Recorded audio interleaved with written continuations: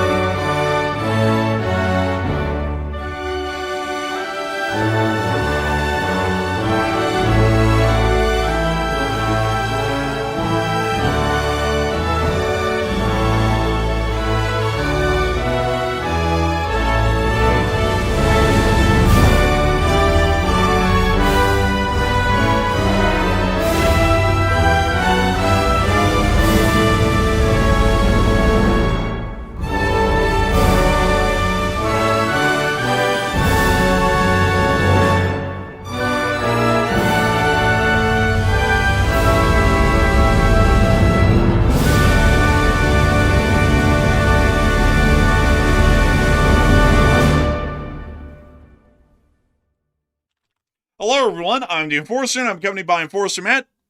And good evening, folks. It's Enforcer Matt, and welcome back to day 1567 of the Breaking News stream. And on Tuesday, June the 9th, which is today, we've seen the U.S. resume attacking Iran along their coastline, and it's apparently as a result of Iran shooting down an Apache helicopter this morning, apparently. So we are seeing that right now, Iran's attacking with missiles inside of Jordan and an air base, and also the Gulf states as well. And on top of all that wild news, we're also seeing Russian forces start a limited retreat near Crimea, which is a massive situation as well. So today is news packed, and it's good to see you all once again. And of course, we're going to be covering the past 24 hours, actually 48 hours, of the news from around the world, as we have been able to hear of some significant developments and transpiring developments that are happening within the Middle East at this moment right now. As we have been able to hear over the past 48 hours, the United States of America is now in the process of conducting 4 rounds of airstrikes against the Islamic Republic of Iran's coastline within the Strait of Hormuz, the Gulf of Oman, and the Persian Gulf, after the Islamic Republic of Iran's IRGC forces were able to down an AH-64 longbow Apache within the area of the Strait of Hormuz earlier today. According to CENTCOM's reports, an autonomous drone vessel was able to recover the 2 pilots and return them back to safety, apparently near to the shore or to the U.S. Navy operating within the area. However, this has been used as a pretext for defensive strikes, which is the current definition of the actions being taken so far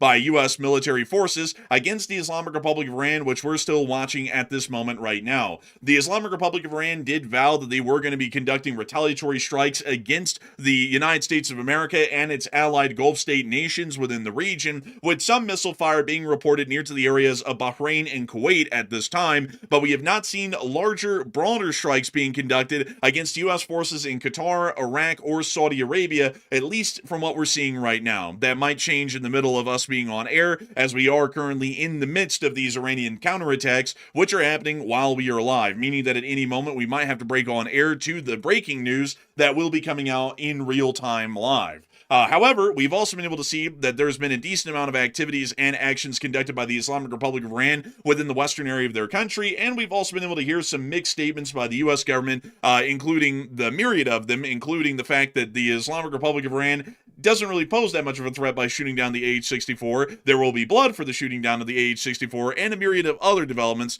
that we have been able to hear as well. But in the midst of this summary, we actually have some breaking news coming out on air right now. So what do we got?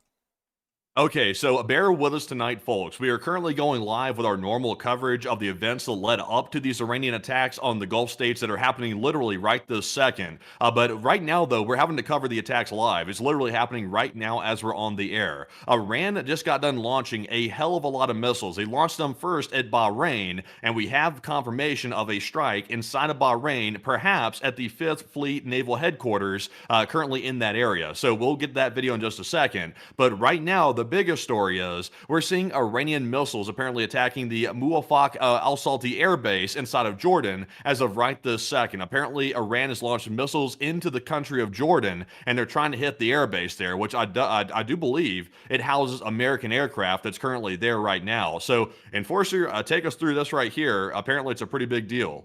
And here we can see the clips of the incoming missile fire being directed at the Muwafaq Salti Air Base in the Kingdom of Jordan. The Muwafaq Salti Air Base is a significant base of operations for the United States Air Force within the area, with some electronic warfare units, air-to-ground units or multi-role units, and also some air superiority aircraft, all being based around the area of Muwafaq Salti.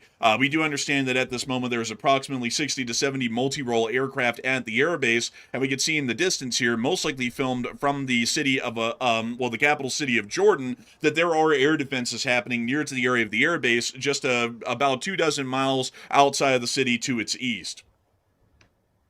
And also, by the way, we'll get through these videos first, but we even have the initial video of Iran firing the it appears to be the ballistic missiles they fired at this airbase we're currently looking at. We have the origin of those missiles right there on video as well after we get done with this.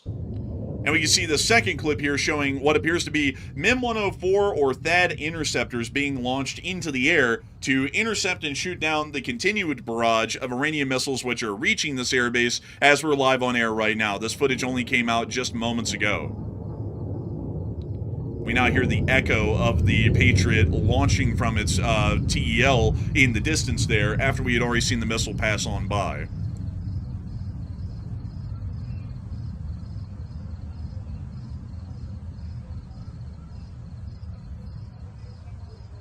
Additionally, we've also been able to see this third clip as well, once again showing the air defense situation around Muwafaq Salti and this large glowing orb in the sky, which might be the moon, but it's a little bit distorted because of the camera lens being used on this phone, I'm assuming. We can see a flash of a missile hitting an incoming Iranian missile that was heading on its way into the area.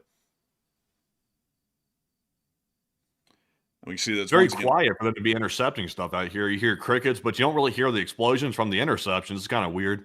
It is really interesting. I think it's just because of the distance of the cameras. They don't hear the air defense alerts going off around Muwafaq, and also they probably don't hear the missile interceptors as well, because this might have been filmed on the hills surrounding the Jordanian capital, which isn't that far away, but it is far enough away that most of the sound would be muddled just from the mere distance alone.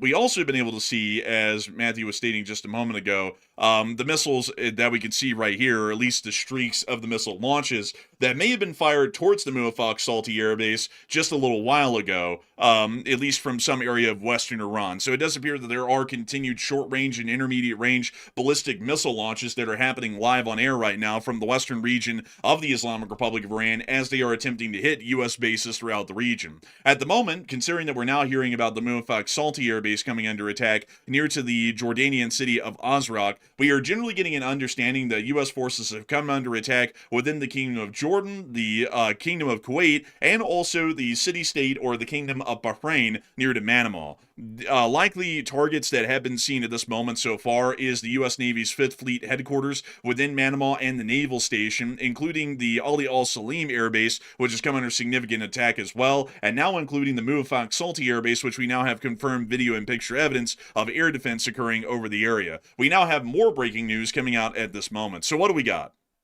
Okay, so real quick, go to the likes tab. I don't think we can show this whole video. I just want to let you know that up front, by the way. We can show a still image, though, of the moment of impact. There was a whole bunch of ballistic missiles fired from Iranian territory at Manama, Bahrain, which is apparently home to the naval headquarters that the U.S. does operate out of that general area. So we did see an impact there. We saw a lot of interceptions over the skies of Bahrain, but it looks like one Iranian missile was able to make its way through, at least based on what we see here in this video. So, Enforcer, can you give us a slight geolocation? I'm not sure if it's totally possible from this video, but the flash is seen right at the very edge of the camera's view off in the distance in just a minute. And you should be able to see it right there with that arrow. There it is right there. That appears to be an explosion right there.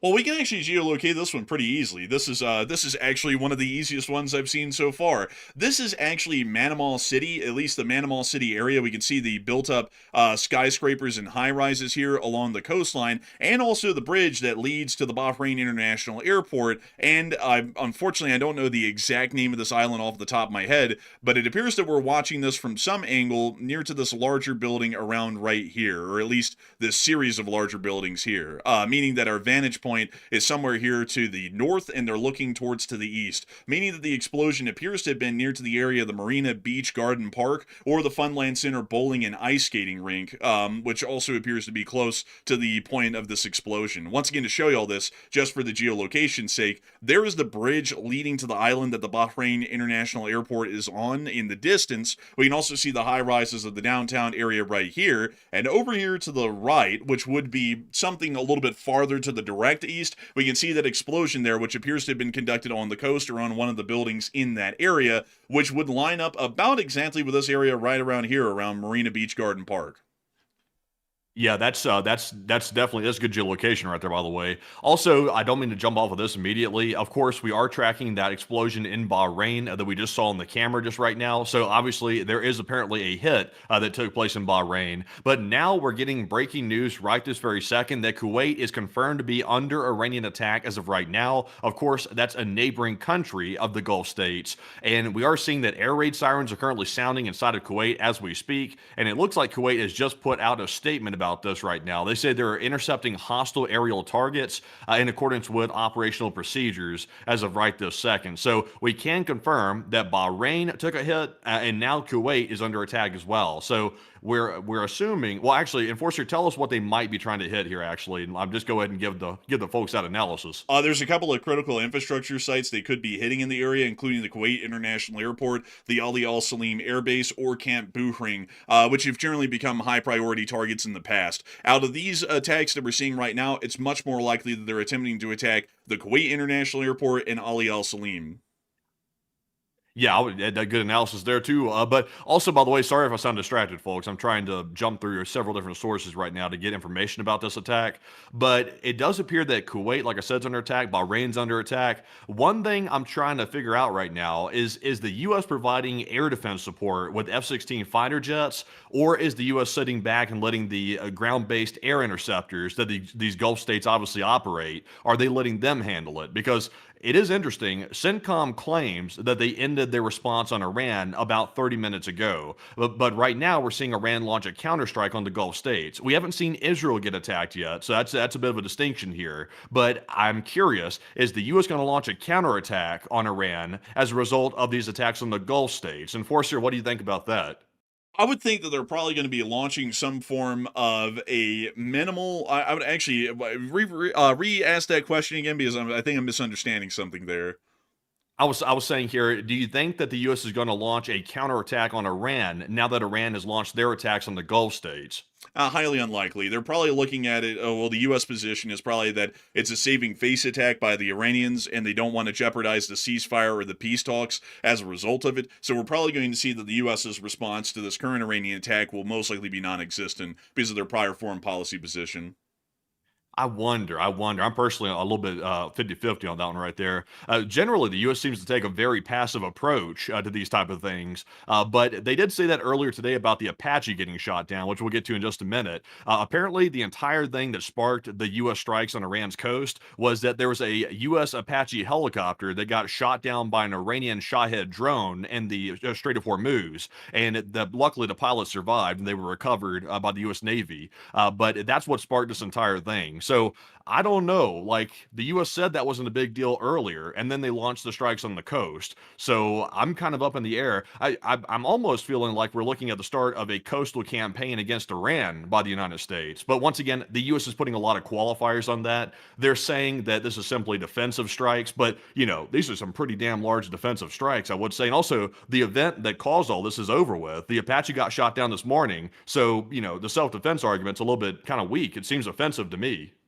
And of course, we are going to be getting into all of that. It looks like right now we might be getting a little bit of a break in the breaking news that's coming out, at least right now, so we will be getting into it. And I also want to make sure for everyone who's coming here tonight that y'all are going to be hearing about some other areas in the world way later on during the show. For right now, we're going to be covering pretty much primarily the Middle East, considering that it is a live hot topic that is going on right now. But we also have a lot of major and critical news that came out of the war in Ukraine today, including one of the first major Russian retreats that we've seen because of a supply shortage in the southern front, along with major Ukrainian attacks that are still continuing deep inside of Russia. And we also have some updates on the Taiwan situation with the alleged Chinese naval policing action that's being conducted around Taiwan, and Taiwan's live fire exercise that's now being conducted ad hoc to be a direct response and deterrent to low-level coercion efforts by the People's Republic of China. So we will be getting into those stories later on tonight, but for now we're going to be staying primarily within the Middle East. Now that we have a bit of a break in the breaking news that is coming out right now, we're going to get to all of the other breaking news that's happened over the course of the day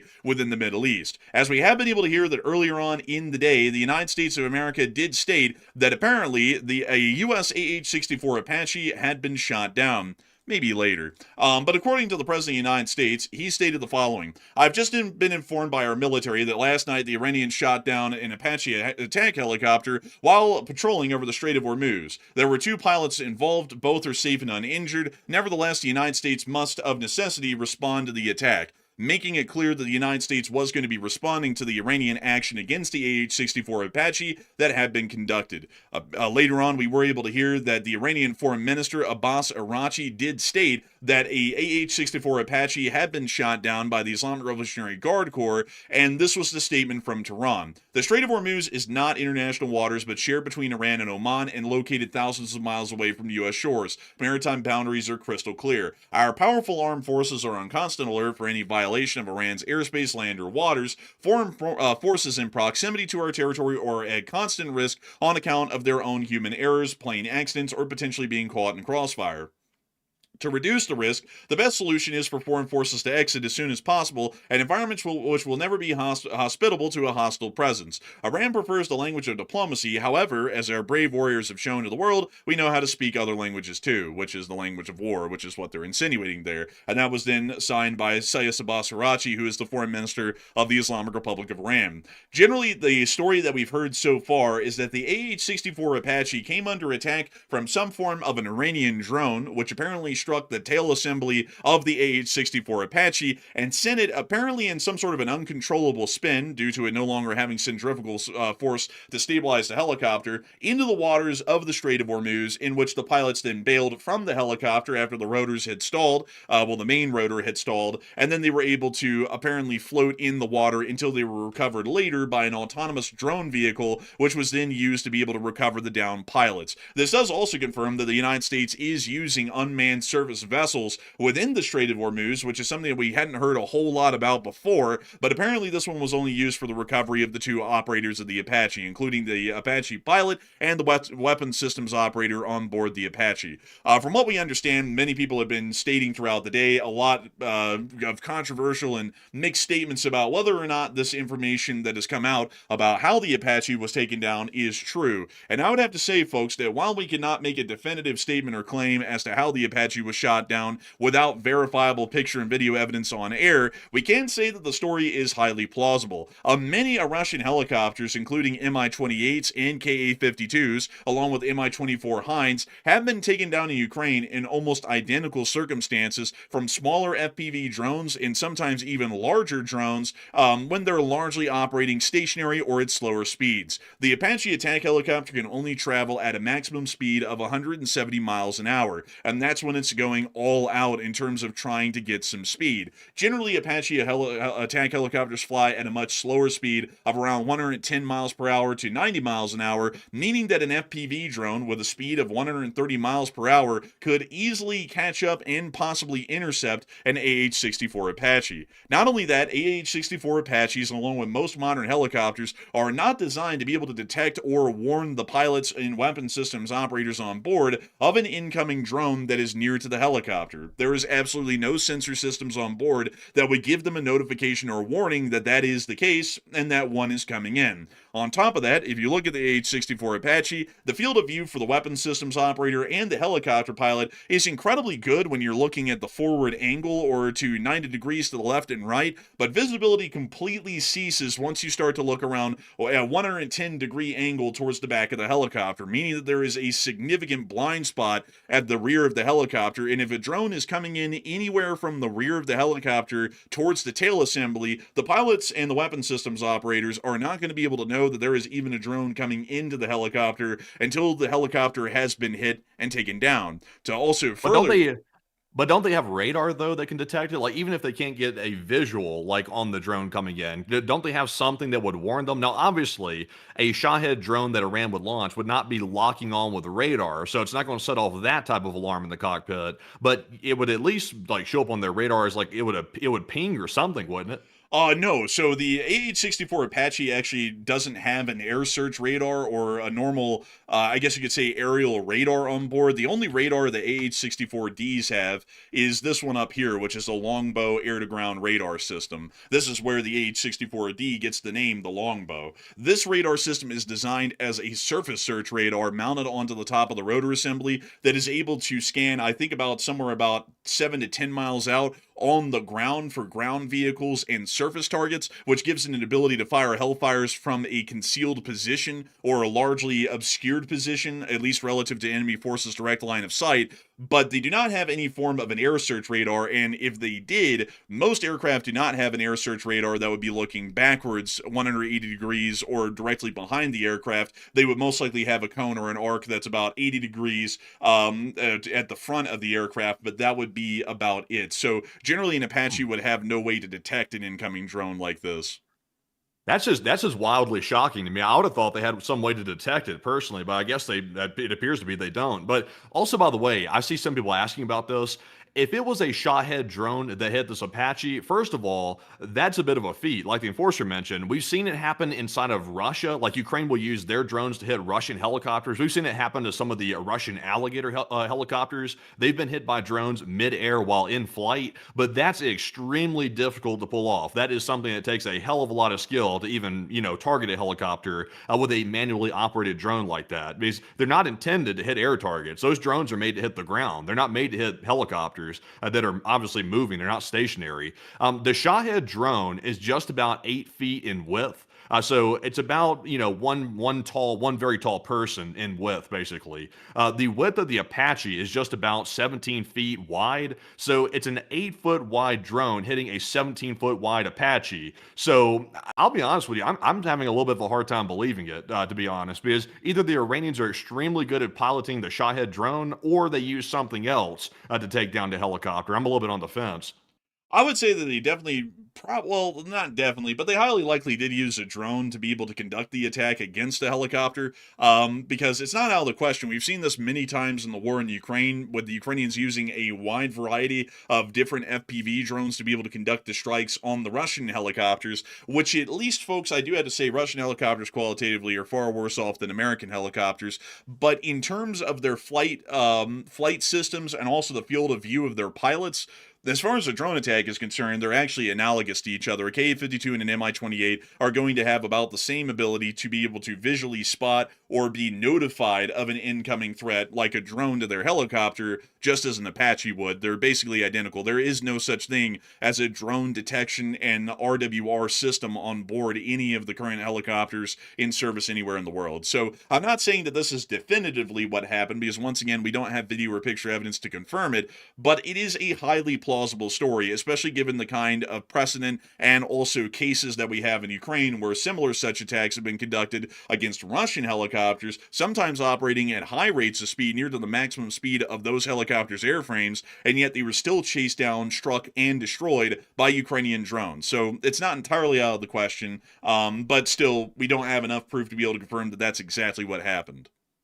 Yeah, we know the Ukrainian operators are very, very competent. Like the Ukrainians have had years and years to hone their drone flying experience, because you have to manually operate these drones. Like, for example, if they're trying to target a helicopter, that means some Iranian is sitting somewhere, likely in some Connex box somewhere, and they're piloting that thing manually into the Apache helicopter. So I have a hard time visualizing an Iranian drone pilot being that skilled to hit an Apache, unless the Apache was sitting stationary, like perhaps it was sitting there just hovering over the strait or something.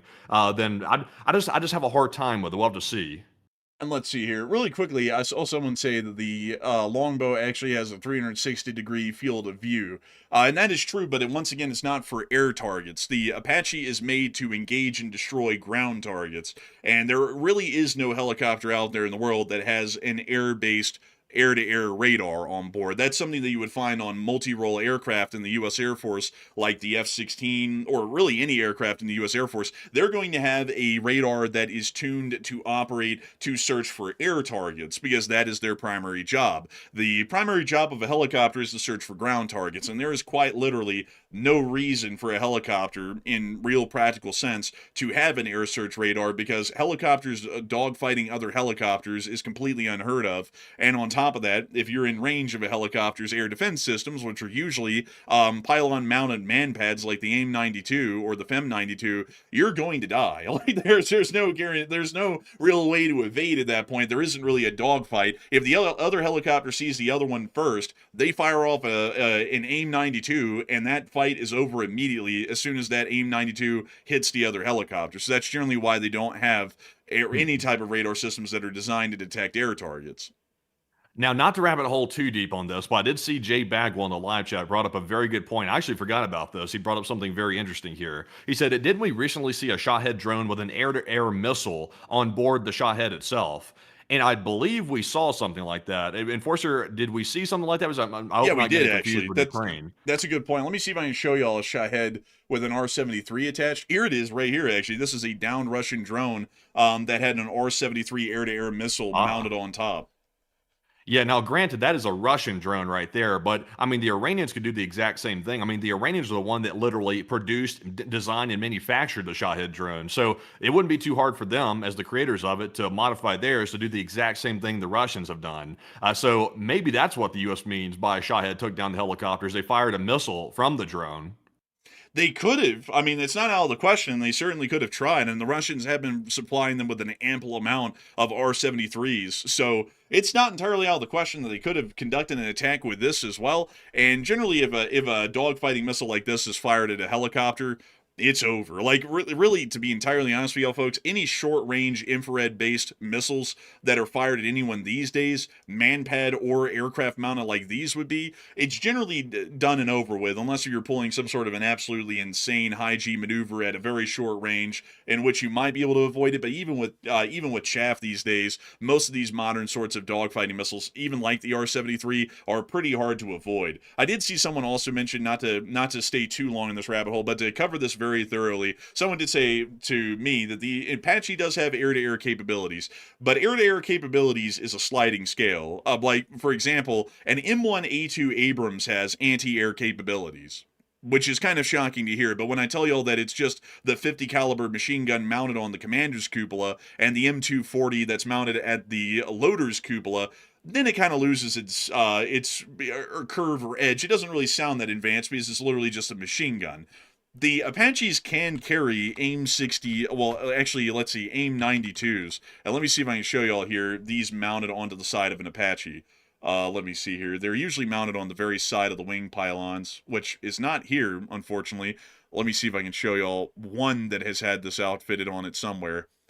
This one actually doesn't have it either, interestingly enough. I'm trying to find y'all an image of this because they can be mounted. And actually, here we go. Here's the Republic of Korea Army on the outer pylon of an Apache. This is where you can mount the AIM-92s, and they're actually mounted in a dual configuration on both sides of the pylons. You can actually see this one right here with what appears to be AIM-9Ls that were mounted, but that's most likely a test because that's not a common sort of a loadout. I've never heard of the Army using that. They use Stingers, but the Stingers can be mounted to the helicopter, but that does not mean that the AH-64 immediately becomes, you know, Top Gun, Tom Cruise in a helicopter style sort of air defense. This thing is largely using the manpads like an infantryman would. If they visually spot something in the distance, they can turn on the AIM-92s and spool them up just like an infantryman would, and they'll hear the tone in the cockpit that the AIM-92 is hot and ready to fire, and they'll also hear the tone when it locks onto a target to be able to fire off that AIM-92.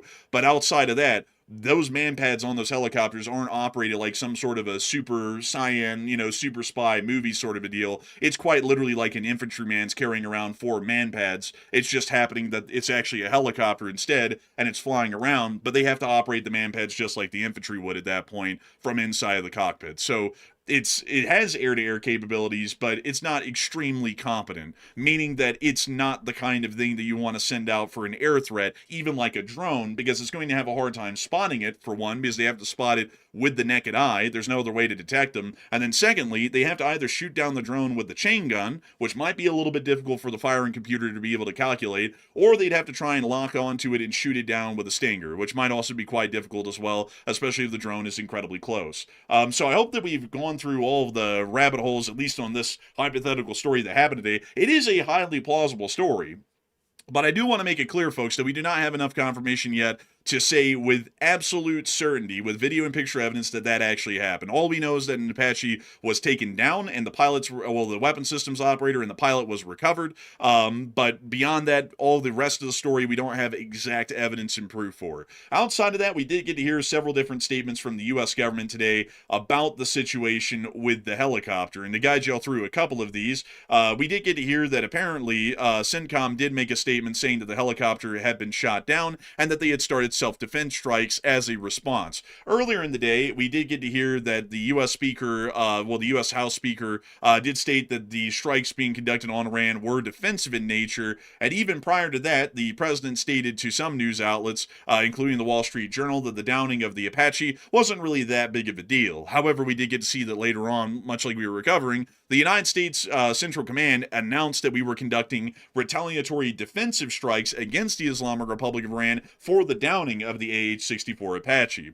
Additionally, we also were able to hear that, according to a U.S. official, they spoke to CNN and stated that the latest strikes were intended as warning shots to Iran and were not expected to derail negotiations to the ending of the conflict. At the moment, these strikes have been pretty significant and have hit Bandar Abbas, Sarik, Kashem, I believe Bandar-e-Hamir, and also Jam within the area of the Bushehr province, which is showing a very large catchment area for these strikes. Also, we've been able to hear that Bandar-e-Jask within the Gulf of Oman has also been hit as well, meaning that almost 2/3 of the entire Iranian coast, from end to end, from one strike at the most extreme end to the west to the most extreme strike to the east, have generally been conducted at a wide scale, a fairly large amount of them, to say the least. But a lot of people right now are talking about what they believe these strikes, these retaliatory strikes, are generally being conducted for, whether it's the start of a new U.S. military campaign against Iran, or whether these are going to be truly limited strikes for self-defense. So, Matthew, what are people thinking about that, and what are you thinking about that as well?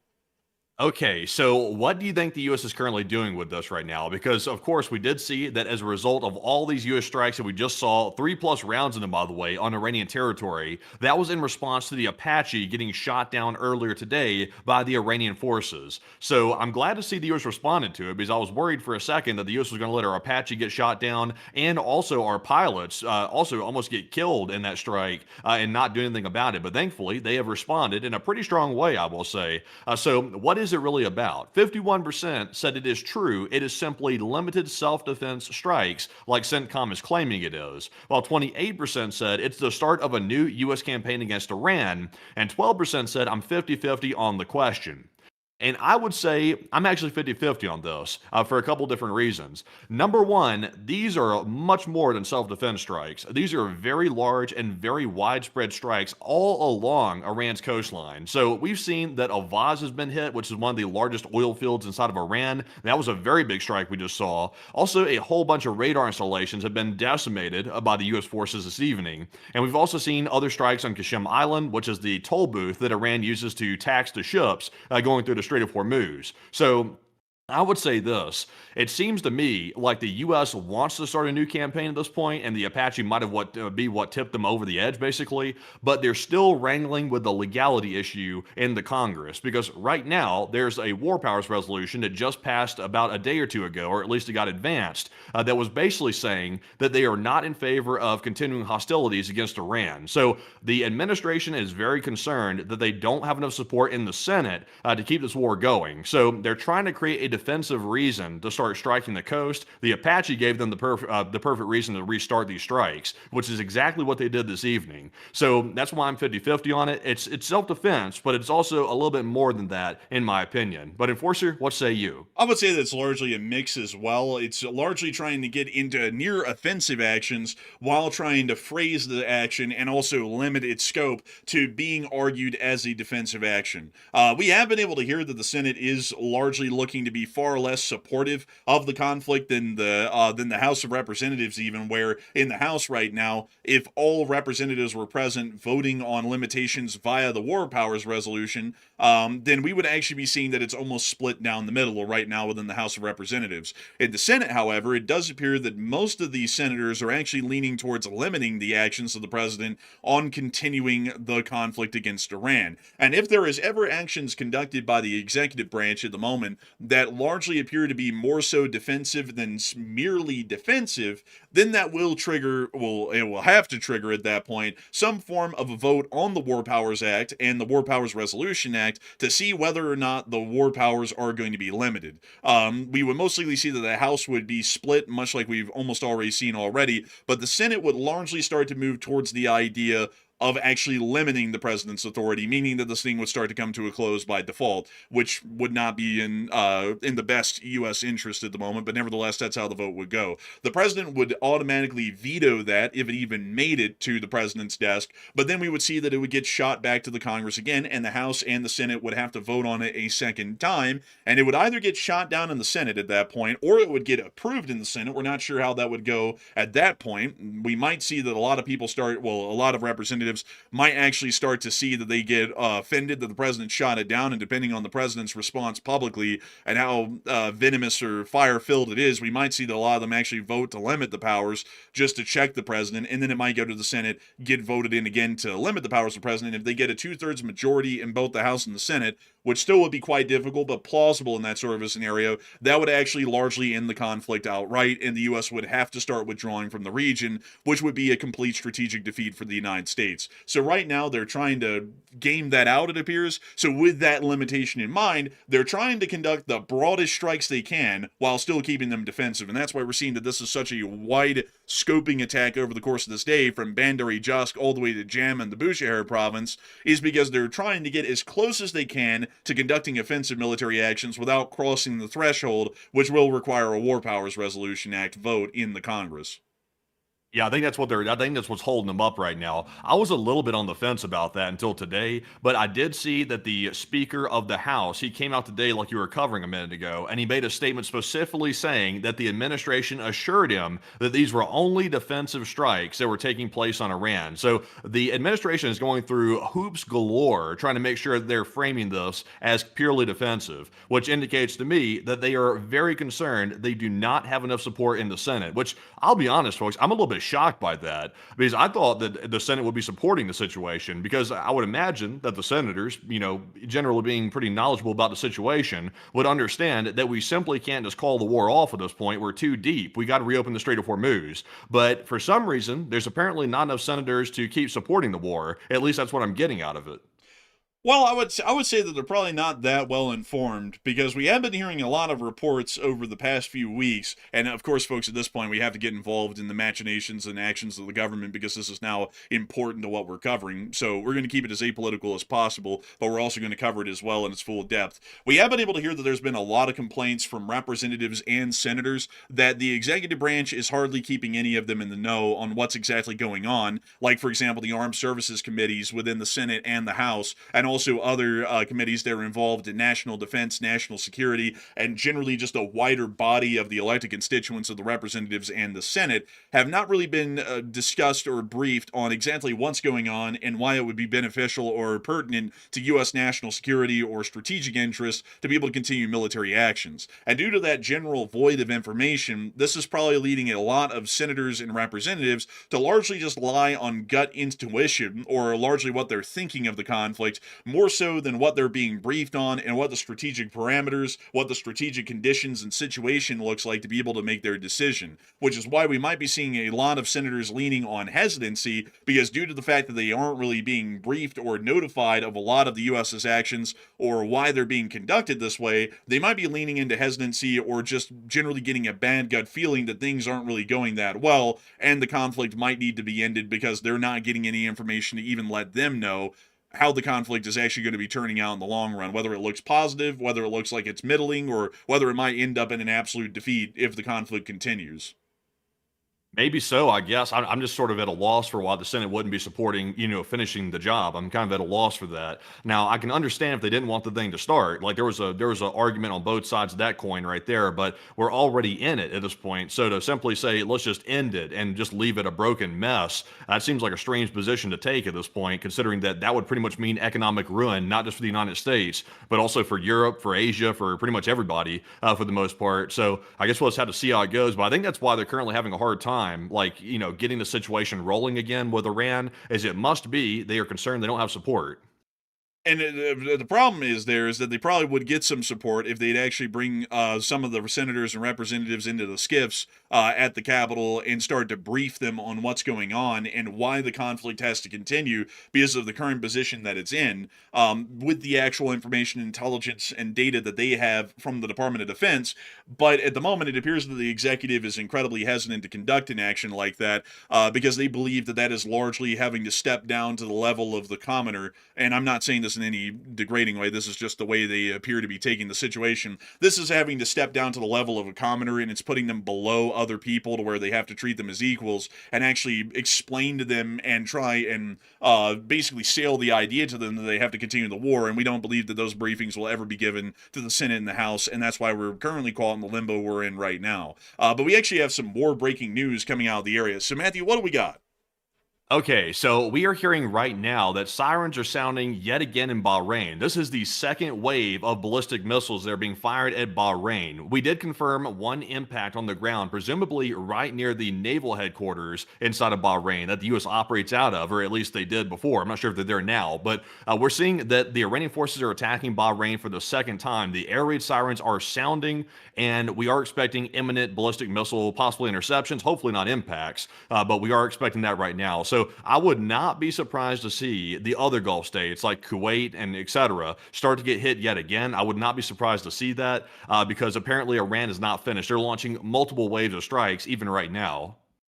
And that is quite interesting to see. Hopefully, we'll be getting out some footage here soon of the situation in Bahrain. It does appear that they are now coming under attack again, and the Iranians are most likely attempting to hit and further pummel the already destroyed Fifth Fleet headquarters at the U.S. Naval Station inside of Bahrain. I do see a lot of people right now talking, to just jump back really quickly to the internal political situation in the United States of America between the Congress and the president, and I've seen a lot of people say that the Senate shouldn't be told squat and they should do what they're told. The problem with that, folks, is that the Senate, it has a right and a duty to be informed of the actions of the executive branch, as it is actually the Congress that largely holds and is vested with the power of the citizenry to be able to make larger actions and to make the decisions of the United States of America. The executive branch is called the executive branch because it executes the laws of the Union as laid out by the Congress's votes, meaning that the Congress has to be notified of situations and heavily appraised because that is their role. I see a lot of people saying that the Senate cannot be entrusted with critical or secretive information of the U.S. government, and I'm not really understanding that position because it's largely eroding the entire constitutional principle of the United States of America. If the Senate can't be trusted with classified information, the president can't be trusted with classified information either. And then we're at an impasse because the entire system of government that we have and operate off of doesn't exist anymore and is completely crumbled away, and we've largely put the powers of the entirety of the country in a dictatorship in the White House because they're the only ones who have the ability or the power to make decisions and the knowledge to also make and follow through on those decisions as well. So the Senate and the House does have a duty by the Constitution to be notified of what's going on, and if they feel, because of the lack of information that they have, that the war isn't fruitful to continue, then their votes will be swayed based off of the lack of information that they're getting, and largely the disrespect that the Congress is getting as well. So I hate to tell you all this, but that is the way the Constitution outlines the way the government's supposed to operate, and that's why they have a duty to be informed. Also, on top of that, if they leak that information, that's a humongous criminal violation of U.S. code, and they could be prosecuted for that, which generally makes them a lot more hesitant to leak out classified information like that. But we actually have more breaking news coming out at this moment, most likely from Bahrain. So Matthew, what do we got?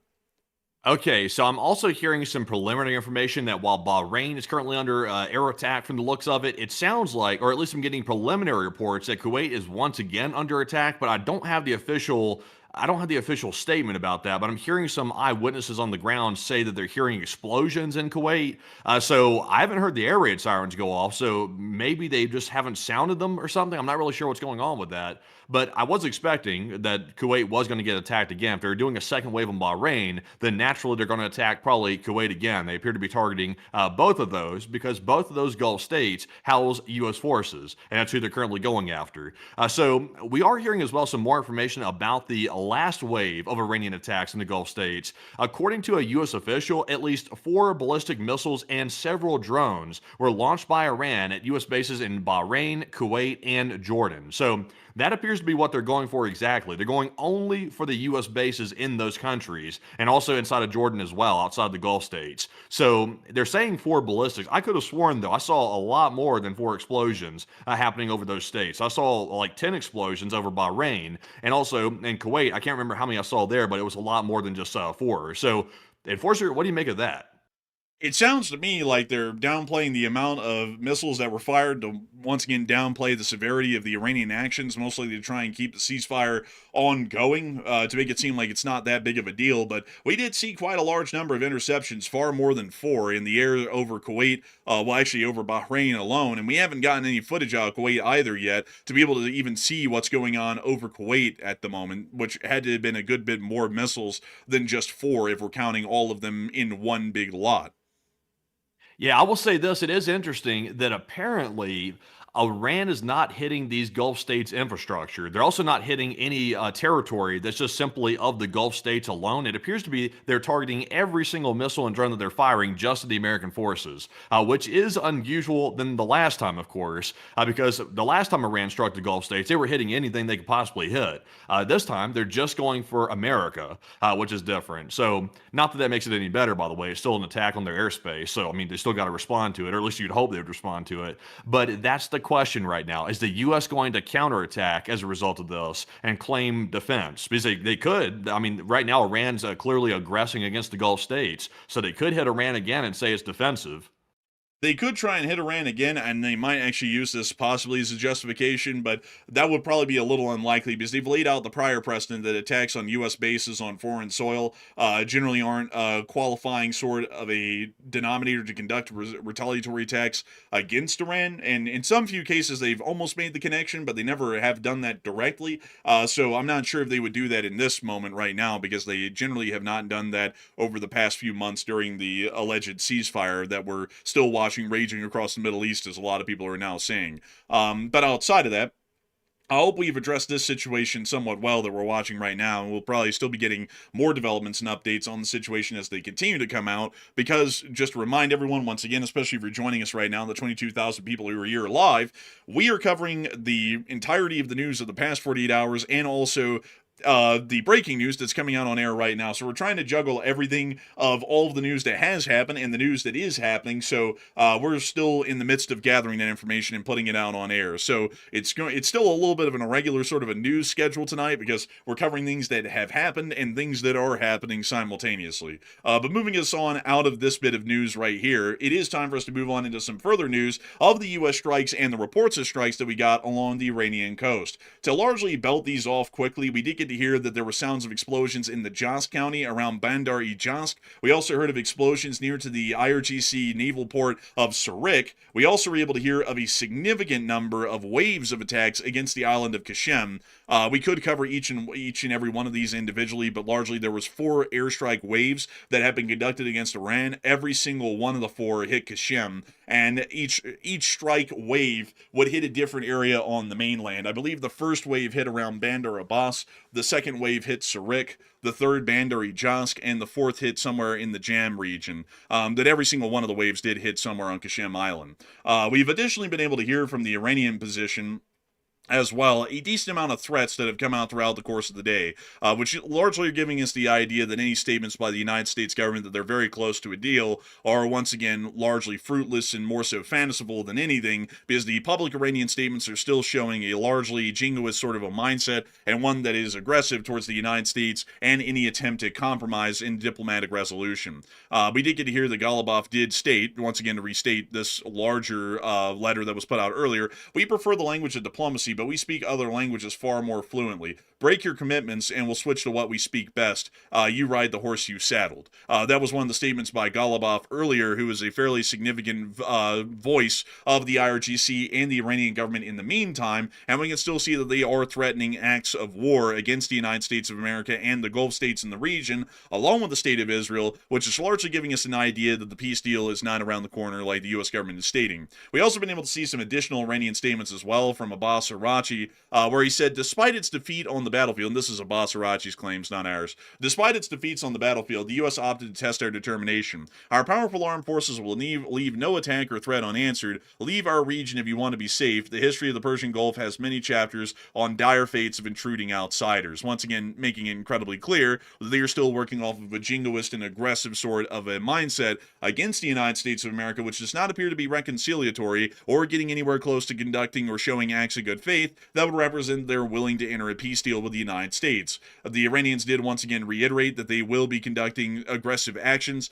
as the Iranians stated, according to Tasnim News, that Iran, as it warned a few hours ago, will give a definitive response to U.S. aggression, which is being carried out under the pretext of the Apache helicopter crash, with the Iranians now claiming in this statement that the Apache was not hit by an Iranian drone and was in fact a crash somewhere within the Hormuz. They then further stated that no threat will be left unanswered. So, largely showing us right now that the Iranians have made it incredibly clear that they view the actions of the U.S. along their coastline as an action that must be responded to. And we've already seen that at this moment live on air, they are firing at what appears to be U.S. bases and forces throughout the Middle East. We saw an attack earlier on at the Muwafaq Salti Air Base in Jordan, just outside of the capital city of Amman, about 30 miles east. We've also seen what appears to be possible attacks at the Ali Al Salim Air Base, Camp Buhring, and the Kuwait International Airport within the Kingdom of Kuwait. And we've also seen what appears to be missile strikes attempting to attack the U.S. Navy's 5th Fleet headquarters and naval station that's operated out of Bahrain. All of that happening live on air. So it does show us right now that the Iranians are in fact responding and are following through with their threats, which largely appear to us to be showing that the Iranians are still not willing to enter any sort of a peace deal. And right now we actually have even more breaking news coming out. So Matthew, what do we got?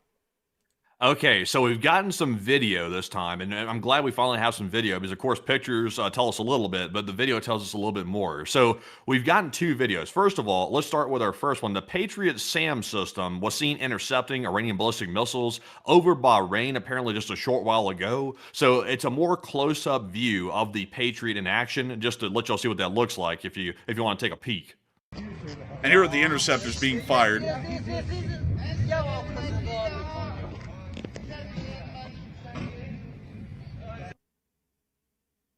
Did they put a slow-mo effect on this video or something? Why am I hearing like the noise in like slow-mo? I think they did, because that missile is moving incredibly slow. This is the glitchiest video ever, but I mean, there's a bird too, but hey, that caught me off guard. I thought it was some projectile coming in. Y'all have heard of filmed on iPhone before. Now we have the brand new film by a Nokia here on this clip.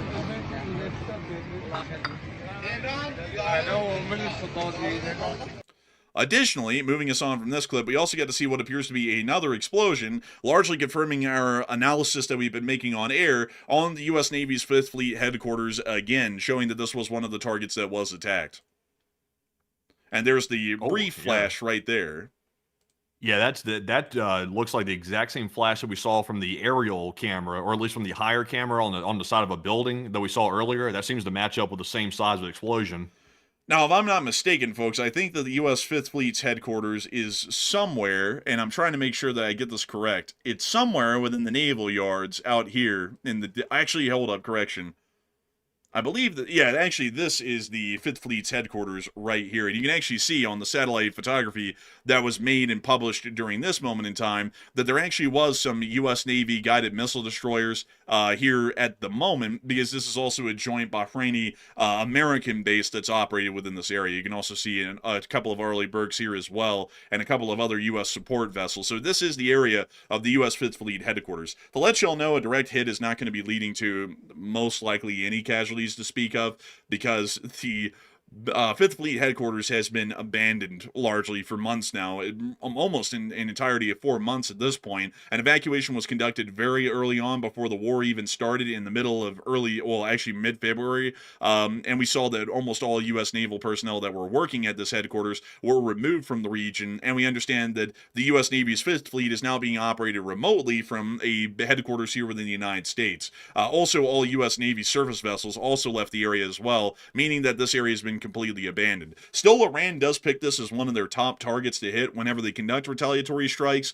which we largely believe is for a symbolic purpose more than causing physical damage, because we know that most of the buildings at 5th Fleet have been destroyed for months now. They were blown up in one of the opening attacks by the Iranians, meaning that they're hitting basically rubble at this point, and there's only a skeleton crew of naval personnel and other U.S. military personnel at this base, and they largely hunker down in the ready shelters whenever it even looks like the Iranians might fire, meaning the casualties would be incredibly minimal as a percentage chance, and we would also understand that there is no further damage to be caused to the facility because most of the facility has already been destroyed.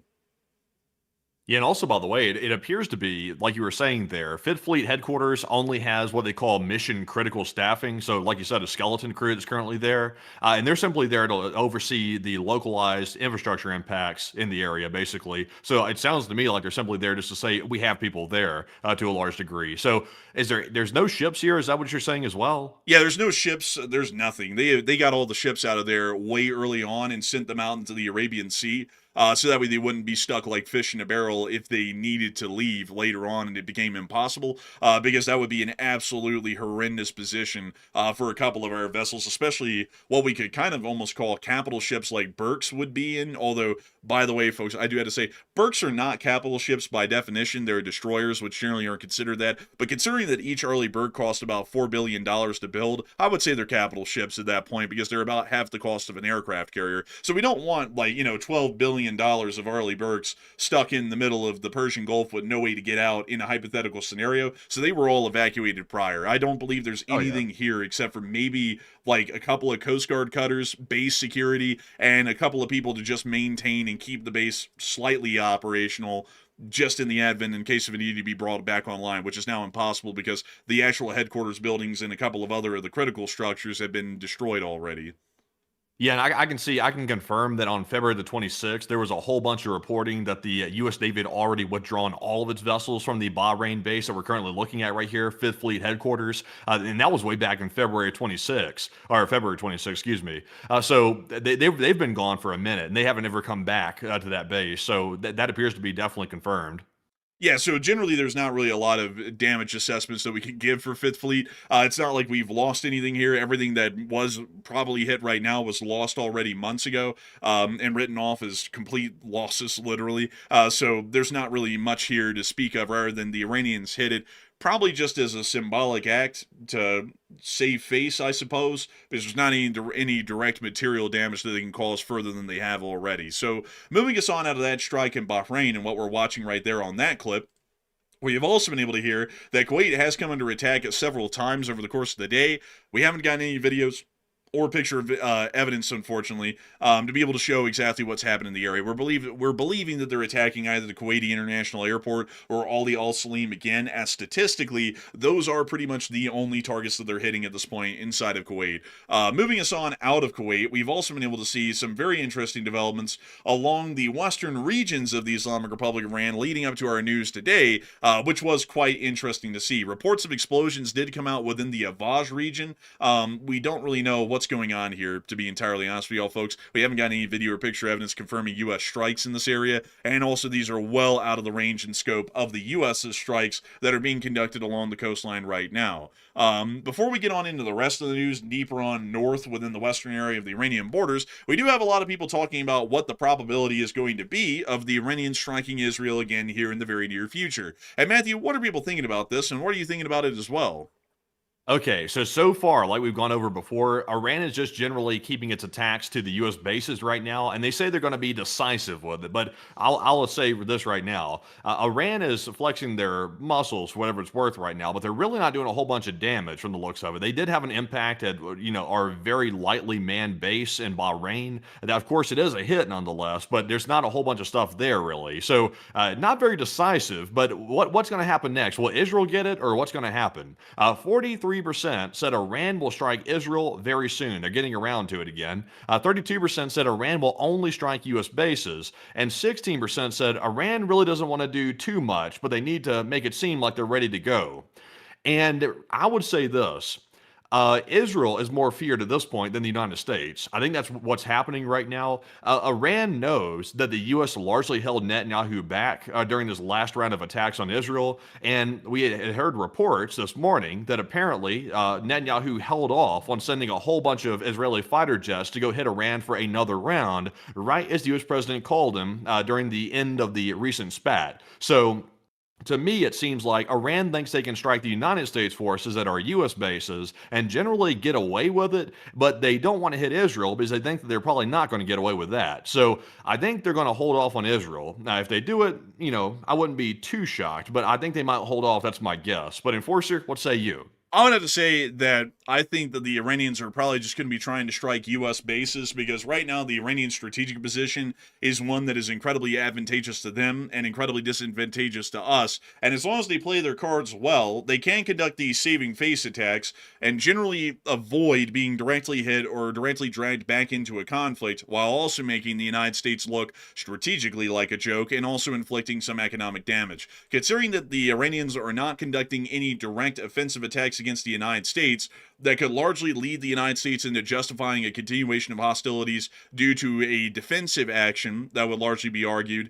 They are able to ensure that their blockade on the Strait of Hormuz is generally unchallenged due to the holdup that's now being conducted within the Congress, and this will further start to force the United States into a worse position, at least strategically, because the United States and most of the Western world will continue to see that oil resources will probably start to rise in price once they physically run out. I don't think they're going to be rising rapidly until then, and once it gets to that point, it's going to be like hitting a stone wall, and the prices will start to skyrocket just because the physical availability is no longer there to trade it like crypto. And once we start to see that, the United States will largely be forced to accept any and all Iranian demands that they make without there really even being any actual consideration, at least on the U.S.'s end, of what would be reasonable, what wouldn't be, because they would just be trying to relieve the significant economic strain and pressure that would be caused to the United States at that point. So as long as they play their cards and they only attack forces that can be attacked without any major responses being caused as a result, they can generally just game this thing out and wait it out until the United States is forced to accept their demands, because at this point there's really no reason for them to even negotiate with the United States. They have all of the hand, because right now, considering that it's not a kinetic armed conflict, the entire war is being fought in every single way that isn't direct military action, and one of the most important ways is economically, and that comes down to who is damaging the worst economically, the Islamic Republic of Iran or the United States. And right now I would say that there is a really strong argument to be made, and could be made for months now, that the Iranians are clearly damaging the Western economic sphere more so than the U.S. is able to damage them economically. So if they're able to wait it out, they'll get what they want, and that's why we've been a huge proponent at this point of resuming military actions with the specific focus of reopening the Strait of Hormuz, because we do not reopen the Strait of Hormuz, the Iranians will wait this out and they will achieve a victory via economic strangulation. And I would generally like to avoid any U.S. defeats, especially at the hands of what I would consider to be a militarily inept and politically incompetent country like the Islamic Republic of Iran,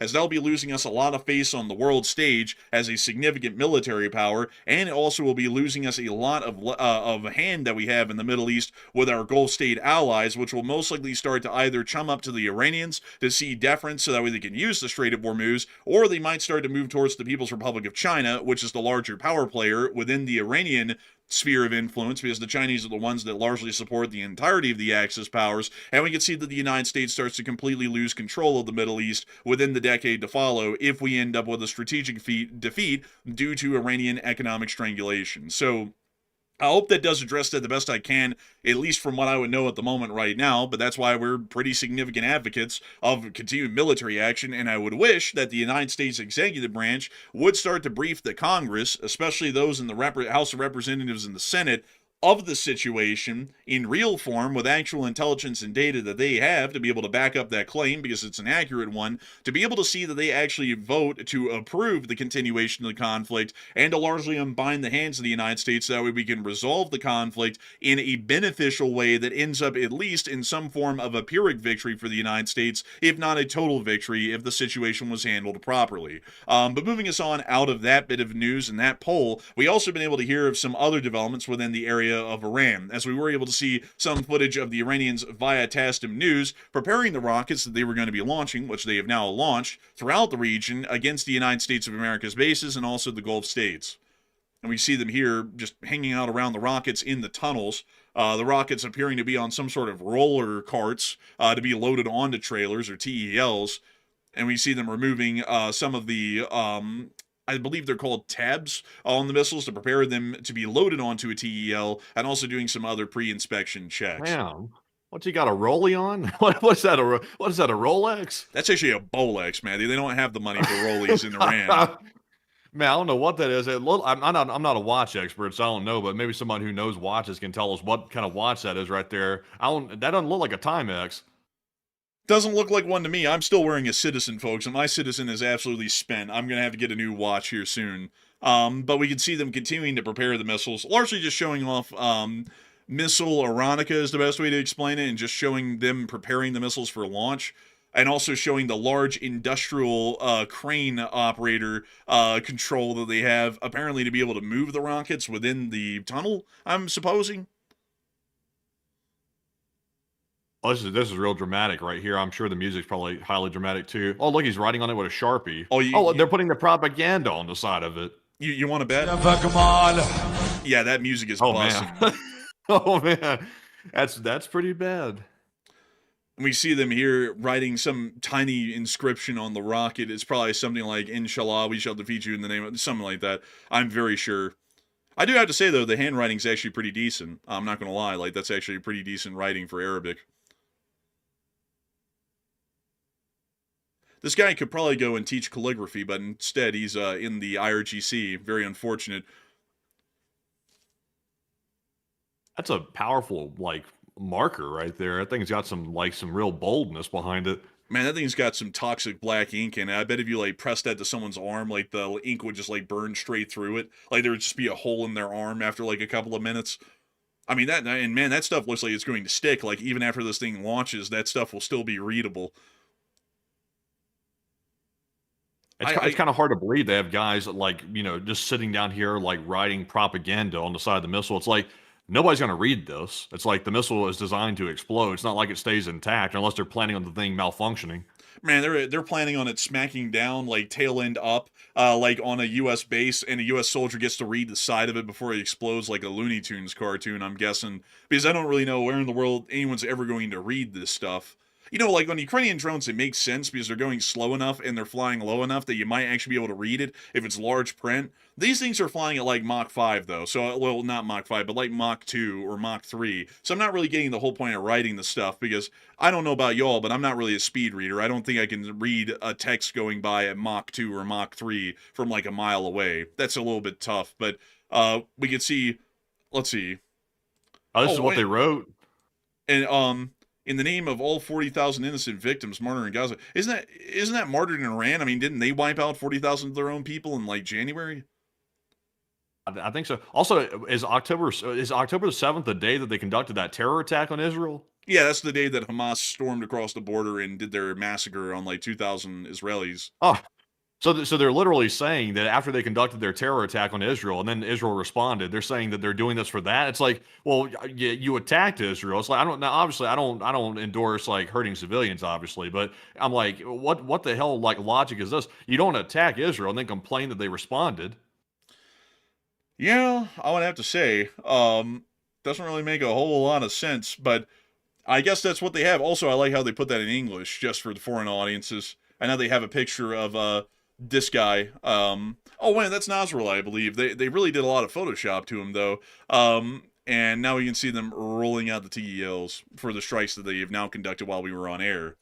But moving us on out of that lengthy clip, we also were able to see that apparently there were some sort of tunnels that the IRGC were hiding in the Loristan province near to Karamabad, which we're able to see here. And we also were able to see additionally that there were some missile launches as well within the area of Ali Gudaraz within western Iran, which we saw in this clip. There's the tail end of the rocket firing into the distance.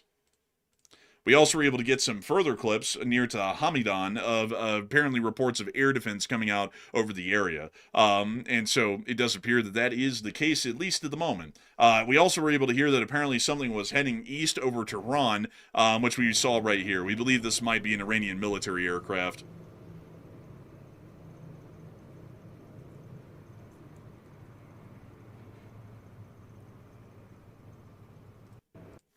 And that's the end of that clip. But moving us on out of the Islamic Republic of Iran, there's also been additional details that have happened over the past 48 hours inside the state of Israel. But before we get to that, we actually have more breaking news coming out of this moment. So what do we got?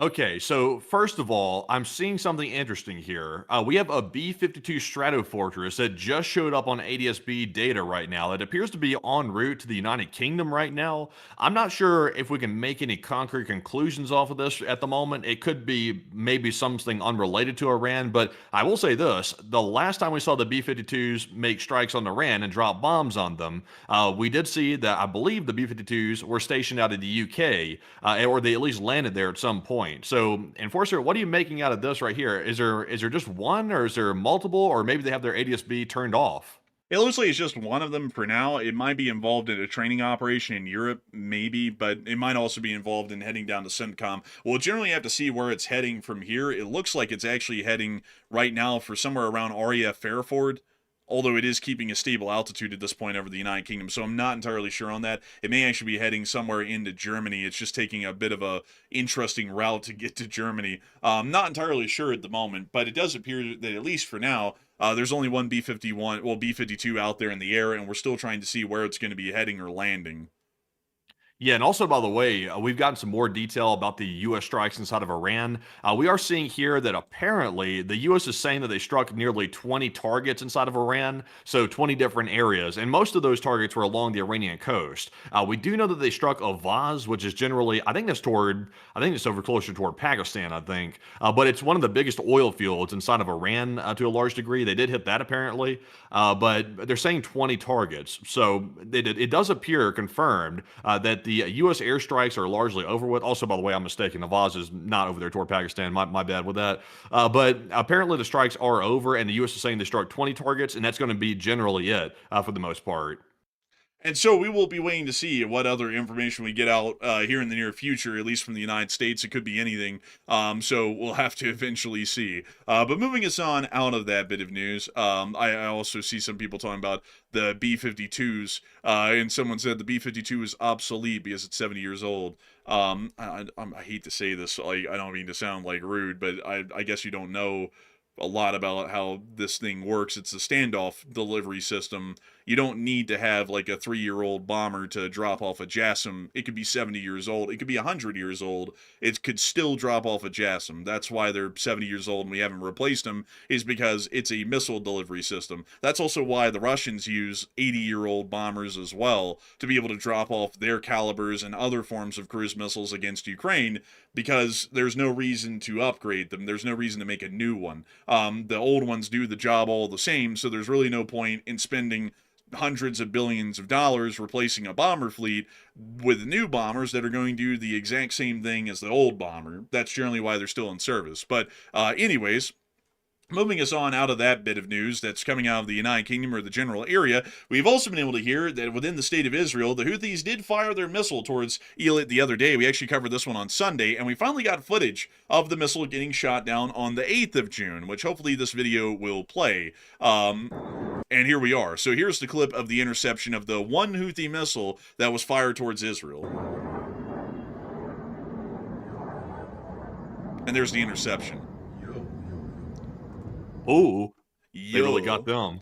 Man, that guy said, yo. I was like, honestly, man, I mean, I wouldn't disagree. Meanwhile, near Kerch Bridge, there was a alert of rocket attacks earlier on in the day, several hours before we went on air. And we've additionally been able to see that the Israelis have conducted some airstrikes on Tyre, which we saw in this clip right here. This is near to the Tyre city area, not directly within the metropolitan area of Tyre.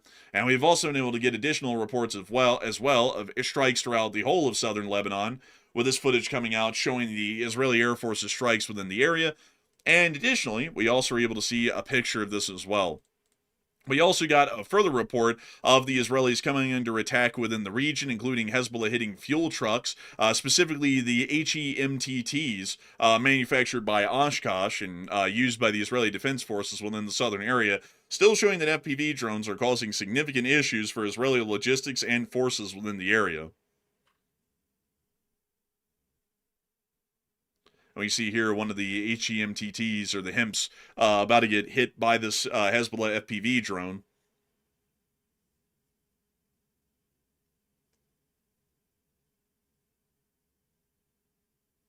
And we see them apparently circling around for some reason. I'm not entirely sure why. Maybe they're looking for another target to hit, which I think it kind of shows the stupidity of the Hezbollah drone operators. It's like you've got a giant logistics target right in front of you. Why in the world are you going to look for something else? It's like, but anyways, they finally did hit it right here and showed the slideshow of the drone getting closer to the target and then hitting it.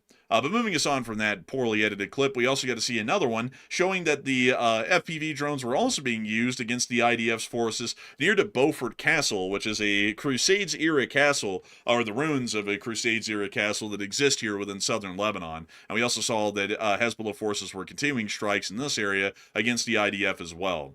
Drone forces have started to show that they are a complete game changer in most wars, even conventional ones that are still being attempted to be fought by the United States and Israel. And for this reason, there's been a lot of demand, especially here on this channel and in a lot of the U.S. public, for the United States military to evolve rapidly, and for most Western militaries to evolve rapidly, to be able to deal with the new drone menace that exists on the battlefield. So far, we've seen that some steps and efforts have been made to try and innovate and bring in modern FPV drones into the modern armies here in the West, but we have seen that these efforts have been slow and largely mired with difficulty. We can actually see right here that this FPV drone appears to have hit near to the rear door of the Merkava Mark IV, and we can actually see that this Merkava Mark IV is a Merkava Mark IV-M, equipped with the trophy defense system. It appears that the trophy defense system did not work because it did not detect the drone as an incoming projectile to be able to fire off a charge at it and destroy it, and so the drone was actually able to impact onto the near rear track area of the tank. Depending on how the charge hit this area, the charge may have actually been able to penetrate the light armor near to the rear of the tank and gone into the crew compartment, which would most likely cause injuries and fatalities, along with a possible ammo detonation within the vehicle, although that would be highly unlikely. Or the warhead may have actually hit the rear fender of the Merkava, then sending the explosive charge into the trackage, or the track linkage, which may have led to a severance of the tracks, or it may have led to no damage at all. So this is kind of a little bit of an iffy hit right here that we're watching on film. We don't know if it knocked the tank out entirely, or if it just hit the track and either immobilized the vehicle for a short period of time or caused absolutely no damage. It's just really hard to say because of the impact point on this vehicle. but that's the end of that clip, but still showing us that Hezbollah is starting to use a far larger number of FPVs against all Israeli forces, whether they be logistics, motorized, mechanized, or armored. Moving us on out of southern Lebanon and generally out of the Middle East for the moment, it is actually time for us, folks, to move on and into the rest of the news that we have for the night. We still have a lot of news to cover, folks, generally out of East Asia near to Taiwan, and also out of the war in Ukraine. Because the war in Ukraine, while it's not really getting a lot of headlines, at least on our title today, it has been absolutely huge what's been going on over the past 48 hours in that war. The Ukrainians have been laying down hell on the Russians, and we have the first confirmed mass retreat of Russian forces in the southern front due to a complete lack of supply. Yeah, man, I can't wait to get that to Ukraine news tonight. Honestly, folks, like I was hoping to be able to headline the Ukraine news, but the Iran stuff, of course, was active. We had to cover that. It was obviously huge news right there. But the Ukraine news that came out yesterday, really over the last 48 hours, has been insane with the retreats and things like that. Like it's really wild. Stick around for that. Yeah, it's been absolutely crazy. But before we get into that, I do have to say a humongous thanks to everybody who has been watching the show so far tonight. I've got to say that we're absolutely honored and greatly appreciative to know that so many people have been here watching over the course of this night. We have had 22,000 people here at the peak, which is absolutely crazy. That's even larger than our breaking news stream that we ran, actually both of them on Sunday, which is absolutely unbelievable. And already 101,000 people have watched the stream in the first hour and 20 minutes alone. I've got to say that we're entirely honored and greatly appreciative to know that so many people still continue to consider the channel to be their primary source of news. We try our best every single day, spending dozens of hours a week, more so like for me, like 70 hours a week, to make sure that we can put this news together and get it on air on these streams and cover everything in great detail. And I hope that we've been able to do an exceptional job tonight in covering the Middle East situation with great detail. And we do have to keep it in mind, folks, that we will be making sure to cover any new breaking news developments that come out within the region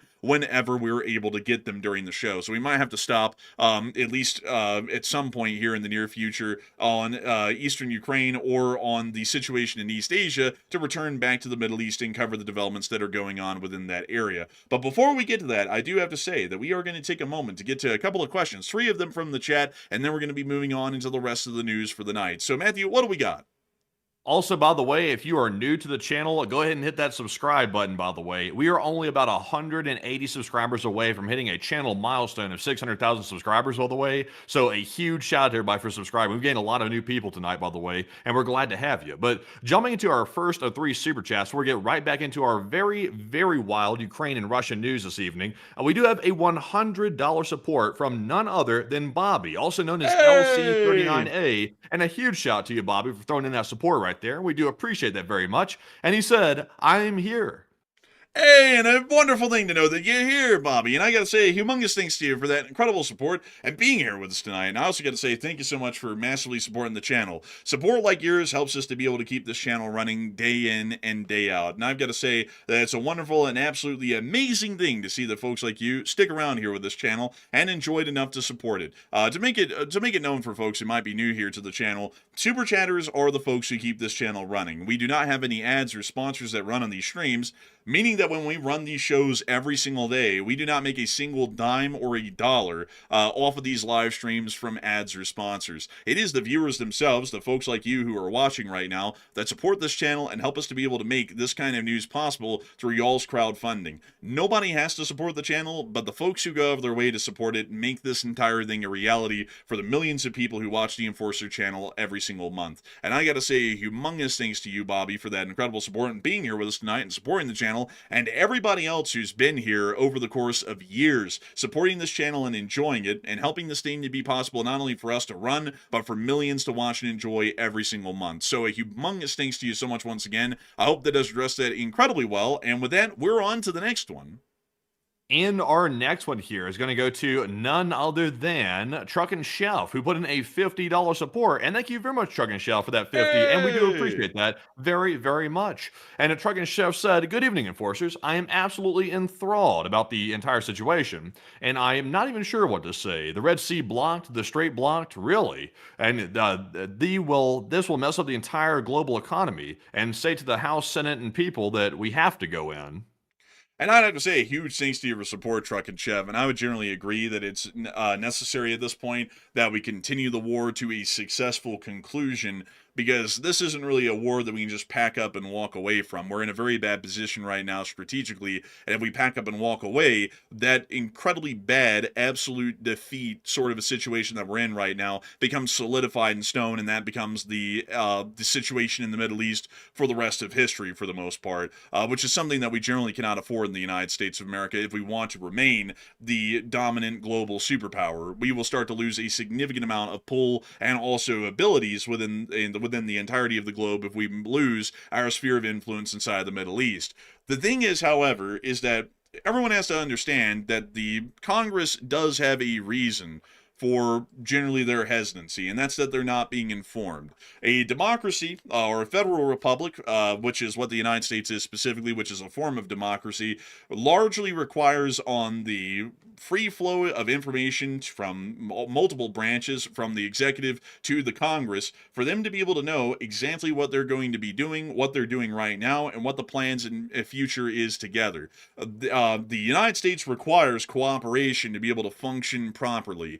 And right now, there isn't really a lot of cooperation on the part of the executive branch with any other branch of government to be able to see that any of their strategic objectives or aims are understood and then supported by the general Congress. And I would say that that's the problem right now. If the executive branch would actually spend the time to treat other people in this country, especially the elected representatives of all of the people watching this channel right now, as equals, and actually apprise them, brief them, and inform them on the current situation and why they believe that a course of action of continued conflict would be prudent to see a successful conclusion of the war, we would probably see that a lot of them would change their minds, because they wouldn't want to sit there and say that they voted to limit the actions of the president and then lead to a U.S. defeat, because they would now be fully apprised and understanding the situation that's involved. On the other hand, however, we do have to understand, folks, there's a lot of politics in play in the situation on a mechanical level, so let me explain why there would be hesitancy. If they approve a continuation of the conflict, not really knowing anything about it in detail, and it ends up in a defeat, a blistering defeat for the United States somehow, that ends up becoming very scarring to their political careers. And regardless of how much political polarization exists in this country, they could be voted out of their seats in the Senate or the House if they vote to continue the war and they have absolutely no idea how it's going. If they vote to end the war or to limit the actions of the president and largely announce a withdrawal of U.S. forces from the region, if it goes badly from there, at least they could argue from their political stance, well, the president didn't really inform us anything about what was going on, so we really didn't know if that was a good decision or not. And generally, we can't really take the president's word at face value, so really the blame's all on him, and they get to shift the blame to the executive branch. If they approve the war and it goes badly from here and they have absolutely no idea how it's going, the entire blame lands on them, and that's why right now there's a huge issue in the Senate about whether they can continue the war or not, or whether they'd vote to, because they don't know if that's going to be basically ending their political careers if they voted for that with the little information that they have. So that's why we're seeing that there's that issue right now within the Congress, and that's why cooperation and communication amongst the governmental branches is important. Not only that, it's the Congress. The Congress is the elected representation and the will of the people personified in our elected representatives. It's not the office of the president. The office of the president is there, and the executive branch is there to follow through on the laws and acts of the Union which are passed in Congress. The executive branch really isn't there to be the single arbiter of justice, the law, and everything else in the country. So it's important for there to be some joint communications, especially on the part of the executive to the Congress, about what's going on and what their vision is and where they think this should be going. So I hope that does address it the best I can, and a humongous thanks to you for support, and help this channel to keep on running, Truck and Chef, because if it wasn't for folks like you, we wouldn't be able to keep this thing running and make this thing possible, and also we wouldn't be able to talk about important things like making sure that the government continues to cooperate with each other, and we don't see that one branch attempts to run the country as a singular presidential republic, or what I would generally start to describe or say is akin to an attempted dictatorship, by leaving so many elements of the government in the dark to where they don't really know what's going on and they really can't conduct their jobs properly. But with that, I hope that does address it the best I can. And I see some people saying in the chat really quickly before we move on that they don't like the Congress and whatnot. Here's the problem, folks. If you're an American, you believe in the Constitution and you're supposed to support the Constitution. The Constitution is what made the United States into what it is today. There is really no ifs, ands, or buts about joint communication or cooperation between the branches. That is supposed to be expected as a part of our functioning democracy and our functioning federal republic.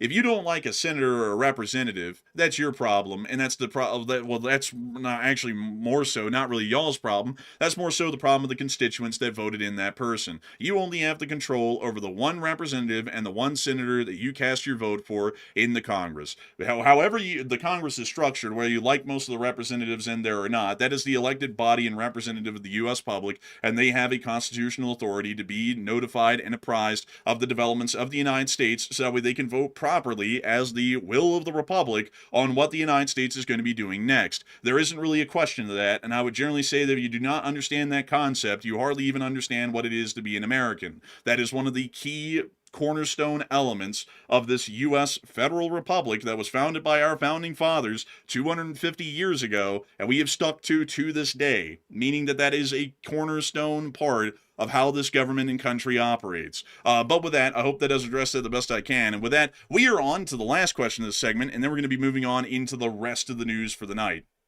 All right, so this one goes to none other than Rick Galenchin, and Rick is all the way from Canada. Hey! And thank you very much, good sir Rick, for that 70 Canadian support right there. He threw in a super sticker, actually 2 of them. The YouTube creature saying you're amazing, and we do appreciate it very much, Rick. And we love our Canadian viewers. We love the viewers from literally everywhere, and not because we have to, but because we do. We love the Quokkas down in Australia. We love the Canadians with their ice cream shops. We love the British with their fish and chips and stuff. We love it all. We love it all. But Enforcer, what say you? We love the Canadians for the British Columbian mountains, for the Mounties, for the beavers that they have, which are their national animal, for the maple leaf, for maple syrup. We love the Canadians for a lot of things. The Canadians are a brotherly nation, not to use a Russian term there, but I would say that if any country is a brother or sister nation in the United States, it is Canada. They're very similar in their culture, their dialect, and many other things that make us common brothers and common friends in the modern day in this global world that we live in now. And I got to say that folks like you, Rick Galenchin, who support this channel and help us to keep this thing running, help us to ensure that we can continue to be a voice on YouTube in support of American and Western interest, including yours, around the globe. And I got to thank you so much for that incredible support and helping this channel to keep on running, because if it wasn't for folks like you, with your support, we wouldn't be able to make this thing possible, keep it rolling, and keep speaking in support of American and Western interest around the entirety of the globe and the struggles in which our sphere finds itself in every single day to continue to remain on top against the axis of evil, which we have to face down every day. So humongous thanks to you so much once again. I hope that does address that incredibly well. And with that, it is time for us to move on from the Middle East and on into East Asia very briefly for a quick update on the situation in East Asia before we move on to our massive line share of news which came out of Ukraine over the course of the day.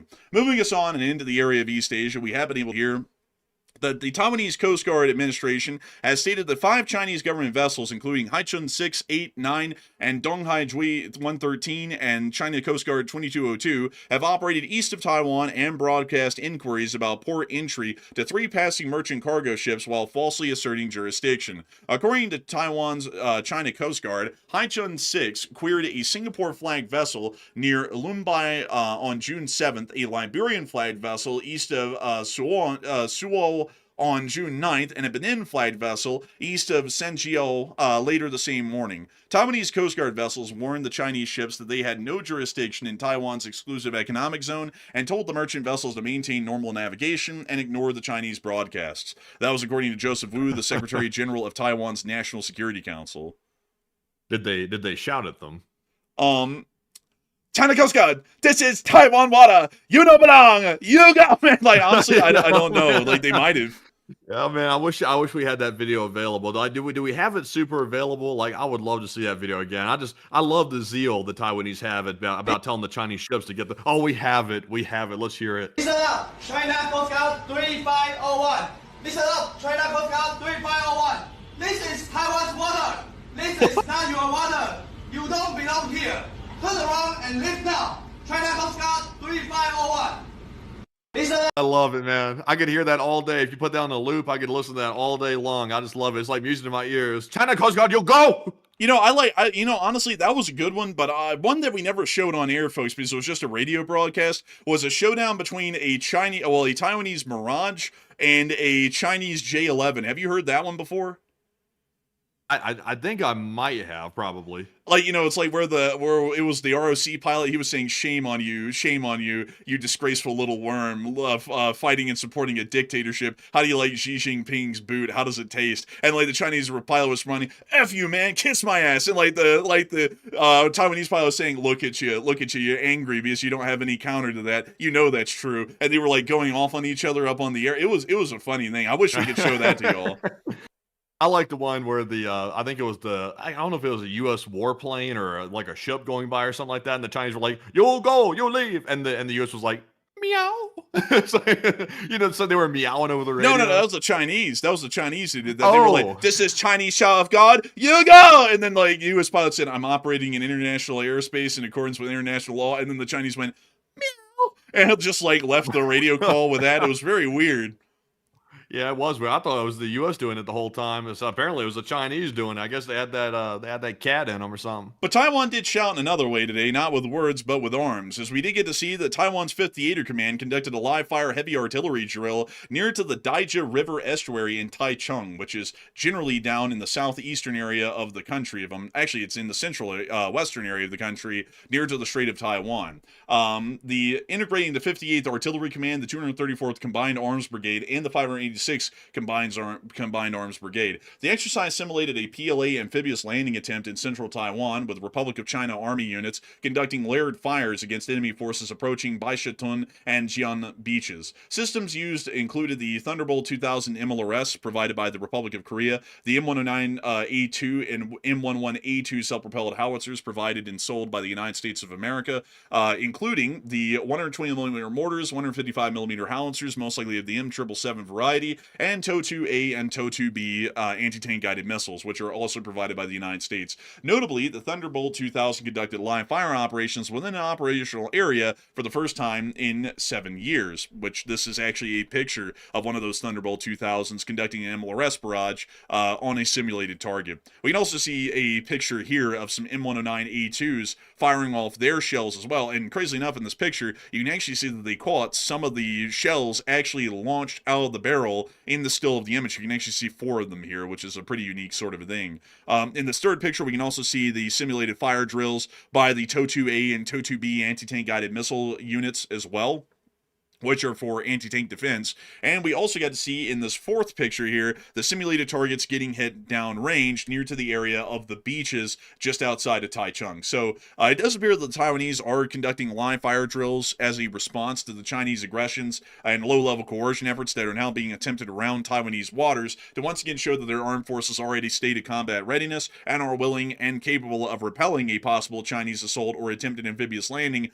on the island of Taiwan, which is largely a last-case resort for the Taiwanese. The Taiwanese are largely going to be attempting to defeat the Republic of China, well, actually the People's Republic of China, in the air and on the seas surrounding the island before they ever even attempt to make a landing. Moving us on out of Taiwan and East Asia in general, it's now time for us to get on into what is going to be one of the largest news segments that we have covered on Ukraine in a hot minute. Over the past 2 days, which we have not really been able to cover, we haven't even been able to cover up until right now today, the Ukrainians have been going off. There's no other way to describe it than that. They have been hitting targets of an unbelievable variety, and we've also seen that their accumulated damage from their attacks on the southern front in Ukraine have also caused an irreparable situation for the Russian armed forces, and they are now conducting a retreat out of the area. Before we even get into anything else, we are going to focus solely on the southern front today, because the situation now appears to already be entering a critical phase. And we can't say that the analysis here is inaccurate, because this was analyzed dead on the nail back a couple of days ago. It was about a week ago at this point, as to who was going to be retreating first, and it was dead on the money.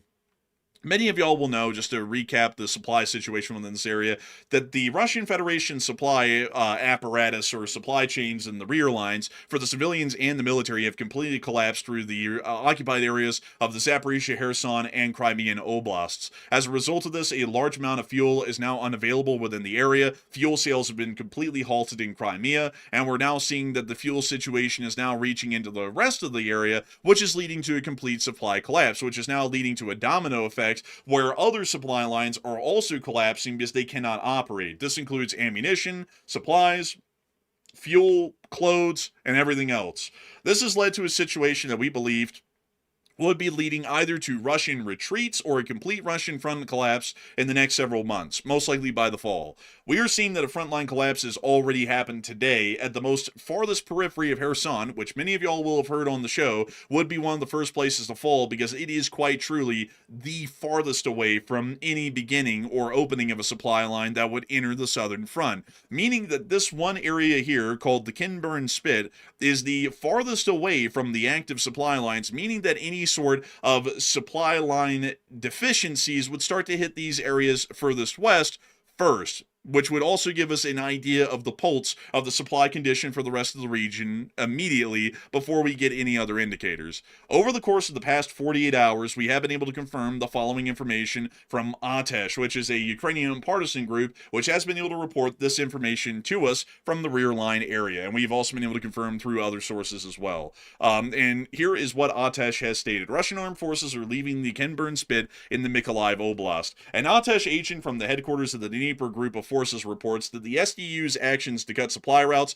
have forced the occupiers to hastily evacuate the Kinburn Spit. Units of the 337th Regiment are abandoning their positions as supply have been completely disrupted and the delivery of ammunition, fuel, and food has completely ceased to this area. Due to significant personnel losses, units of the 337th Regiment are being withdrawn from the shoreline from the northern and western parts of the Spit. Fire teams are unable to cope with the downing of SDU UAVs and losses continue to mount. After some troops were redeployed to the Zaporizhia sector, the remaining units are virtually depleted. Replenishment has not been carried out even once. Command is withdrawing personnel from some positions and redeploying them to others. Only remnants of units, no longer capable of holding the defense, remain on the Spit. The occupiers' logistics systems in the area have completely collapsed. And then they stated at the end, if they've served in the Russian forces and see positions being evacuated, report the information to the ATESH, considering that they might be hopefully able to get some more rats to give them farther information about the situation. This is generally what we're seeing right now within the Kinburn Spit as the current force disposition within the area. Each one of these little icons, the diamond-shaped icons with the X mark through them, is what would be generally a motorized regiment of the Russian armed forces. As many of y'all will know, there is only one motorized rifle regiment near to the area of the Kinburn Spit, and Kinburn Spit, as far as the current force disposition, has largely been completely abandoned, save for maybe a few company-sized elements that are now still holding the area. The reason why they're doing this is because it's near impossible to be able to supply Russian forces on the Kinburn Spit due to Ukrainian drone attacks and also the major supply line damage that's been caused front-wide within this area, which has led to the position becoming what is called strategically untenable. A strategically untenable position has to meet one of the following requirements. Either they are taking such heavy losses that it no longer makes sense to hold the position is so exposed to enemy forces that they are not able to hold it without a threat of encirclement, or they are not able to be supplied properly and the army will starve or die if they remain in position, meaning that a retreat or a withdrawal is necessary for the remnants of the force that will survive to be able to stay intact and fight another day. And apparently, from what we're seeing now, the 337th Regiment of the Russian Armed Forces has now deemed the position to be a strategically untenable position due to the supply line situation, and that they have largely conducted a complete withdrawal from the Spit. This isn't that big. The Ukrainians really don't have a way, it is quite big, but it isn't going to be big as far as frontline changes. The Ukrainians really don't have a way to land on the Kinburn Spit and support a larger attacking force breaking through in this area and then advancing into the largely undefended Russian rear lines. That would largely be something of fiction, but it is showing us something important. The Russians are running out of supplies, and this is one of the first physical examples that we have of a unit conducting a retreat or a withdrawal from a whole front area because they're trying to get to an area area where there are supplies that they can at least eat off of and survive instead of dying where they were in their current positions. This is also giving us an understanding that this will start to affect the other areas of the front in the Kherson, Zaporizhia, and Crimea regions here within the near future. If that unit has already run out of food, ammunition, and other supplies, it is going to be not before long that other units in the Kherson region definitively run out of ammunition and supplies. The Zaporizhia region will also follow suit probably a little bit later on, but Crimea is also in a very dangerous and jeopardizing position, much like the Kherson Oblast. These two are absolutely supply critical at this point, and if they do not get supplies anytime here within the near future, which does not appear to be likely, we will most likely see that there is a complete Russian frontline collapse in this area, either Oh, bless you. Thank you. Either by a complete withdrawal of the Russian forces from this area as they try and make it to an area where they can at least find food or ammunition, or we will see that these units are completely destroyed in a breakthrough, one or the other. They might not even be able to retreat at this point unless if they conduct a foot retreat out of the area to be able to even get to an area that's slightly serviceable via somewhat operational supply lines, most likely east of Melitopol. But right now, a lot of people are talking about this situation and the retreat of the 337th Regiment of the Russian Army from the Kimburn Spit. And Matthew, what are people thinking about this right now, and what are you thinking about it as well?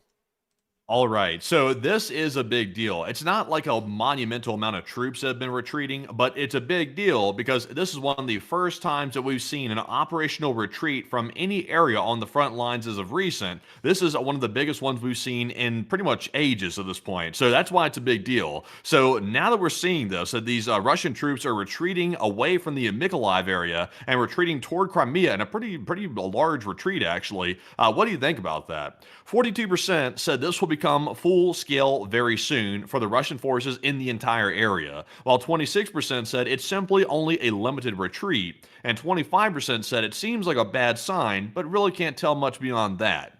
And I am definitely with the 42%. This is a sign of things to come without a doubt. The fact that the Russians are doing this in the Kinburn Spit at all is a very bad sign. Of course, we know the reason why it's happening is because of the logistics completely collapsing through the Ukrainian occupied territories. So that's why it's taking place. So there's no reason whatsoever that if these troops are retreating, that means the other ones should retreat because they're not getting forces or supplies either for the most part. So I'm with the 42%. It will become full scale soon. And also, not only that, but Crimea is getting cut off further and further and further throughout the days. We also saw this morning, that we'll get into in just a second, that a major bridge connecting the Ukrainian occupied territory with Crimea was blown up completely. And that was a major Russian supply route for them to get supplies down to Crimea and also up from Crimea into occupied Ukrainian territory. So also another huge loss that we'll get into here very shortly. But Enforcer, what say you? So to give you all a little bit of a hypothetical scenario here, I'm actually going to copy this map really quickly so that way I can show you all this without affecting the real NATO disposition map. Let me give you all the hypothetical scenario that we're looking at in the Kherson area in an illustrated form to be able to show this a little bit more effectively, what a supply loss can lead to for a larger armed force. So we're going to take the Russian elements in the Kaliningrad Oblast as a hypothetical example and use the Lithuanian army as our stand-in Ukrainian force for this hypothetical scenario. So let us say that the battle group Gusov moves on into the area of Kabardai, and this is the defensive line that they're holding. So we're going to move all of them out here. We're going to move every single motorized rifle regiment directly onto the front, and we're going to keep the separate tank regiment in the rear somewhere around Gusev itself. And then we're going to take the Lithuanian Iron Wolf Brigade, the Lithuanian Ostuzhanka Brigade, if I'm pronouncing that correctly, and also the Lithuanian Zimitaish Brigade, and we're also going to move those into the area as well. Also, additionally, with another Lithuanian National Defense Volunteer Brigade as well. But these are all comparably sized forces. Regiments and brigades are operationally not that much different in size, but brigades are a little bit larger. So this is how an average part of the Ukrainian front line is going to be looking in the present day in a very simplified form. You're going to have the Russian infantry regiments or the motorized regiments on one side, and you're going to have a mix of Ukrainian mechanized and motorized units on the other side, with some rare armored elements mixed in here and there. With the Ukrainians still in a supply side positive situation, to where they have enough supplies and ammunition to be able to keep the morale up, keep their soldiers fed, and keep their vehicles armed and running, they are in a much more advantageous position compared to the Russians, especially in firepower and maneuverability, which are going to be the most important elements that we would actually see on a battlefield. If the Ukrainian forces use one of their motorized brigades to engage a Russian motorized regiment on a flank and fix them in position, which is what happens once a unit comes under fire, that means that a mechanized unit, like, say, the Iron Wolf, which we're going to use as our Ukrainian stand-in, is able to actually maneuver around this regiment. Now, at this point in time, in a normal battle, once we've seen that a flank has been broken, those reserve units, which are usually of higher quality, like this tank regiment, would usually be able to go up and fix into position this mechanized brigade. That means that this mechanized brigade did make a limited advance, but it has now been stopped and countered by a stronger unit, an armored brigade, that is now able to stop its breakthrough and also fix it in position as well, meaning that the Ukrainians would largely be caught in a battle to where either they're able to overwhelm the Russians by superior firepower, which in this position or this condition they would be able to, because the Russians are going to run out of ammunition before the Ukrainians ever do, or the Ukrainians would have to find another unit to be able to outmaneuver the Russians. And in that situation, they could take another mechanized brigade, move it around the flank, and move this motorized brigade to hold off the other two brigades. The other two brigades are no longer in a condition to be able to even conduct an offensive, considering that this front is weak. They don't have the ability to maneuver because they don't have any fuel to move on with their transport trucks, and they also don't have the ammunition to conduct an offensive either, meaning they're stuck entirely on the defensive. This second mechanized brigade is now able to move around, encircle this tank regiment, and completely destroy it, removing it from the scenario. That means that the Ukrainians have now conducted, in this sense, what would be an absolute breakthrough, and are now entrapping the Russian regiments on the front in position. The Russians do not have the fuel to be able to outmaneuver the envelopment, and they also do not have the firepower to even handle a long-term defensive, meaning that they have two scenarios. They can either face absolute destruction in the face of superior Ukrainian firepower in that scenario, or they can surrender. Whichever option they take, these regiments are completely out of the fight at this point, and these Ukrainian mechanized brigades are able to start advancing largely through unopposed territory, deeper into supply nodes and other critical functions in the rear line area, which could completely immobilize and absolutely destroy this entire Russian front if that became a reality. And with the current supply situation right now in Zaporizhia, especially, that could start to happen. No matter how many Russian regiments there are on the front, if they cannot maneuver and they cannot fire because they're out of fuel and ammunition, they're generally out of the fight, and the Ukrainians will be able to break through, envelop, and also push about as far as they want to if the situation became absolutely desperate. And seeing that the Russians are not fixing the supply situation in this area, the supply situation will become desperate. It already is in a very endangered, or I guess you could say, perilous sort of a scenario, and considering that it's not being fixed and there is no way to fix it, they will enter an inevitable scenario where there could be a frontline collapse of that type. I hope that kind of illustrated all of y'all using the NATO map, which we hardly ever get to use, how that would actually unfold in actual combat, and how that sort of a flank breakthrough and then envelopment would occur, which would definitely be possible considering that the enemy forces, the Russians, are now completely lost in terms of supplies. But moving us on out of that, in the Kherson, in the Kinburn Spit area of the Oblast of Kherson, we have also been able to hear that the Ukrainians have largely almost completely isolated Crimea today, effectively, from their supply lines via the land bridge, the very little supplies that were coming in. The Ukrainians have destroyed and knocked out the Chonhar Bridge. This little picture here is one of the few that we have of the damage to the bridge, but the Russian authorities, the occupational authorities, announced earlier today that they had completely closed the Chonhar Bridge due to the major damage that it had suffered from Ukrainian attacks. That is the only bridge into Crimea from the E-105 highway to Melitopol that the Russians have been able to ferry supplies into Crimea with, meaning that right now the Russian Federation only has one other usable supply route, which is the Kerch Strait, generally by ferry or by bridge. That's the only one they have left. If they want to get any supplies into Crimea, they're going to have to either drive the trucks over the Kerch Bridge, or they're going to have to run a train over the railroad bridge in the Kerch Strait, or they're going to have to use the very limited availability they have by the few ferries they have left to be able to move trucks or rail cars across the strait into Crimea to get any kind of supplies in. And so far we've seen that the Russians haven't conducted that sort of an action. That also means that that the Crimean Peninsula is also in a very perilous, it might actually be in a perilous position right now, as opposed to the Kherson's dangerous position that they're in, and we might see that there is an absolute supply collapse and a complete collapse of any sort of governmental or occupational order by the Russian Federation within the Crimean Oblast due to the significant supply constraints that we're seeing right now because of the closure or largely the complete isolation of the Crimean Peninsula from any other operational supply routes. We've also been able to see that within Simferopol, it appears that the Ukrainians, well, not the Ukrainians, but the Russians inside of the Crimean Oblast are continuing to try and bootleg fuel and sell entire cans of gasoline out of the trunks of their cars. This is how bad the supply line situation is getting, that we're seeing a black market appear for available gasoline wherever people can find it right now. Are you sure? I thought these were alleged to be the Russian troops trying to put them in the back of civilian vehicles so they could try to sneak it through, so that way Ukraine wouldn't hit it. Because generally speaking, Ukraine doesn't really hit civilian-looking vehicles. They try to just hit the ones that look like they're carrying commercial fuel, like for the Russian forces. So I thought that's what they were doing. Actually, yeah, you are right. I misread the title there. It actually is Russian forces loading up the fuel into the boots of these cars, or the trunks, as we call them here in America, to be able to try and avoid the Ukrainians hitting them. So a correction on that, folks. I actually just got the caption on that one incorrect. Yeah, I think that's what they're up to right there. I'm not sure if it's working or not, but I think the Ukrainians are going to pick up on this, and I would imagine. Also, by the way, I think the Russians even stopped civilian traffic down the highway in occupied Ukrainian territory. I think they stopped it the last I heard, so I'm not sure how this is going to work.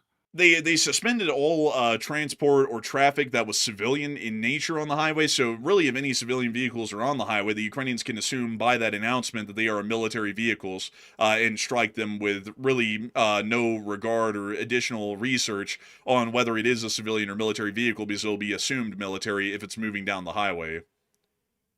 Also, what are the odds that those containers are not rated for gasoline? Pretty high. Yeah, they'll probably have it all in the trunk of the car, and it'll probably catch on fire. Yeah, I wonder if we're going to see a video like that coming out here in the future. I have a feeling we might, but it is showing us that the Russians are getting absolutely desperate at this point. In the meantime, we also get to see, speaking of some Black Sea news, that the Ukrainians did shoot down a Shahed near to the coastline of Odessa. We saw that in this clip right here. And there it goes down into the water, breaking up on impact.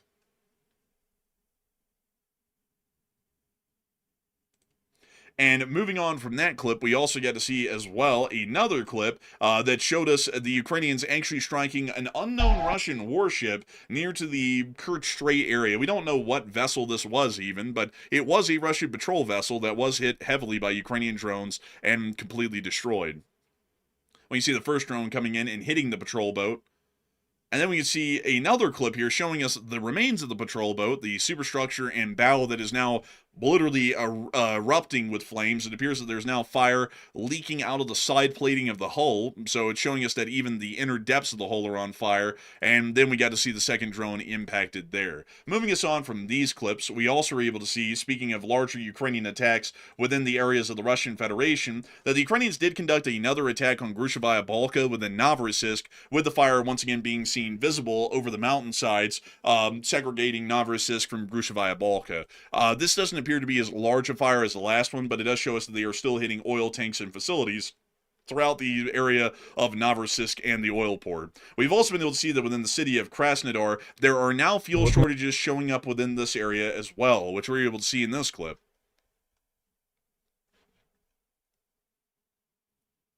We can see here that there is literally no fuel available except for diesel, which appears to be the last type available. All civilian fuels of grades 92, 95, and 100 octane are now not even sellable, as the physical supply has completely deteriorated and ceased to exist.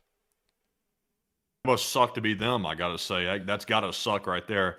Also, by the way, I don't know if you've heard it or not, but there's like F-35s racing around outside. Like right now, I'm not sure what's going on outside. There's like a whole bunch of F-35s that was racing around. They might be gone now, but I'm seeing pictures and videos coming out on Twitter of the Salt Lake City area apparently being buzzed by fighter jets all over the place. Man, I was hearing them while I was prepping for the show, and I was getting so annoyed with it. Honestly, I was like, damn, like it was so loud, folks. It was literally shaking the windows in my place. I was like, damn, could they like do this at another time, like, you know, like before the show? Like, I was like, could they do it before I'm having to do my show prep? Because they were doing it the whole time. You would just hear this loud, like, thunderous roar overhead, and the windows and the walls would be shaking. I mean, they were insanely loud. Actually, can we? Oh, well, we probably can't show those clips. No, yeah, we definitely can't. I think there was also pictures of like a weather balloon or something like that floating around like near the jets. I'm not sure if it was just it was probably just an exercise. Although I will admit they were pretty loud, like unusually loud today. So I'm not sure if they were going around trying to check out the weather balloon that was floating around or whatever that balloon was that was out there or what they were doing. That's pretty interesting. In the meantime, we also got to see this fire that was caused in Krasnodar in apparently one of the houses hit by friendly fire, air defense.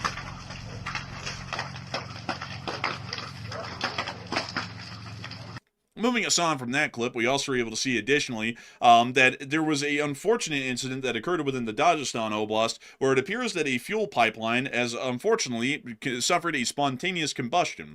We saw this right here.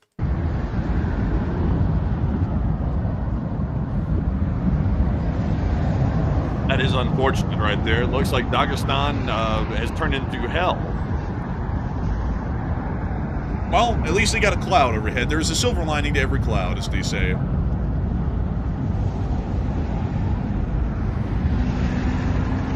We also got another look at this. I wonder if the G-Wagon gang knows how to put a fire out. You know, I'm not thinking so, because this was the beginning of the fire right here. This was like right after the strike, and this also shows when the fire blossomed into its mature adult form. Here's the clip. Watch it blossom. Oh! I don't think they can control that. I think that's just beyond any firefighting capabilities, really. Also, by the way, for everybody asking, by the way, this was not a Ukrainian attack that caused this, according to what we know. This was simply, they're alleging it was bad maintenance on the gas line. That's what they were alleging caused this situation right here, which is possible, by the way. It is Dagestan. But it was not an attack, from what we can gather. I actually heard, folks, that we were able to reach out to the Dagestani construction crew that built this pipeline a couple of years ago, and we were actually able to see some of the materials that they used to construct the pipeline. Apparently, they used some form of office paper to be able to build the pipeline out of, which generally they said at the time might have a somewhat longer survival period, but it appears that unfortunately their calculations were incorrect, and it appears that office paper is not really usable to construct and operate a pipeline out of. So that appears to be the reason why we saw this unbelievable conflagration within the area of the Dagestan Oblast over the course of the day. But let's watch the rest of the clips that we have, because this was filmed quite a lot from the Dagestanis.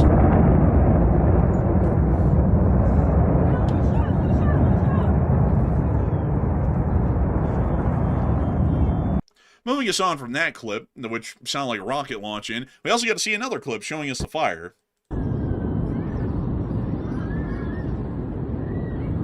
That's bad. That's kind of near some houses a little bit.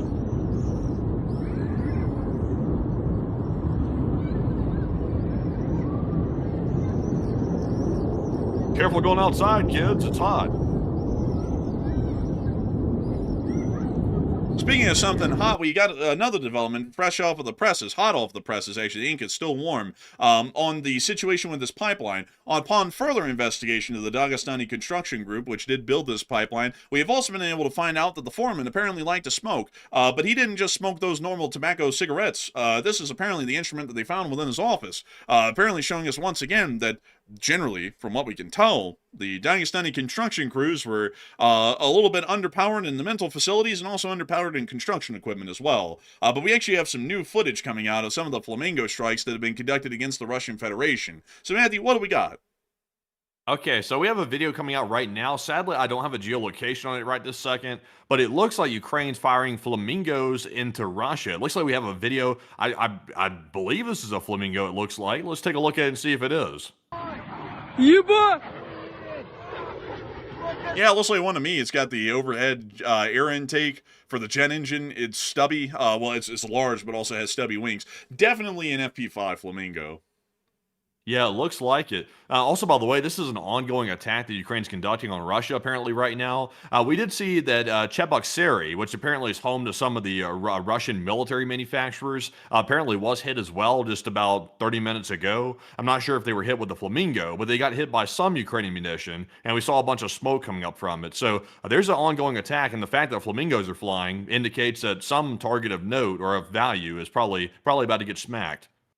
Cheboksary is one hell of a city. You can tell by the backrooms looking liminal space that this neighborhood exists in at the bottom of this image. We'll get to that one here in a little bit, folks, because we have a lot to cover as far as the strikes are going right now.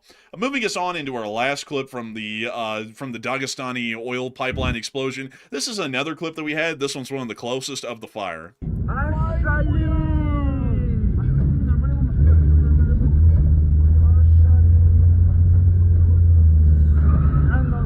Oh. They're burning Look at rubber. this crazy, bro. Look at this crazy, bro. He's sitting there like going to burn his clutch out. He's sitting there like revving it up. This dude doesn't even know how to drive. Man, I can tell you, man, that with that kind of a facial expression, there are two neurons up there, and they're just bouncing around. Every once in a while, they click. They give them an idea. I heard that if you knock on this guy's head, it's hollow. Damn. I'm just saying. Brutal on this dude. I'm just saying. You know, this guy is really handling the situation quite poorly. But moving us on out of that whole deal, we also were able to see that within the area of Novokuvishevsk, there was also a significant hit on the oil refinery within this area. Once again, knocking out the refinery. We've also been able to hear further on than that within the area of St. Petersburg, there's also been an attack on an arsenal within the area. We understand this is the arsenal factory within St. Petersburg. And this clip here shows one of the fires after the strikes.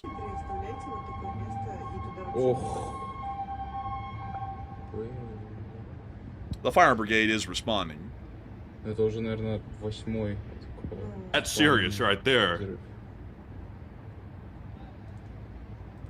Holy moly! Wait, whoa, wait a second here. I just got a video of that flamingo that we just saw in the last clip right now. It just flew right past somebody's window in their apartment. Like, look at this. This is crazy. That's 100% a flamingo. Bruh. I'm not gonna lie, man. That thing kind of looks God. casual flying through. It looks like it's just like a little private jet flying into an airport. Man, that is serious though, man. You look out a window and you see like basically like the equivalent of a tomahawk just like scooting, like casually sliding by. It's like, no wonder they walk back into the center of the building. Man, that thing sounds like a little private jet, honestly. That's ridiculous. Like, I've never heard one of those things in flight. Like, they've never filmed one in broad daylight. That is actually hilarious looking. Like, how big this thing is and how slow it's moving. Man, that thing is honestly like a flying tank, basically. Yeah, honestly, man, that's like a very deceivingly strong thing. Like it's sliding through, like it's just kind of like, you know, like a minivan or something. But that thing's serious. That thing's like very serious with the warhead that thing carries on it. Man, I wish I could find like that meme club music like they use like when anyone's sliding through. Like it goes ben ben ben ben. Like, bro, that's how it's like moving on through. It's like just real casual, like on its way to the liquor store. It's unreal. Look at it. Bro, that's insane. Comical the way that thing's just like, it's, you can tell it's heavy too, like by the way that thing's like, you know, making that noise and also kind of like slowly like falling through the air almost. Like that thing's heavy. That's unreal, honestly. I can't believe we got a clip that clear of this thing. That is insane. If you get any more clips, make sure to let us know because they are going to be great if we can get them. But we also got to see in the St. Petersburg area that the 15th Naval Arsenal is still burning, and a thick cloud of white smoke is coming from the arsenal, which is showing us that there's been a major loss of munitions at the 15th Naval Arsenal. And it's unbelievable the amount of munitions that must be on fire to create this endless billow of white smoke. It's quite literally a cloud like you would see in the normal sky, but an unbelievably large one that's starting from the ground and rising into the air above.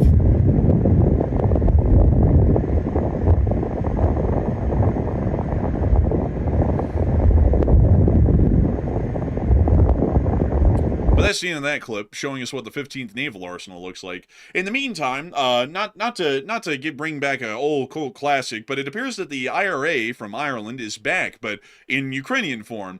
Today we have heard that apparently a load of cars have exploded because they have had bombs apparently mounted onto them, and there has been an endless amount of footage today. There's been about 4 different cars that have exploded in Moscow over just today, and one of them appears to have actually been a high priority target, which we'll be getting on into very soon. But before we get on into that, we do have a lot of people right now talking about the current poll that we have up right now on the Chonhar Bridge being destroyed in the Crimea, and what this is generally going to be causing for the supply situation within the oblast. And Matthew, what are people thinking about that, and what are you thinking about that as well?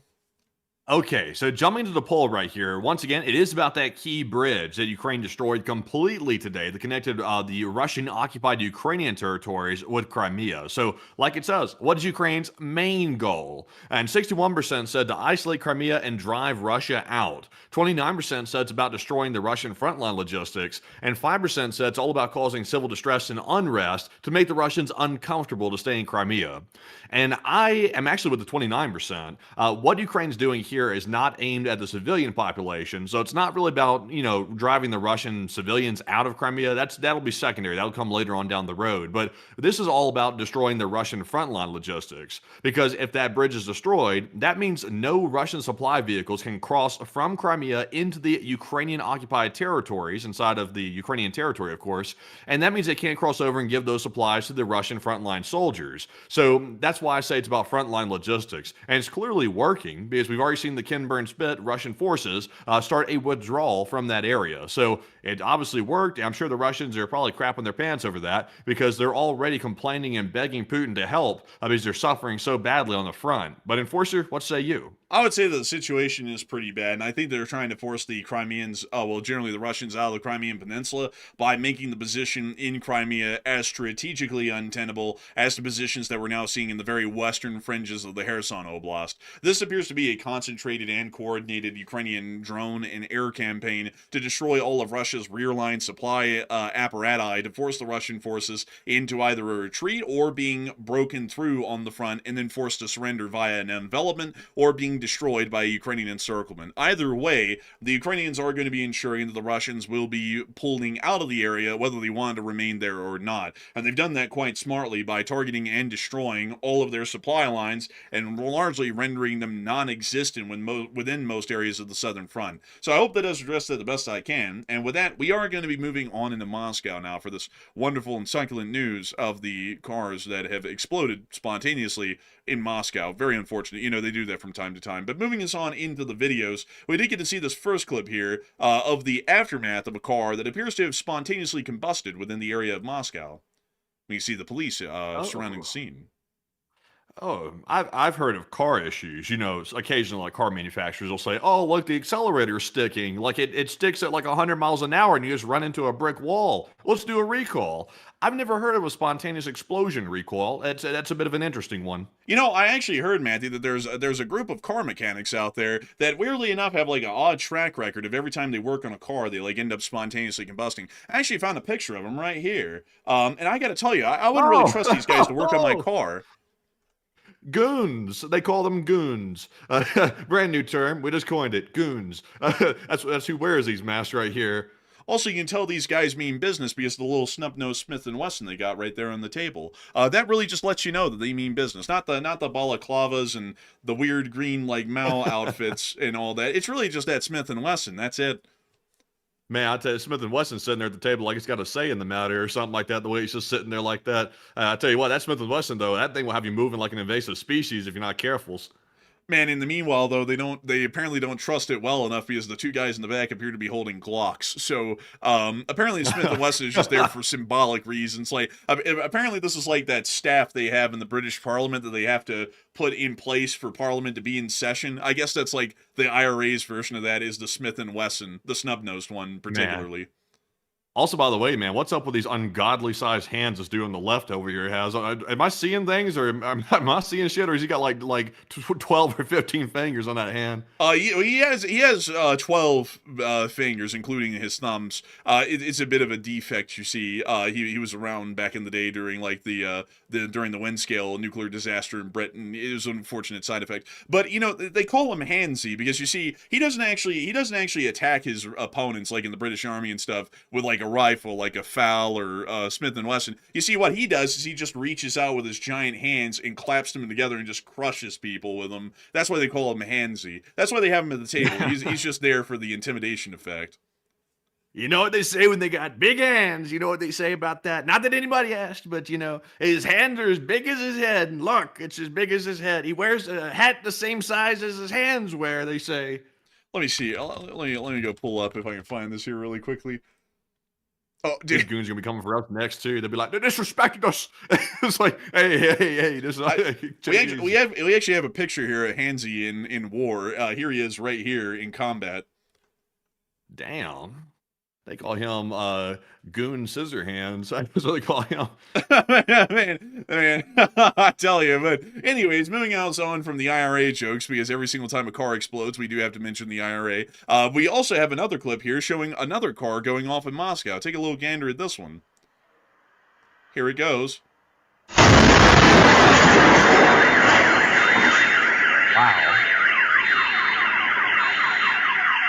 Man. That's just like back in the day when the Sicilians were doing that to people up in New York. Man, honestly, man, this is giving me flashbacks of London back in the 80s. Like, damn. But then the car alarms just went off for a little while. We then got another clip here actually showing another one of these exploding in Moscow. This was in a totally different area. And this one is the most interesting of the three that we have on film, at least. This is also, by the way, like in all seriousness, this is a pretty big deal because for the Ukrainians to, I would assume the Ukrainians did it, for them to get this many operatives to do this many hits all in one day like this on presumably high-profile Russian targets, that's not good for the FSB. I thought they were supposed to be world class. The return of the KGB. What's up with this? It is interesting. It's showing a great deal of coordination and also concealment because apparently none of them were caught. We didn't even hear of the FSB announcing beforehand that they had caught any bombs mounted on the cars. So it appears that this entire operation went right under the noses of the Russian FSB. And this car attack right here that we're watching the firefighters deal with is the most interesting because according to some claims that we've been able to hear, apparently, who was inside of that car was a Russian lieutenant general. We don't know the exact name of the officer or what command he was in charge of, but lieutenant generals are fairly high up within the Russian command structure. And considering that this one was in Moscow, he's most likely working directly out of the Ministry of Defense building just south of the Kremlin. We're not, once again, entirely sure of who he was and why he was directly targeted in this attack today, but a very interesting one to say the least. And once again, showing us that the Ukrainian armed forces are starting to use covert, more, I guess you could say, under the table sorts of actions to make sure to get at the top Russian brass, considering that most of the top Russian brass are no longer targetable or hittable near to the area of the front lines. They've been far removed from the area after a lot of them got schwacked by the Ukrainians early on in the war. But moving us on out of everything that's happening inside of the Russian Federation, it's now time for us to get on into the front line scenario. We do know of the ongoing drone attack that we are covering right now, and we can confirm that the Veneer Progress Plant has been hit within Cheboksary,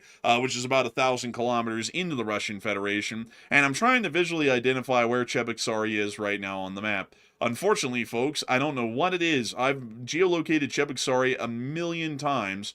I can't see it on the map right now. It's somewhere within this Volga area, I'm pretty sure. Let me go type it in, because I'm very sure that it's where I was looking. I just can't, for some reason, spot it.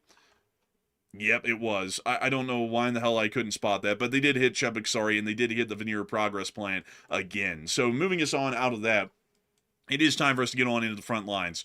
Moving us into our location unknowns, we were able to see that the Russians had put out another abomination today in the Rodnik segment. I don't know what the hell this is.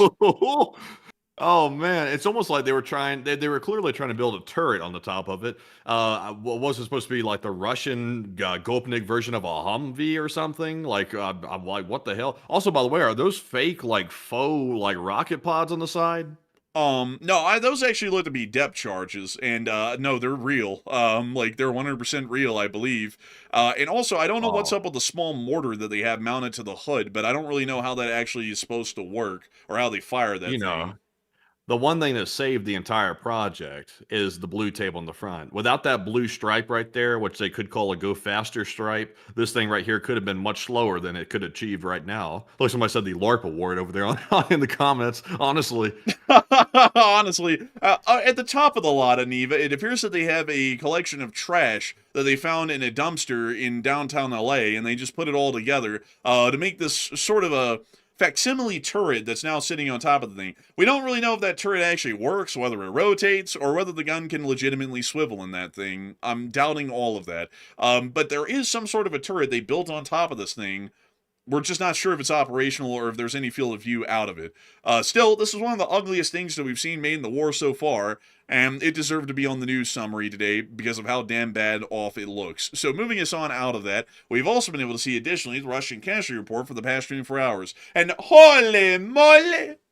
oh, +4 Bobcats. I love to see that. That's a very good thing that they got right there. I must say it's a very good thing. But tell us more. And it is pretty impressive to see. Over the past 24 hours, we've been able to hear that Misty Secure the Record stated that the Russians are losing about 1,300 troops a day. 382 supply trucks is the ninth highest daily loss. Special equipment correct total is 4,263. And ground robotic complexes were lost in the number of 7 today, which is the ninth highest, which unfortunately is not shown in this infographic. Over the past 24 hours, we have been able to confirm that 1,370 Russian soldiers have been wounded and killed, along with 5 APCs, 382 supply trucks, 4 main battle tanks, 75 artillery pieces, 2,103 drones, 4 MLRSs, 2 anti-aircraft warfare systems, and 4 Bobcat skid steers. All in all, a pretty impressive day and a good thing to see. Moving us on from that, we also got to see in the Belgorod area that there were some attacks conducted on the city today. СИЗО там. Это что, конкретно прилет был? She just said that that's the concrete plant, actually. So apparently it was a concrete plant that got blown up. I guess it's not concrete anymore. Call that thing Bondo. I would have to say, I think one thing is concrete. The attack. That's concrete fact at this point. Чётного Садовым сбили, блин. Ни хрена себе. I can't tell you what this guy's saying. He's slurring his speech too hard. We can also see this one here as well.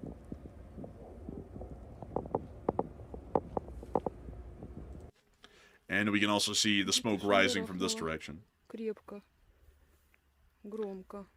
I gotta say, folks, there's a very interesting, dissection in, how Russians speak between men and women. Women actually speak in, legible Russian, and every man in Russia, when they're talking on a camera, they sound like they're blitzed to hell. You can't even understand what they're saying because it's so slurred. Like the woman said, "Это конкретно plan," something like that, and it was like, it's the concrete plan. It's like, okay, I can get that. And then the dude's like, "What's up, oh, boy, my." It's like, I don't even know what he's saying. I wish I could tell you all what he was saying. I don't even have a damn clue. But this lady just said something like, wow, that's unbelievable, effing crazy, all that. But anyways, moving us on out of that, we also get to see the Ukrainians blew up a pontoon bridge near to the Vovchansk area that was attempting to be deployed, but they destroyed it before it could even get there. These are pontoon bridges, by the way. Before anyone says that the battle barge thing that we saw last time was a pontoon, this is a legitimate pontoon bridge layer, but both of them were destroyed before they could even lay one. And we can also confirm that these are on the Vovchansk front because they have the Vovchansk theater markings on the hood. So moving us on out of these clips,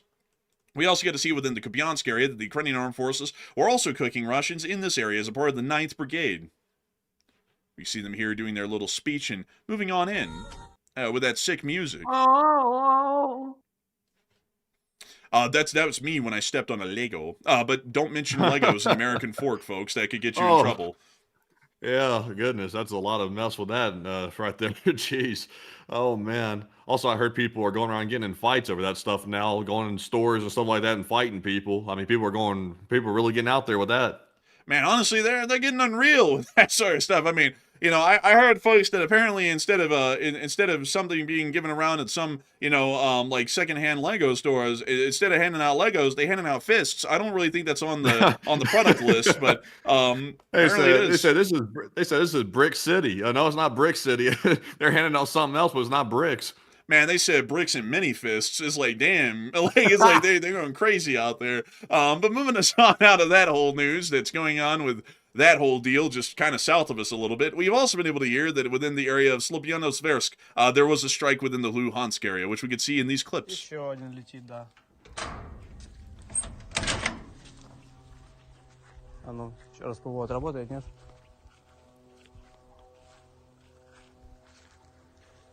Ой. We hear the drone in the Okay. distance. Dude's moaning. Полетел. How many of you had to drain tonight, sir? Too much. Oh, we can see some sort of light in the distance finally. Отработает, нет? We hear it. It's getting farther away now.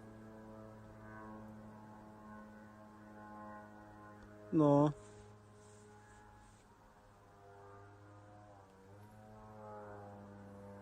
Он подлетает где-то. Oh, it's getting closer. It sounds, at least. We're working entirely off of sound here, folks. Ну, шел. Can't really tell you what it's doing now. It's kind of like fading in and fading out.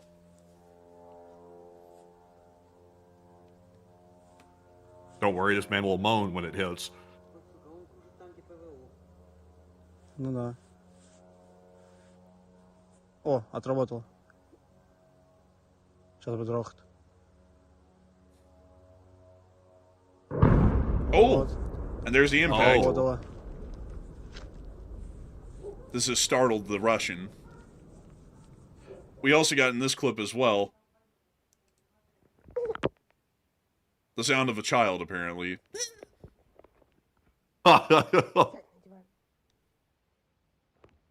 It's now silent. Here's something like teething on the phone. It's probably the kid. Oh, and we hear someone getting slammed into a trash can outside. Еще летит? That's the neighborhood gang throwing Ivan down the trash can for not paying his debts. Прям рядом. Hey kid, do you want to learn what happens when you do not pay? Like shit like man, it's like damn, they don't play down here. Даже подвала нету. Man, they thought Corn Pop was a menace around town. They should see Ivan on the weekend. Что делать? Man, they back in Scranton they had Corn Pop. Over here in Luhansk they've got Pickle Vadim. Like you don't want to know why they call him Pickle. But moving this on from that, we also were able to see down in the Olchevsk area that there was an ammo depot hit in this area as well. We could see two pictures of it right here on fire, so that's quite nice. We love to see it. And we also were able to additionally see within the Kramatorsk and Slavyansk area that Russian forces were continuing to get hit by Ukrainian MLRS fire, which we saw in this clip. That's actually a Humvee MLRS. These have been used a decent bit by the Ukrainians in recent times, and they're still being used quite well, as this clip suggests.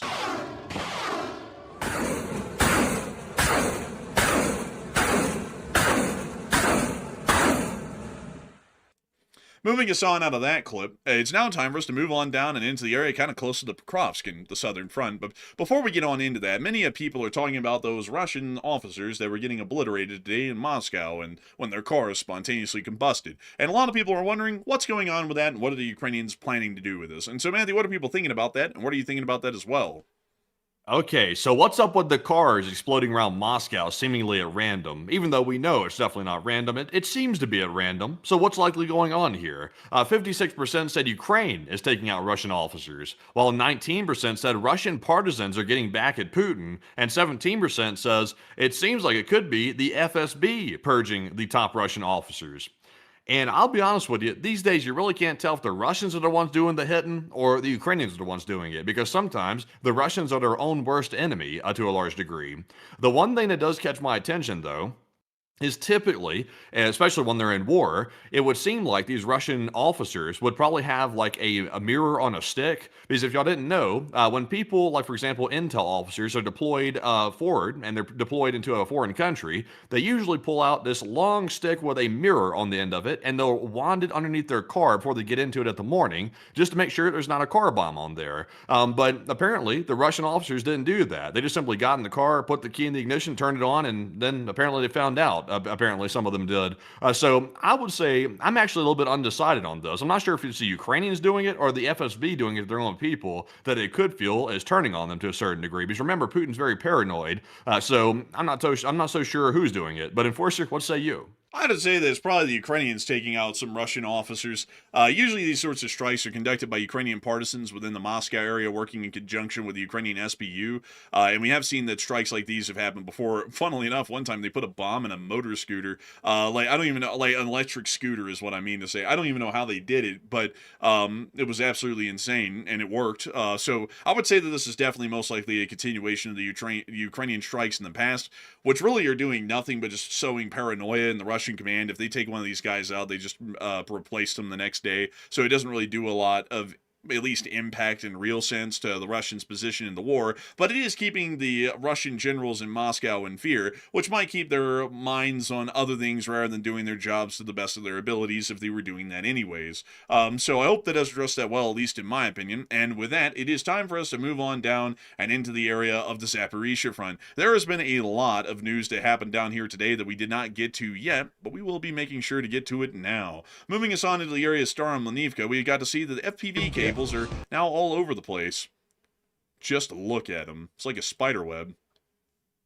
I saw that the birds were starting to take this stuff and they were cutting it with their beaks and they were making nests out of it.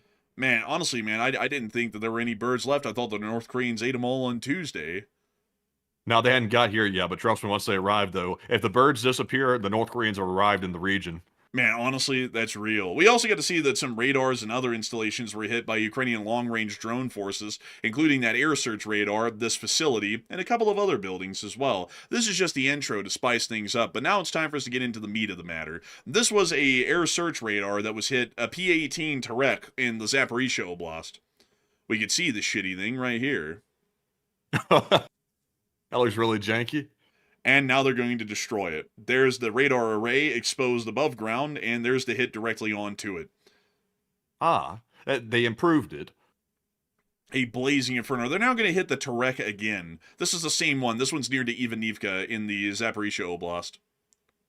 Or Ivanivka, if I can say it correctly. But we can see the hit here as well on this one inside of the dugout.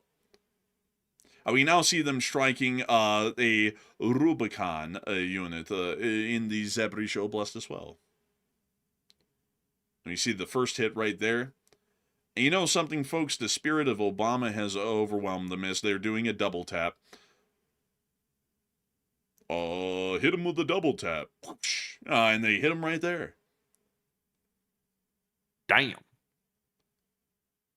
Now you see in the Donetsk Oblast, they're now going for another Russian position. This one appears to be home to the 228th Regiment, or at least some elements of it. You see them blowing it to pieces right there, and a second drone coming in for a double tap, as everything's better when it's done twice. They get that bing bing bong treatment.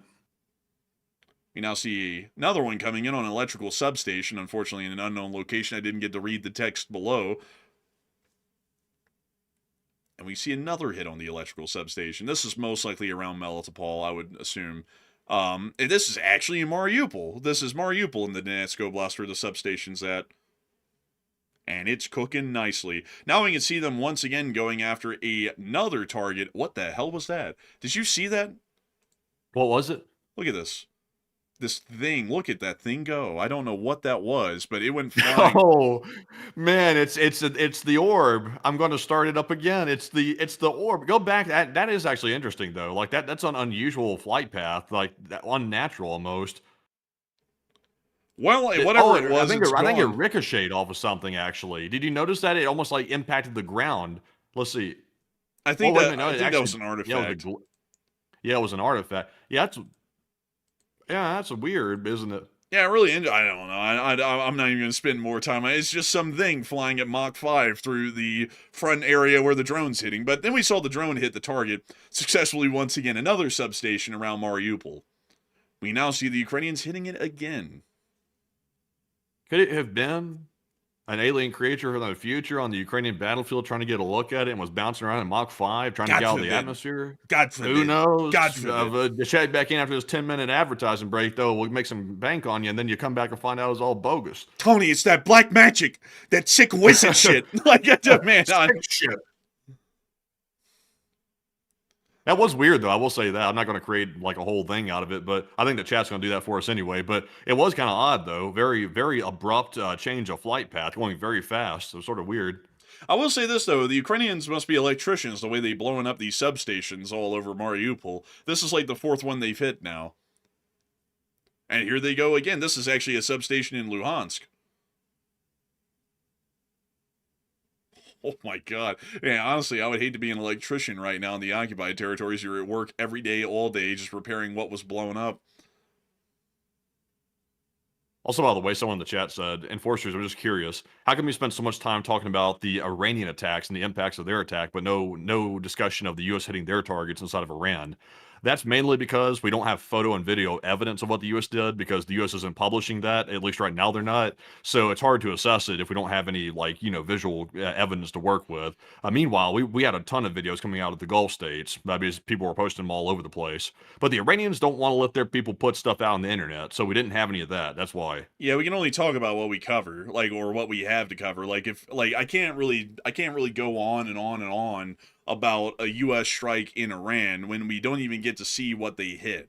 If you understand what I'm saying. Like, if a tree falls in the woods and you're not around, does it make a sound? Kind of a question. And I can't really talk about the sound a tree made when it fell in the woods if we're not around to be able to hear it, if you get what I'm saying. And that's the same thing with video and picture evidence. If the U.S. bombs something and we have no video and picture evidence of it, all we can do is say they bombed something, and that's the end of it. We can't analyze what the hit did, what kind of impact it had, what kind of a system it destroyed. We don't have any of that information to work with, and we also don't have a video to dissect either. So that's why U.S. strikes get absolutely no attention. If you would like for us to give it attention, you could write to the office of the President of the United States, or you could write to the Secretary of Defense and request that they start to be a lot more transparent with the strike footage that they clearly have, as they do have footage of those strikes happening in the Department of Defense, but they don't post any of them to the public. If you would like for us to cover it more, which I'd be more than happy to, you can write to those two people or those two individuals and see if they'll listen to you and become a lot more transparent, so we can spend more time covering it and analyzing it on air. But moving us on out of that, we also were able to see another clip from the Zaporizhia front showing Russian artillery getting destroyed by the Ukrainian 55th Separate Artillery Brigade. This is what's called counter battery action. Actually, it looks like there's some Russians hiding behind that net, but they hit the oil barrel instead. You know, that oil barrel is pretty pricey these days. One day it can be $120 per barrel, or the next day it can be $80. It just depends on how the oil traders wake up and feel.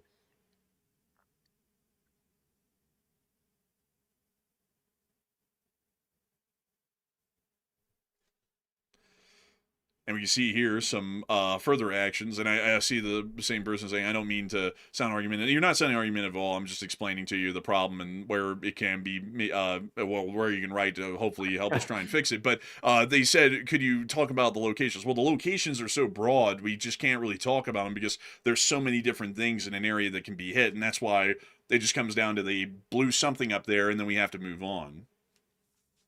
Man, you were getting aggressive with it, man. I was like, dang, you're getting aggressive on him. I was like, I don't think you meant it like that. But, man, you're going at him.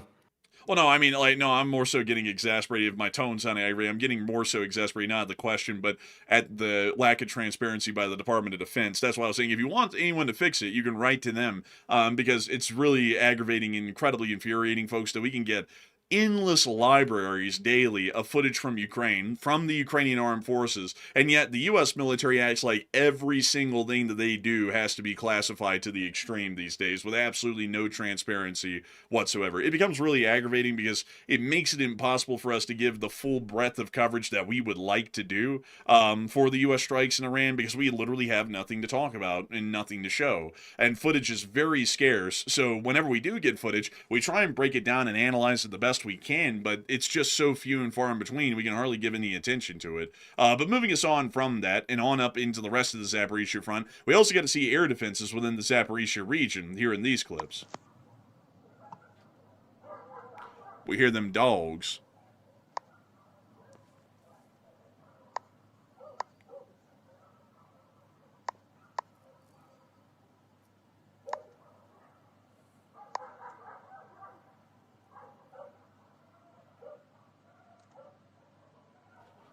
And we see some flashes in the distance. It looks like possible air defense fire.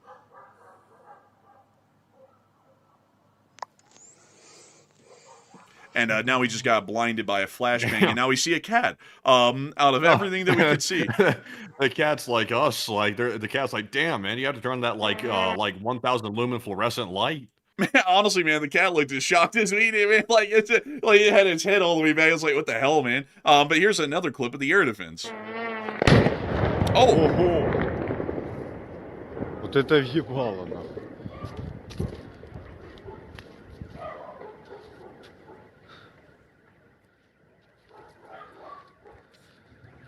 something hit. Moving us on in the next clip, we see the explosion of a drone right there.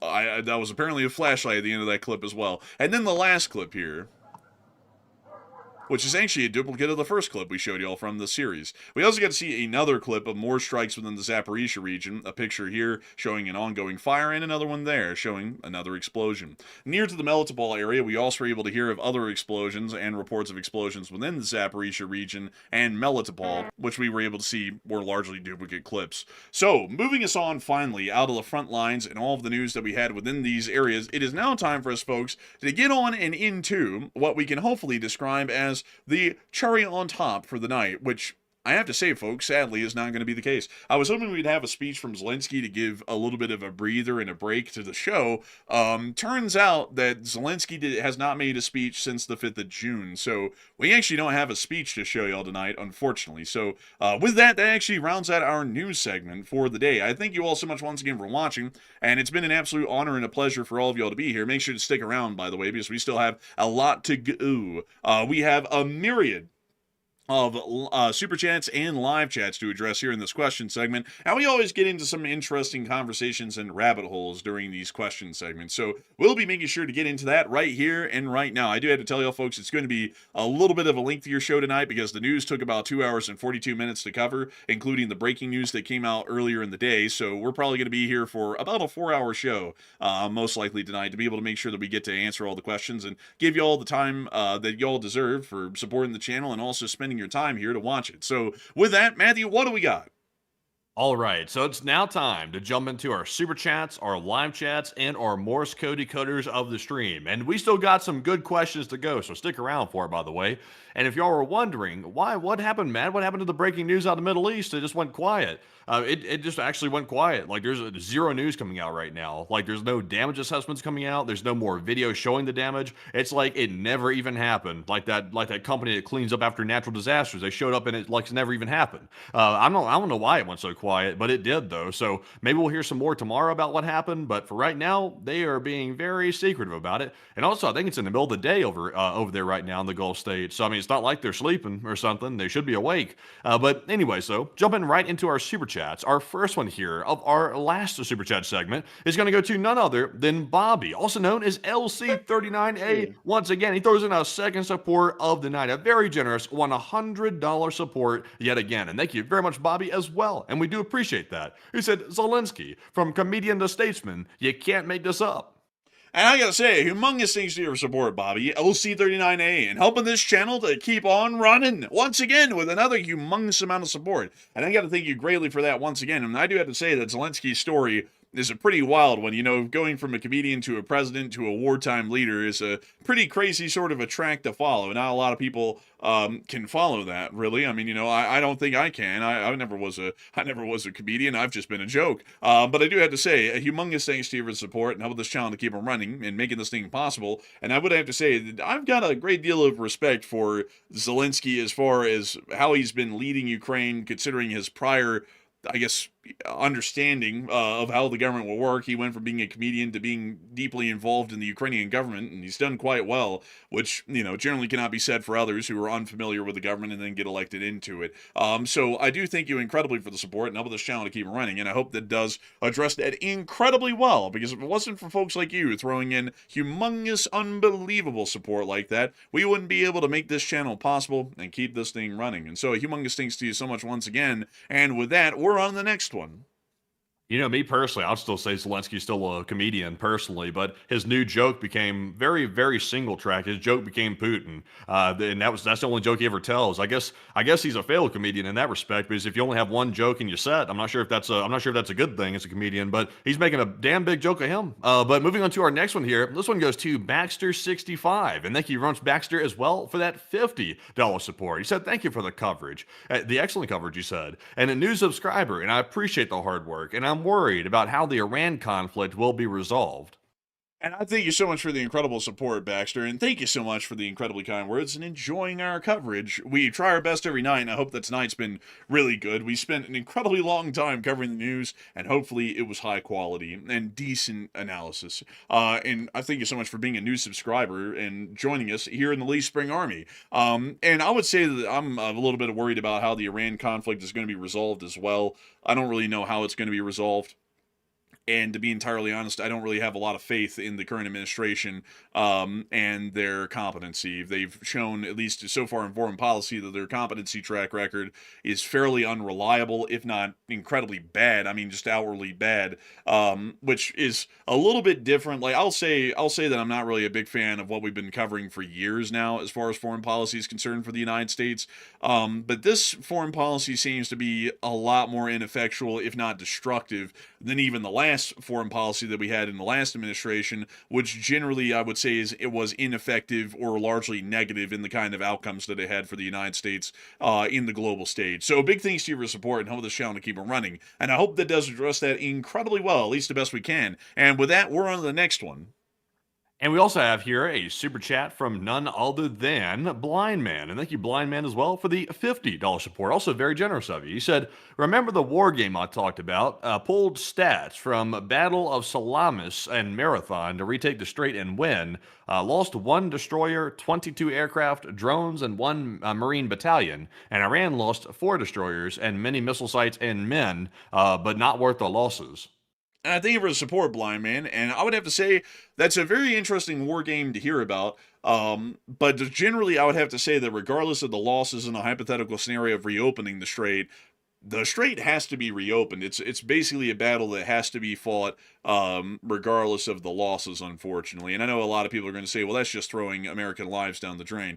It isn't really throwing, well, it is, but I'll explain why. The failings that were made at the very beginning of the war because of the lack of competent war planning is what's costing American lives right now. And that's why here on the channel before the war started, we had talked continuously about how important it was to plan the war effectively and to make sure the Strait of Hormuz was the top strategic priority from the very opening minutes of the war, which was completely looked over and completely ignored by the current administration, and they decided to game out the war plan with killing Ali Khamenei first and foremost, and then everything else was just not even planned at all, outside of the original strikes on Khamenei. So generally that's what I would say is kind of the reason why that has to be done at this point, because we wouldn't have to see the possible losses like that grave would have to be taken to reopen the Strait of Hormuz. But at this point, what choice do we have? It's such a bad strategic blunder that shouldn't have been made that it has to be corrected. Otherwise, there's going to be even worse calamities and even worse damage to be inflicted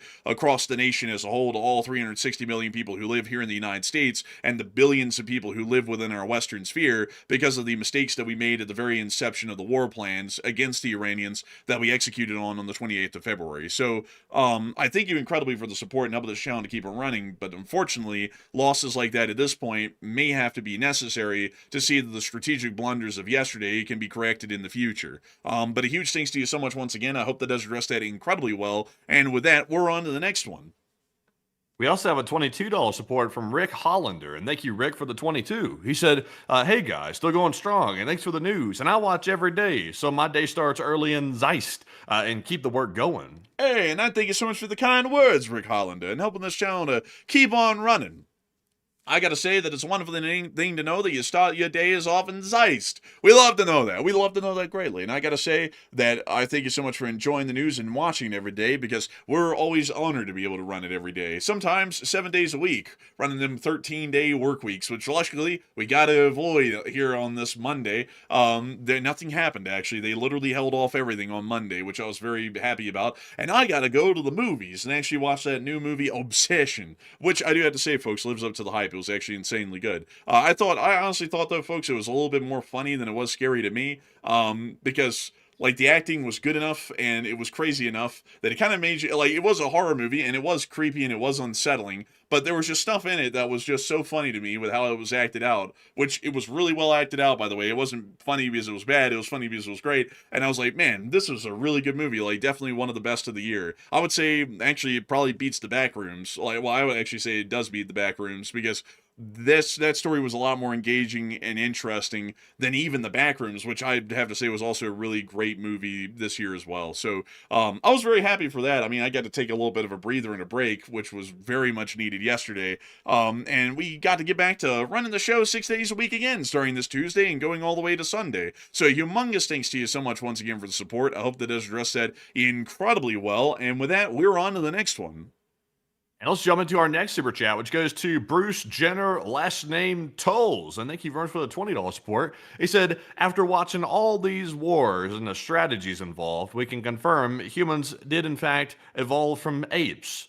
Well, I mean, I don't know. I mean, you never can tell these days. But Enforcer, what say you? I would have to say, I definitely could see an argument for it. Like there's been a lot of goofy things done lately, and it just really makes you wonder how intelligent the quote unquote smart people are, because they, the people that are elected that are supposed to be the brightest don't really seem to be the brightest to me. I haven't seen them, at least lately, since we've been covering the news for 4 years. It's been a bit Well, what's considered smart? I mean, like what makes a person smart? I mean, you just don't get to say you're smart. I mean, is that up to the society to determine who's smart? Is there a test? Is there like an IQ test or something? Is it the lion, tiger, bear one? Is it the IQ test that Mensa puts out? I mean, who is considered smart? I mean, how do we determine this? I would say we determine it based off of someone making reasonable reactions to conventional stimuli, is what I probably say as the most scientific answer I could give. And we haven't really been seeing any reasonable reactions off of what would be considered normal stimuli in foreign policy for 4 years. So I would say that generally, these people that have been in charge lately are definitely not smart in foreign policy. I would actually describe them as near idiotic.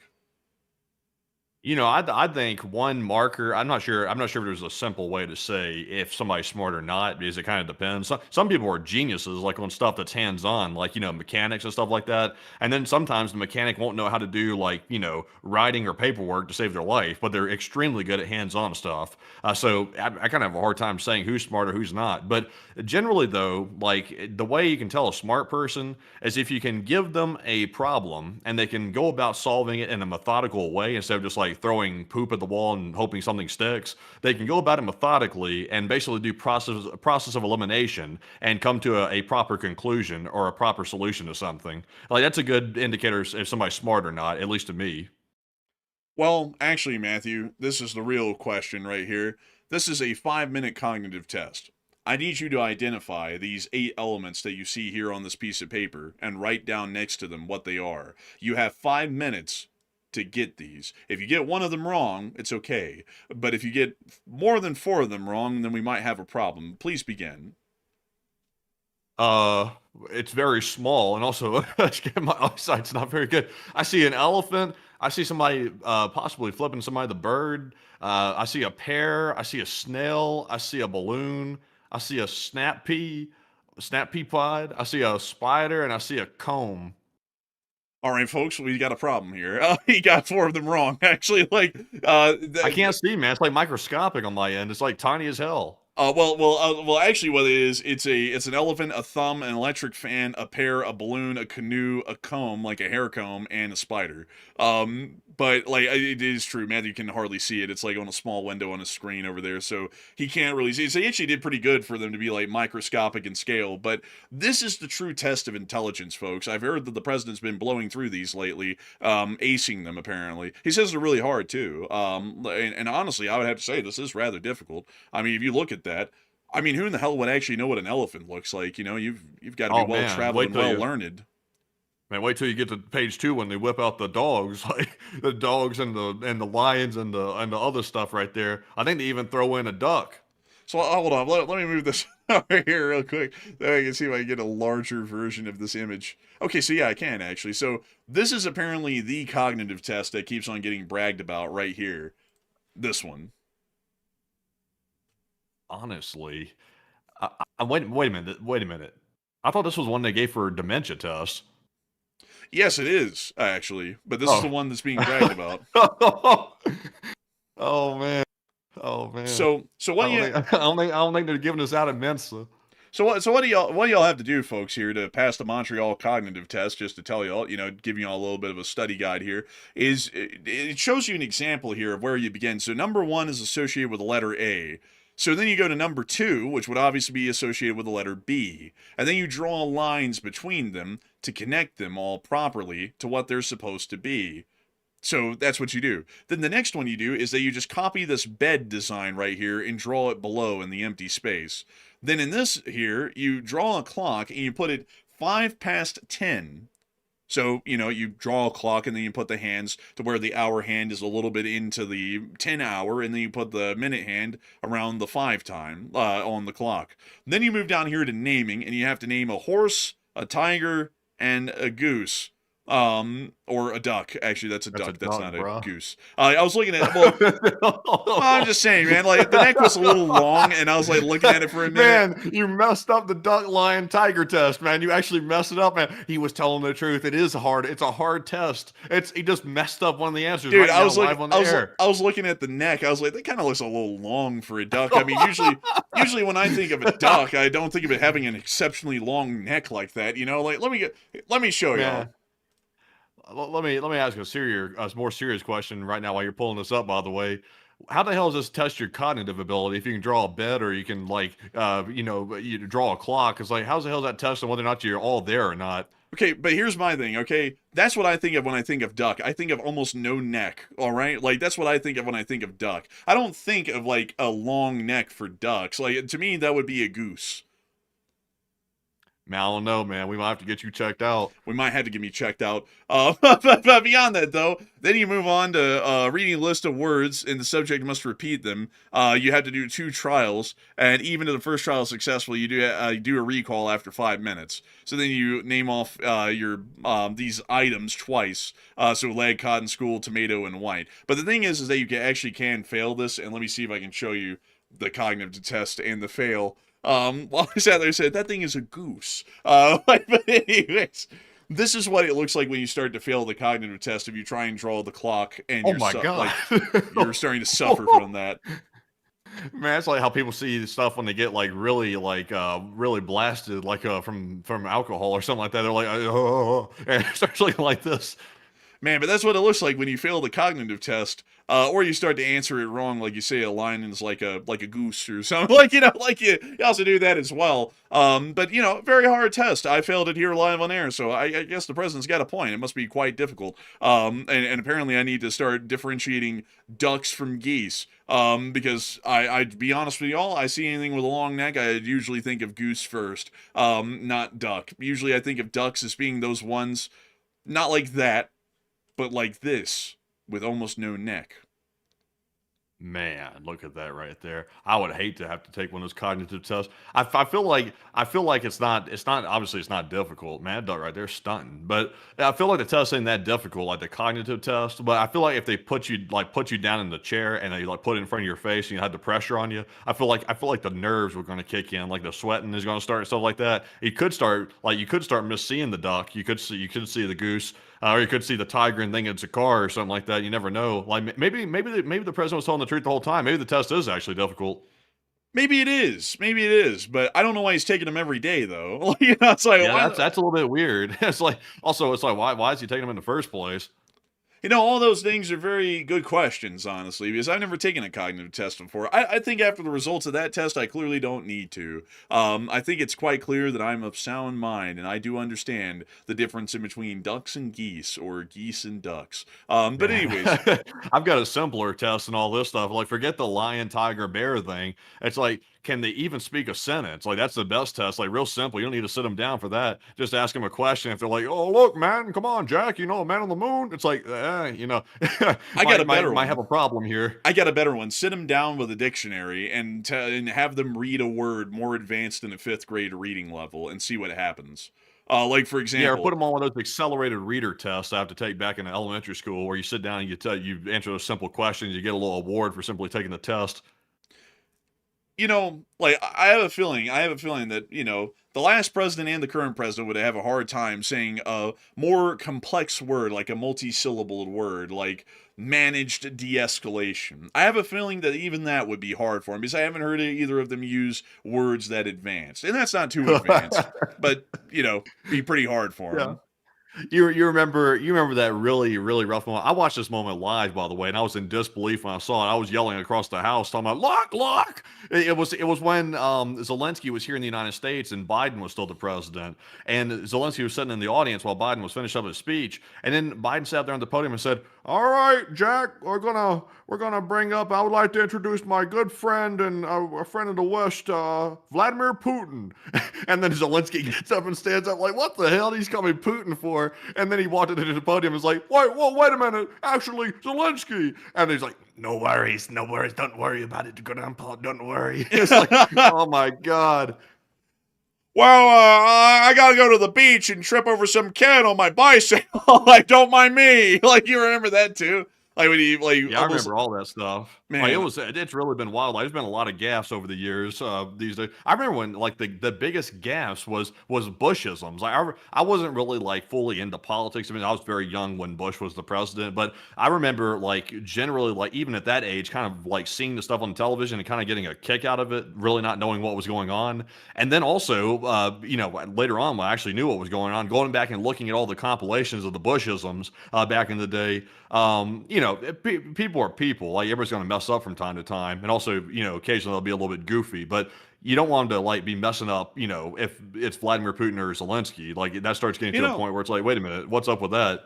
Someone who didn't really have a lot of gaffes, come to think of it, was Obama. Like, I can't really think of any gaffes, like, big ones that he had. Like, I know, like, the tan suit thing, and everybody made a big deal out of the tan suit. Honestly, it's like, if that was a problem, man, we had nothing to complain about back then. Like, it's like, if its suit was a problem, like, the color of it. But I can't really think of any gaffes from him. Like, there was a lot of gaffes from Bill Clinton and Bush and Trump and Biden.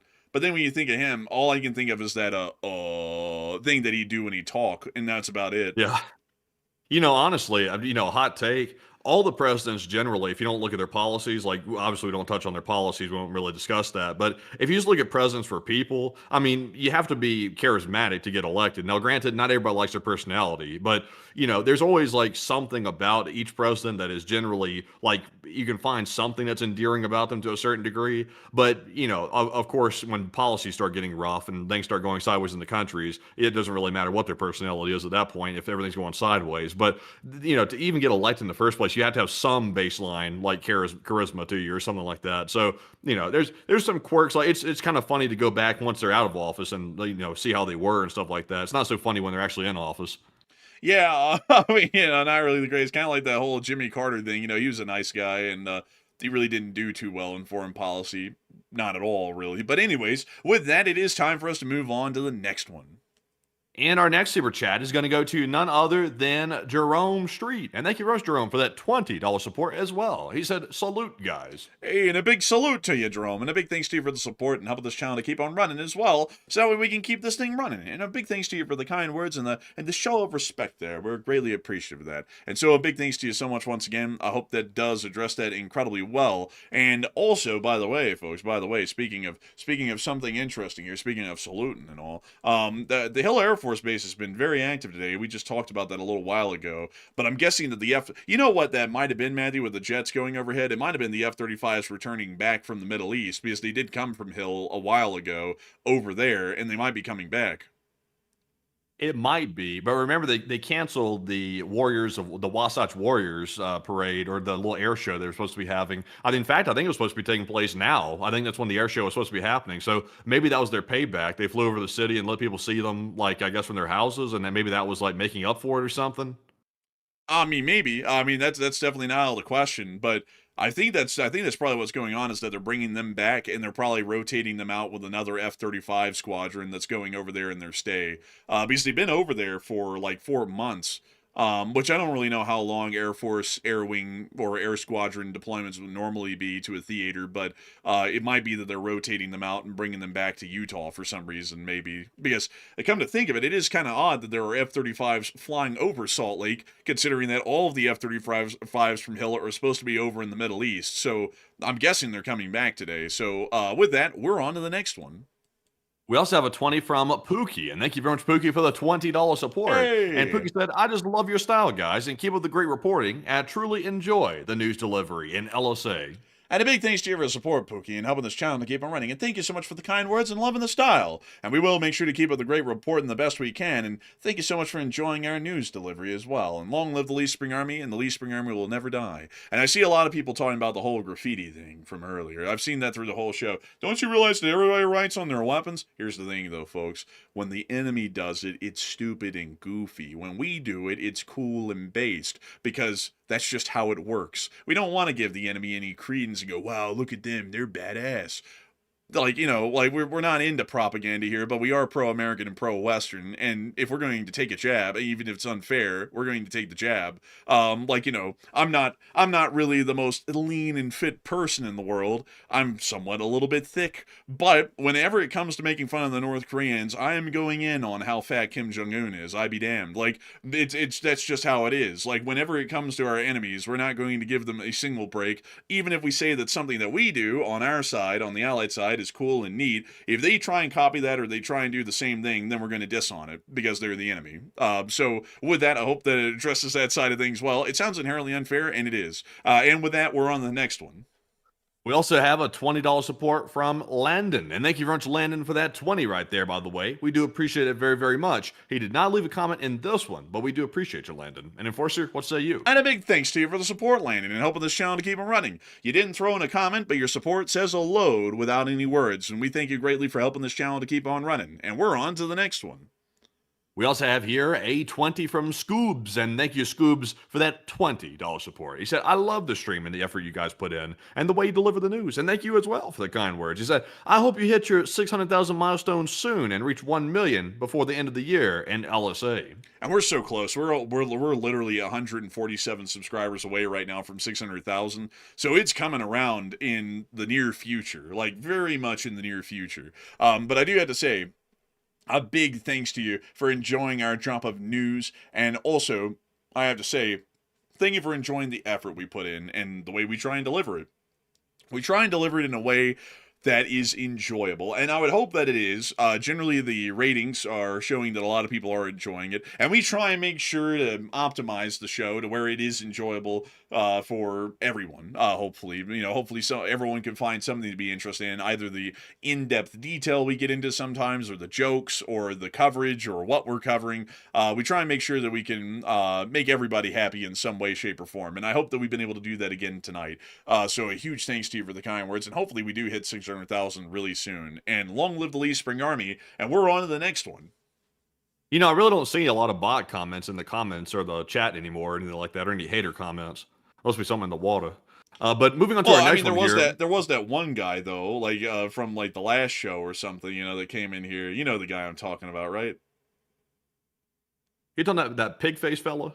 Yeah, that guy who looks like, a Minecraft pig, that guy, yeah. Like, he came in here. Yeah, Rumor has it when he got banned, he said, that's all, folks. And he got the hell out of here. And, you know, like, it's like, it's like for that guy, it's like, it's kind of lame to go around trying to make a beef when the last time he got in a beef with some whack job, he, like, got freaked out and was talking about he's fearing for his life and he called the police on him and everything. You know, it's like, you know, we dealt with that very same guy who harassed him for, like, 2 straight years. We dealt with, like, men. This guy folded in, like, 2 minutes. It's like, that's, you know, it's like you shouldn't really go around trying to beef with people when you got that light of skin. Yeah. But Yeah, also, it's like, you know, don't go around beefing with people. It's like, you know how much that costs these days? That's very expensive. Like, do you see a lot of people just buying or taking beef by the pound like that? Not really, because it costs too much. So, you know, obviously, budget properly. Don't go around beefing with everybody.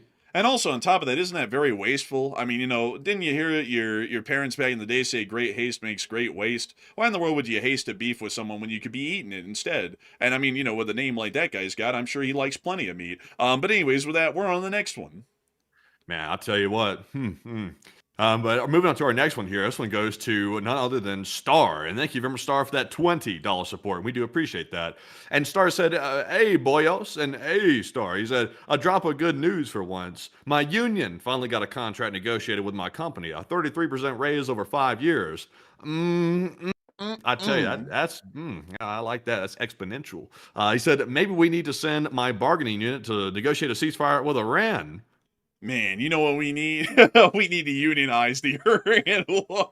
That'd be a great one, honestly. I gotta say, you know, like I'm laughing at that because it's a hilarious concept to think of like a union rep negotiating with the Iranians. But honestly, you know, at this point, I think literally anybody could do better. And if your union was able to negotiate something like that, they've got to have tongues made of gold and pens made of silver to be able to do something like that. That's pretty impressive, actually. And that's actually really good news as well. Good to hear that you're going to be getting a nice pay increase over the next couple of years. So a humongous thanks to you so much for the support and help this channel to keep it running. I hope that does address that incredibly well. And with that, we're on the next one.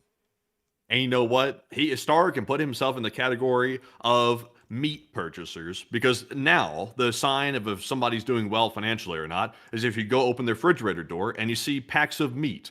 That's how you know someone has made it in today's world, in this economy right here. So if they have meat in the fridge, then you know they've done good. Now, if the meat is not in the fridge, that could mean other things, but we're not going to go there. Man, you know, folks, there's been a real big change, you know, in a certain saying from like 5 years ago to now. Back in the day, if you sat there and said this phrase to some girl, she would have been absolutely appalled. Nowadays, she'd actually be somewhat intrigued. Like, if you go up to someone these days and say, hey, you want to see my meat? I mean, that could actually be like an actual like sign of wealth these days. Like, that's totally different than what it was 5 years ago.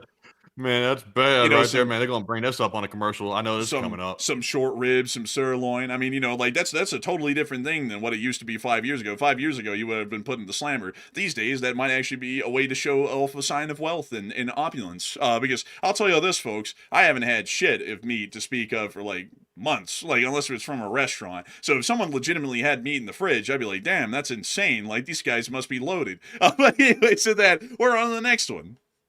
Man, our next one here goes to Live Animal, who puts in a 15, and thank you very much, Live Animal, for that support. He said, attacks on the Apache helo show that Israel has established a deterrence, but the USA hasn't, and I would definitely agree with that. He said, countries must either build their own deterrence or make peace with their neighbors. Allies won't help.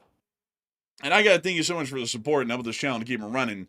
And I would generally agree with you on, well, I would say that generally no one's really created effective deterrence exactly yet against the Iranians, because the Israelis did hit Dahya and the Iranians did respond pretty significantly, and that was about to be the restarting of the war right there in full form if the U.S. hadn't stepped in and just started screaming from the hilltops to stop everything. So generally, I would say neither have created effective deterrence, in my opinion. It's just the U.S. came in and stopped the Israelis from going ham on the Iranians, again, for good cause. And so, yeah, that would be my 2 cents on that, Live Animal. But I definitely do see what you're saying, though. And I would say that Israel does have a lot more of a deterrence factor going for it than the U.S. does at this point, which is kind of crazy because Israel is just a fraction of our power in reality. And they are probably feared more by the Iranians at this point than the U.S. is, which is definitely not the way it should be. But a big thanks to you for support and help this channel to keep it running. I hope that does address that incredibly well. And with that, we're on the next one.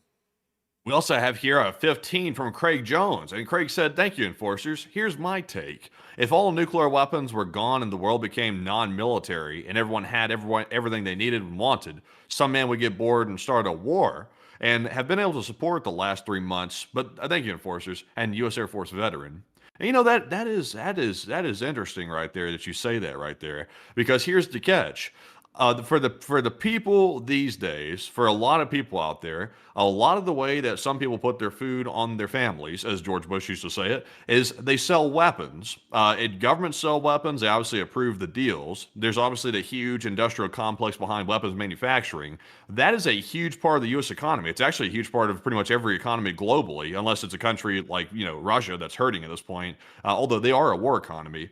That's a huge part of everybody's economy. So essentially, it's a conflict of interest. The governments need the arms industry to keep their economy propped up. But at the same time, though, they technically want to keep peace, or do they really not want to keep peace? Is there a conflict of interest? But Enforcer, what say you? I'd actually have to say that's a good point, Craig. And generally, I think that's something that a lot of people don't understand when they talk about war, is that there is always going to be war, like, for myriad of reasons. I find it interesting, like, just to speak internally about the United States and be completely frank about both political sides. Both political sides act like they hate war. The Republicans say they want no new wars, and the Democrats say that wars are bad. But if you look at both of them, though, they're more than willing, like, when they talk idly amongst each other sometimes, at least the fringe groups of them, to openly talk about killing their fellow countrymen just because they have a different opinion on something that really won't affect them all too much, regardless of what decision's made, just because they have a different opinion. And that's something that I find really interesting about people in general, is that they always say that if there weren't these big wigs at the top that had a whole bunch of money, and there weren't all these different influences at play in the game that we're playing right now, there wouldn't be any wars. And they don't even understand that they are the very ones themselves saying that if these people didn't exist and there weren't any wars in the current way they exist right now, they would be the ones making the wars themselves. If there were no national borders right now in this country and there was no form of government, you know what would happen? The political people from the fringe left and the right would go ahead and mobilize both of their sides, and they'd go to killing each other tomorrow over some made-up reasons. That's what they do. And that's what people have been doing for thousands of years. Not to say that war is good. War isn't a good thing, but for people to act like it's not going to be a reality of life if some certain goals are met, it's just impossible. It's unrealistic. Because the Soviet Union said there would be no killing in our new communist utopia if we just take out the czars. And then what did they do right after that? They went to setting up gulags and executing people in the millions, even under Lenin. Yeah, and also something else people don't think about is that these defense companies, like for example here in the United States, not hating on them by the way, because of course they're like a necessary evil. But the way it works is they need constant investment, and also they have a very big piggy bank to work with. The U.S. spends $1 trillion a year on the defense budget, so I mean $1 trillion is literally sitting there for the taking. That obviously these companies try to get contracts, they try to cash in on it. But for these companies to survive and be there for the next generation of weapons when the U.S. needs to call on them, they must always be selling weapons. They must always be doing it. Of course, they do receive government investment, but they need to actually sell the weapons to turn a profit. So, that's obviously a huge interest of theirs, is making sure they have a base to sell the weapons to. So you can only imagine, not saying that they necessarily which ones have it, but you can only imagine that these companies probably have lobbyists that run around advocating for the most extreme response to, conflicts around the world, because that means they're going to sell more weapons. That means the military is going to be buying more and more of it. Like right now, could you imagine the defense executives right now? The Middle East conflict has drained stocks all the way across the board. Those companies are probably getting huge contracts right now, massive contracts, and obviously that's a huge incentive for them to keep like lobbying for war. To be honest, so it's a necessary evil. It's not something that we should say destroy it, because if you destroy it, then we won't be the world's biggest superpower at that point. But at the same time, you got to keep them reined in, because they have their own conflict of interest going on too, and you got to be careful about that. It was Eisenhower warned about it. He warned about the military-industrial complex way back in the day, before the U.S. started spending the ungodly amount that they spend today on the military. Also, I saw someone interesting say a good point in the chat, but I got to counter for it. Subcreature, who's been around forever, by the way, he said, "Talk it out. Fighting is for idiots." I would agree, but there's a point to where it comes to an end, because in the United States of America, if you and me, Subcreature, get in a property dispute where you say, like, we're next door neighbors, and you say that the property line is 3 feet into my property, and then I counter and say, no, it's not. It's actually 3 feet deeper into your property from the current line. We don't have to go to blows, and we don't have to go into a firefight to resolve that. We go to the higher authority, which would be a state court, which would then define the property line. But in a international world where it's a nation on nation, there is no supreme authority or higher power than the nation or the nations involved to be able to arbitrate, decide, and enforce something on both parties, which is why war becomes an inevitable certainty. Because if the United States says, Iran, you're making a nuclear weapon and we want you to stop because there's a nuclear non-proliferation treaty out there in the world and that would be in violation of it, and the Iranians say, kiss my ass, I'm going to keep making a nuke, we don't have anyone to sue Iran with at a higher level to then arbitrate, decide, and then enforce that on the Iranians. So then it comes down to, you stop that, and they say no.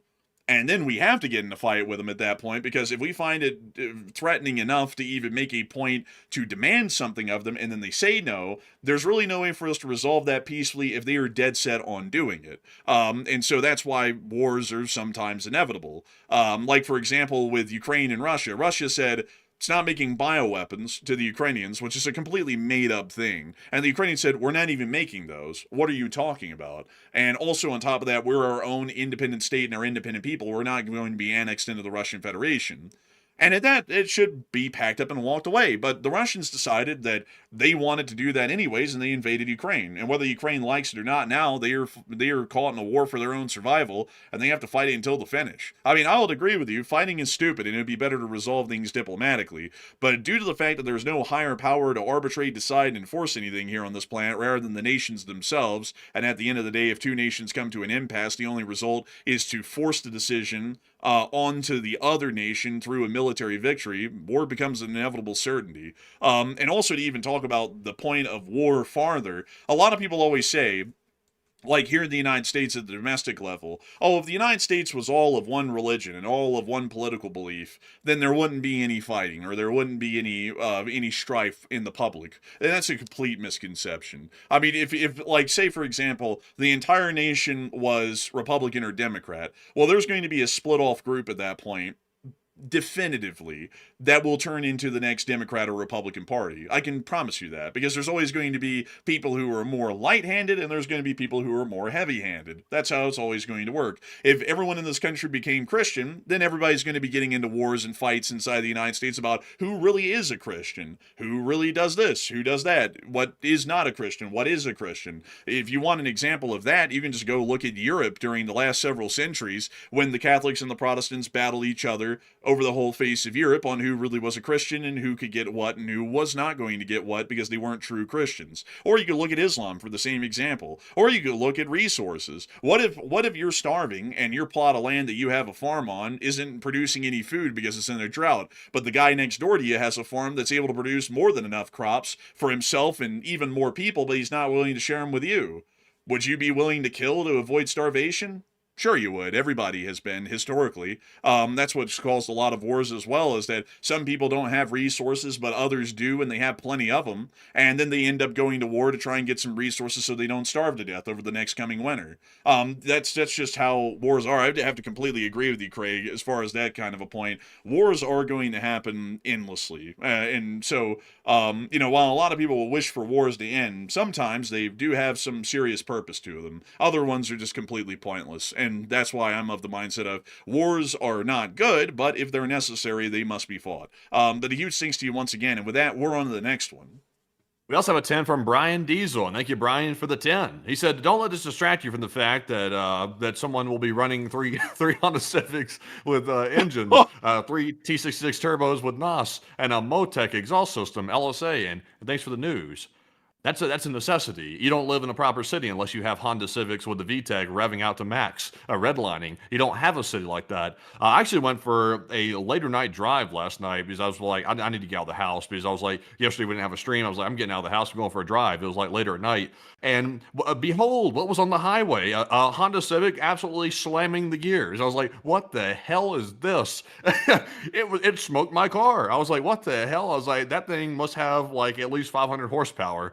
Because my car's got decent horsepower, but that one there just smoked me. A Honda Civic. But Enforcer, what say you? I gotta say, a huge thanks to you for the support. And honestly, you're probably not wrong with that. You know, there's a lot of folks out there with automobiles like that. So I wouldn't doubt that whatsoever. But a huge thanks to you for the support. I hope that has addressed that the best I can. And with that, we're on the next one. We also have a 10 from Truckin' Chef, and thank you very much, Truckin' Chef, for that $10 support. He said, doesn't the Apache have backup, or do they just fly solo?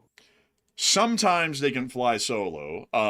Other times they usually will have backup. It really depends on a case-by-case sort of a mission basis, but there has been a decent amount of times where Apache gunships have been sent out entirely solo. So I hope that does address that the best I can, and a big thanks to you for support and helping this channel to keep on running. And with that, we're about to be moving on to the next one, but I saw someone say Subcreature brought up another interesting point. One of good discussion. I'll make it kind of quick, though, because we are a little bit limited on time tonight. We still have a good amount of super chats to go. But Subcreature said, religion causes more wars than anything. And not really. Like, it's not religion. It's more so resources. Religion and other things are used as an ideological guise to justify the war, because how does this sound? Like, let me present it to you two different ways. We are going to invade, as the French, Germany, because they have farm fields that are fertile and we're in a drought right now, and so we need food. Or those Protestant bastards that don't believe in God the right way because we're Catholics are continuing to impose unjust laws upon their people and the Catholics living in Germany because they're Catholics. And so because of that, we're going to invade their country and defeat them and take some land as punishment because they're not proper Christians and therefore they're not even really real people. They're like subhuman savages. That's why like a lot of wars in history always look like they're caused over religion, but really it's more so about just pumping people up ideologically. If it's not religion or Christianity or anything, it'll be something else. Like the communists did that, but with a completely different vein that took almost a religious form, but it was completely irreligious in its actual form. And really, it's more so just to get people on board, because it's really hard to motivate people when you say we're starving, we just want the land because it's good for crops. It's a lot more. It's a lot easier to get people hyped up when you say these people are like bastards for this, that, and another reason ideologically. For some reason, I don't know how they explain that psychologically, but that's how it works, and that's why usually most propaganda doesn't revolve around material or resource needs, which is the underlying factor. It more so relies on something ideological, whether it be religious or not. So with that, we're on to the next one. We also have a 10 from Donna Von de Bosch, and thank you very much, Donna, for the $10 support, and we do appreciate that very much. We also have a 10 from Truckin' Chef, who said, side note, trucking, the rates will go up and the average citizens will have to pay the difference, and prices for all goods will go up. Completely baffled, completely dumbfounded. And I definitely hate that, by the way, because transportation does play quite heavily into costs of goods, groceries, pretty much everything to a large degree. And these companies definitely aren't absorbing the cost. You think they're going to take a ding to their profit margin to try to help the average person out? Absolutely not. But Enforcer, what say you? I would have to agree, and I got to thank you for the support, Truckin' Chef, and hopefully we see that the situation turns around here soon, because it's just materially and supply-wise incredibly unwise, the kind of strategic decision and path we're making right now. But a huge thanks to you once again, and with that, we're on to the next one. We also have a 10 from Daniel P. Gunn, and thank you very much, Daniel, as well. He said, could you explain why most of the Gulf states, except the UAE, haven't responded militarily to defend their nations, given the numerous strikes by Iran on their soil? It's something of an ideological and sort of a foreign policy thing on their end. They like to try and operate off of a system of semi-neutrality. They are in an American sphere and a part of the American Security Assurances group within the area. But at the same time, they don't want to conduct any actions that are going to incense the Iranians that might bring down greater strikes upon them that could heavily damage their country in the process. So they're trying to play this bit of a middle of the road sort of a deal. And usually they explain this away by saying that they're Islamic brotherly nations with Iran and they don't like what they're doing because it's hurting them and they're not hurting Iran. But the reality of it is that if they started to bomb Iran, Iran has a justification, considering the kind of terroristic actions that they conduct militarily, to start bombing desalination plants, power plants, and anything else of critical civilian value to the infrastructure as a reprisal. And they're trying to avoid that because if the Iranians tried to hit those targets, the reality of it is that they've already proven that they easily could. So that's why a lot of the Middle Eastern countries of the Gulf states act with a significant amount of restraint. And that's also why we've seen that the UAE, when conducting military actions, keeps that very low key. So big thanks to your support. I hope that has addressed that incredibly well. And with that, we're on to the next one. This one goes to Trucking Chef yet again, who puts in a 10. And he said, I don't know, enforcers. Long live the East Spring Army, and take one for the chat. And get some coffee. Y'all might need it. And also Costco chickens. Hey, and thank you so much for supporting. You don't know? On what? But big thanks to you so much for the support and helping this channel to keep on running. And I do have to say, we will make sure to get one from the chat and also some coffee and Costco chickens because there's no better combination than the twos, I tell you. And so, Matty, what do we got from that live chat? And from the live chat, this one goes to Volana, who said, how is Ukraine getting their oil and fuel? Ukraine is getting their oil and fuel via Europe, from what we believe. I'm actually, to be entirely honest with you, I'm not entirely sure. One thing we know is that they're not running into fuel shortages, but I would assume that they're getting it from Europe somehow, some way. So I hope that does address that the best I can, and a big thanks to you for the support and sponsoring a live chat, Trucking Chef. But that actually was such a great question. I would assume that it's coming from Europe because that's really the only place it can come from, but I really don't know how the actual intricacies of that logistics network is operating, really. So with that, we're on to the next one. And our next one goes to Trucking Chef yet again, who puts in another 10. He said, good point, enforcers. And what can the B-52 actually do to the Iranians? Just curious. It's basically just a giant cruise missile bus is how the modern B-52s are used. Let me see if I can show you a picture of one of these loaded out. Because a lot of people always think of the B-52 as the carpet bomber, and it can carpet bomb, but that's not really how B-52s are used anymore, at least commonly. Usually they have these racks that they mount under the inner parts of the wing pylons, and I'm trying to see if I can find an image of that. Here we are. So this is a B-52 unladen, but you can see right here that they have these pylons. Each one has 3 hard points on them each, and with those hard points, they can carry 6 JASSM missiles, or they can carry any other version of air-launched cruise missile that they would like to. So that's really how the B-52 is used in the modern day. That's also why it doesn't need to be the most modern and advanced plane, because basically all it is, it's just a giant ferry that ferries the cruise missiles kind of close to their target, a couple of 100 miles away, and then they launch them. They're never in a situation where they need to evade enemy fire, because at that point something's gone very wrong, and they're always in a state of relative safety. So they don't need to be advanced, they don't need to be modern, they just need to be big, carry a whole load of ordnance, and be able to drop them off a couple of 100 miles away from their target, and the missiles will sort out the rest. So I hope that does address that the best I can, and a big thanks to you for support and help this channel to keep it running. And with that, we're on to the next one. We also got a 10 from High Plains, and thank you, High Plains. They said, thank you, enforcers, for trying to bring us some facts and reality to the Iran conflict. And at this point, I really have no other place to find any sense of what's going on.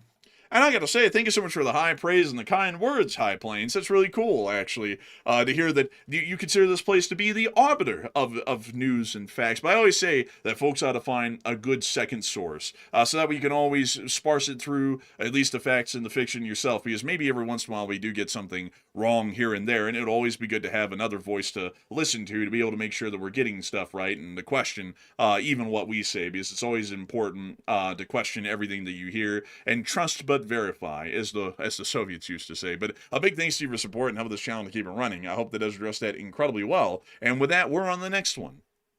We also have an $11 support from none other than Jack Ray, and thank you, Jack, as well. He said, did you notice the reticles on the Ukrainian FPV vids tonight? One was an X-wing in the middle, and some others were heart symbols, custom comedy on some of them. Yeah, actually, I do notice that. They do put custom reticles on them. It's pretty cool, actually, how they do that. I guess each drone unit uploads their own, or they have like a pre-selected reticle they can pick from to put on each drone, which is really cool. So humongous thanks to you so much for the support and helping this channel to keep on running, because if it wasn't for folks like you, we wouldn't be able to make this thing possible. And with that, we're on the next one. And our next one here is going to go to none other than Local Hunts, who put in a 10 and said, maybe Congress should just go watch the Enforcer channel at night to see what's going on. Just, some of them do watch, actually. Some Congress people. I don't know about senators, but there are some out there that do watch from time to time. There's a couple of people out there. It's surprising to find out who watches sometimes. Very surprising. But Enforcer, what say you? Yeah, it is pretty surprising, actually. It's kind of wild, really. But a couple of them do watch, I would assume. We just don't know how many of them, and we don't know from where or what side they're on. I would generally assume that they're from both sides because we've actually gotten some kind words from people who were in the military, like officers or general staff and whatnot, from both sides of the political aisle, whether they lean to the left or the right. So I'm assuming that we probably have some representatives and some senators that watch from both sides. I just wish it was more of them, though, because I think they would definitely see what we're saying here and that the war must continue because it's a reasonable and factual sort of a position to take and beneficial to the country's best interest, regardless of political affiliation. So big thanks to you for support and how about this channel to keep it running. I hope that does address that well. And with that, we're on the next one. We also have a $10 support from Dragon. And Dragon said, Congress can't be trusted with intel. It's proven at least 3 times that they'll... Hey, excuse me. Well, I'll restart that one over there. He said, Congress can't be trusted with intel. It's been proven at least 3 times. They will just hand info over to Iran, China, and or Russia. But here's the catch. Here's the catch with you. Here's the catch. Here's what my position is on that. Instead of destroying the system of information sharing, because a couple of people are a little bit loudmouth, how about you prosecute those people that are breaking the law instead of telling Congress they can't hear what's going on? That seems to be the more logical solution. Simply prosecute the people using the laws and the books. But Enforcer, what say you?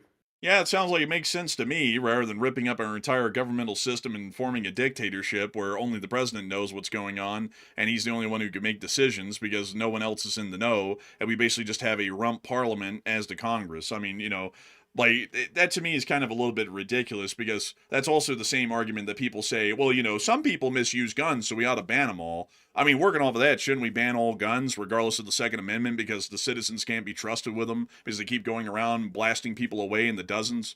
I mean, if we're working off of that logic, I can really see your point. Maybe I need to become anti-Second Amendment. And also, a lot of people misuse the freedom of speech that we have in this country as well, come to think of it. A lot of people just lie about stuff. So we also ought to strike the First Amendment away as well while we're at it, along with the Second Amendment, because we can't trust people to say things that are true, so they're abusing freedom of speech. And also, a lot of people can't really handle guns either in this country, so we ought to ban that as well. On top of, another one, we ought to completely strip people from protection of warrantless searches and seizures. I mean, a lot of people abuse that to be criminals. They hide drugs and other illegal things inside their house. So let's completely get rid of the Fourth Amendment as well. So now you can't speak freely. Now you can't own a gun. And you also can't, protect yourself from unreasonable searches and seizures. Because, after all, people do abuse these rights that they have in this country for evil. So, much like the Congress can be informed of any certain information, why not just start, going willy-nilly and just ripping away everyone's rights in this country as well, because all the citizens abuse it day and night. I mean, sounds like a reasonable idea to me, if we're just into that kind of a mindset. That's generally why I'm against it. Because where does that end? Like, where does that go? If we keep on saying because a couple of people abuse this or misuse that, instead of prosecuting them, we're just going to start treating everyone like children and taking away the toy that they misused or making sure they can't do this and they can't do that. We end up completely eroding everything that this nation stands for and all of the rights that we hold dear. It's a ridiculous sort of a notion to me. But thanks to you for the support. I hope you see what I'm saying. And with that, we're on the next one. We also have a 10 from Rick Galenchen yet again. And thank you very much, Rick, all the way from Canada for that $10 support once again. He did not leave a comment this time, but we do appreciate that. We also have another 10 from Landon. And he said, what are the odds the USA goes into a full-scale war in the next 10 years? Or 4 years, actually. I would say it's decent. Like it's a pretty decent likelihood. I'm not really sure how high it would be given the current administration's weird foreign policy approach. We might not ever enter one, even if that's to our detriment. But I would say that the chances are high that we might be forced into one. So I hope that does address that the best I can. And a big thanks to you for support and help this channel to keep on running. And with that, we're on the next one. We also have a 10 from Truck and Chef yet again. And thank you very much, Truck and Chef, for all the support tonight. He said, last question, in the past year, how much ground has Ukraine taken back and where? I wouldn't be able to tell you over the last year entirely, but over the past few months, Alexander Syrskyi, who's the commander-in-chief of the Ukrainian Armed Forces, said that they've been able to retake 100 square miles of ground in total, even accounting for small losses that they've taken from the Russians. It's not a whole lot. It's actually quite small if you put 100 square miles on a map, but it is still progress, and it's progress that the Russians are certainly not making against the Ukrainians. And so a big thanks to you for the support and help this channel to keep on running. I hope that does address that incredibly well. And with that, we're on the next one. We also have a 10 from Justin, and thank you, Justin, for the 10. He said, "Thank you for the hard work, gentlemen." And yeah, one of my sons showed me. Oh, that's really cool, Justin. I thank you so much for the support, and I also thank your son for showing you the channel, so that way you can watch it. And we're happy to know that you've been enjoying it and appreciating our work, the news, and the show. So a big thanks to you so much once again. I hope that does address that incredibly well. And with that, we're on the next one. We also have a 7 from Nisa, and thank you, Nisa, as well. They said, "For the Costco Chicken Fund, and because I missed the marmot." And I gotta thank you so much for the support for the Costco Chicken Fund. And you know what? You brought up the magic word. You brought up the magic word. Let me go get it. Let me go get it. Oh, hello there. Hey! Oh, hello there, Governor. My wasn't picking anything up. It was just letting me go on to the wild blue under. Well, how you do, Governor? It's been a long time no see. Long time no see. What's the fly down there doing, eh? What's he doing? Aw, man, I'm covering a new protest. It's big stuff. I'm making it big on oh, man. He's talking all reckless and silly, yeah? He's a bit of a clown, yeah? A bit of a clown, I hear, yeah? Oh, dear. That YouTube career didn't quite size up what I thought it was going to be, yeah? It fell a little short. It fell a little bit short. Aw, man, acting crazy and silly. I don't even care no more. You might have a future as a rapper. He might have a future as a rapper. Say a word or two. Like, shout out to Mother in the Pin. Shout out to all the folks out there. I can't remember the rest of it. Yeah, he's a hot one, man. Yeah. I love that. Well, on that note, that's the Marmot in the Fly. That's a Marmot in the Fly right there. And I gotta say, Nisa, huge thanks to you for the support and helping the channel to keep it running. And I hope that you have enjoyed the return of the Marmot briefly. Alan the Marmot is back. And so, a big thanks to you so much once again. I hope that does address that well. And with that, we're on the next one. Times will become so tough that you'll see marmot and you'll lick your chops and you'll have to eat them for supper right there. I tell you what, hey, if beef's too expensive, marmot ain't too expensive. I tell you, that's what they'll call that yard rat. That's what they call that. I used to call it chicken yard bird. You know, before we move on though, I've seen some people continuing on the discussion in the chat about the whole Congress thing, about Congress can't be trusted with classified information. Here's another counter to that. Outside of, if you can't trust someone with something, let's just start stripping everyone of everything and just turn the country into an authoritarian police state run by a dictatorship. How about this one? If the Congress can't be trusted, which is just made up of random citizens that are elected into the position of senators and representatives, why in the world is the president trusted with the information? Isn't he also a citizen that's just elected into a position and we don't even know if he's compromised or not? I mean, what if the senators leak it to Russia and China? What if the president, hypothetically, you're not saying this about the current one, but hypothetically about any president, what if they're just leaking information every day to the Russians or the Chinese? How do we know? Now, how in the world is there any accountability for that at that point? I mean, if the president basically has the sole authority and can't be questioned by anyone in the country, how do we know he's not abusing that to start giving away information to the Chinese or the Russians or the Iranians or whoever? That seems to me like an argument that falls apart at every level because of how the country was founded, what kind of a slippery slope that creates of people getting their rights stripped away because you can't trust someone, whether because someone misused it out of the hundreds or thousands or millions that are out there. And then it also puts all of this faith on the president is incorruptible, although he's a person just like every other senator and representative. But everyone else has to be looked at with great suspicion and question to the point they can't even carry out their job or get intelligence that their job requires them to have and know that should be furnished to them. That seems to me to set a pretty bad precedent. But anyways, with that, we're on to the next one. We also have a 7 from Jimmy Jeff, and thank you, Jimmy, for the 7. He said, as a Canadian, it's such a relief to hear a U.S. citizen not shit on us in our country. And we have nothing against the Canadians. Really, Americans have no reason to hate Canada. I'm not sure why we would. They are our closest neighbor, of course, and we're supposed to be friends. Of course, there will be small disagreements here and there, but, we're supposed to be friends. I mean, you're right there. You're right there. It'd be good to be friends with Mexico, too, if they could deal with that little cartel problem. But, at least Canada doesn't have a cartel problem. But, Enforcer, what say you? I'd have to say, generally, I don't know why people diss on Canada. I think Canada's pretty neat. I like the folks from Canada that I've met that are actual Canadians. I got to say I appreciate them greatly, and I appreciate you greatly for being here and enjoying the show. And so a big thanks to you for support and helping this channel to keep on running. And with that, we're on the next one. We also have a 5 from Zany Co. And thank you, Zany, for the 5. He said, what happened to good old-fashioned war? Now it's one day of fighting followed by a couple days of ceasefire and repeat. Honestly, I got a kick out of that earlier today. Like, when I woke up today, I checked the news and was doing my little early research very early in the morning. I was looking at the sequence of events. And I was like, I'm going to have to write this out on Twitter. I actually wrote it out right here. Let me go grab it because I'll probably mess it all up if I just try to remember it off the top of the head. Let me scroll down here and see if I can grab this real quick. Dang, I posted this a long time ago early this morning. Let's see here. Where is it? Here it is. Yeah. I said, a deal with Iran's very close right now. I said, the newest draft looks fantastic. Iran is begging for a deal. However, as we're finalizing the deal, Iran just shot down a $60 million dry helicopter near Hormuz. So we'll have to respond. No worries, though. The deal's 99% done. You just have to get done attacking them first, and then they'll sign it.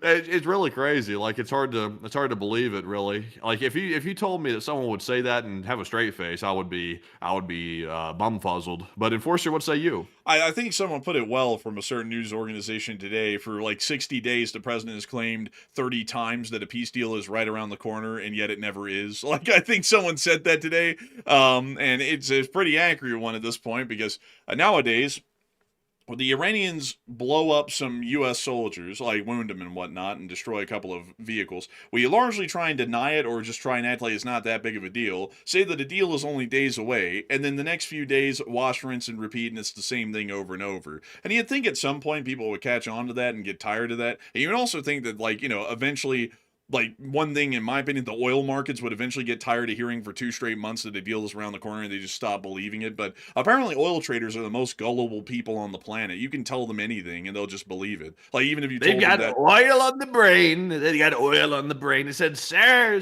what's wrong with those traders, sir? They said they got oil in the brain. That's why they're thinking about it all the time. They can't help it. It's in their neurons. Neuron is something brand new that some people have, some people don't. It's a strange concept, the neuron. It's a prefrontal cortex. They call it that too. Some people have it, some people don't. You're born with it, they say. They're born with it. Man, I heard that stock traders, man, have like 3 brain cells, and they just work to take in positive and negative stimuli, and they trade off of that entirely. So if you say something like, good thing happened, like, the oil price goes down, and if you say bad thing happened, then it like skyrockets. That's literally all you have to do. The oil traders are like single cell amoeba. It's like they react. They're like binary reactions. They're either on or off. It's like it's just one or the other. There's no in between, like, critical thinking. It's just like green light go, red light stop. It's like, okay. It's like, that's kind of disturbing. They have that much money to throw around with kind of simple minded thinking like that. But I guess that's the way it is. That's why oil prices are being traded like Bitcoin. Man, bro, like, an oil tanker gets blown up in the Strait of Hormuz and like 3 million barrels of oil leak into the strait. The price goes up by $7. President comes out 5 minutes later. Tanker blown up, actually good. Price drops like $8. It's like, how does this make any sense? Like, I'm not even getting this anymore. I don't get it either. Honestly, it pisses me off to watch it. Like, I really have to avoid watching the oil price. It gets me so triggered. I'll be sitting over here fuming, like, sitting here researching news, fuming, looking at the oil charts. I just can't stand it. Man, honestly, I can't either. But with that, we're on the next one. And our next one goes to Siegel, who puts in a 5. And they said, my wife and I bought plane tickets from LA to New Hampshire in 2 weeks for my son's wedding. May our flight get canceled? And why would it get canceled? Jet fuel. Oh, I don't think so. But whatever you pay for your ticket, though, it should lock the cost in at least. Yeah, it should lock the cost in. I don't think it's going to be canceled. It doesn't look like that's hit yet. And I think the fuel shortages are still a little while out for the aviation grade jet fuel. Honestly, we haven't heard any news on that lately. The last we heard, I think it was supposed to be running out by like late June.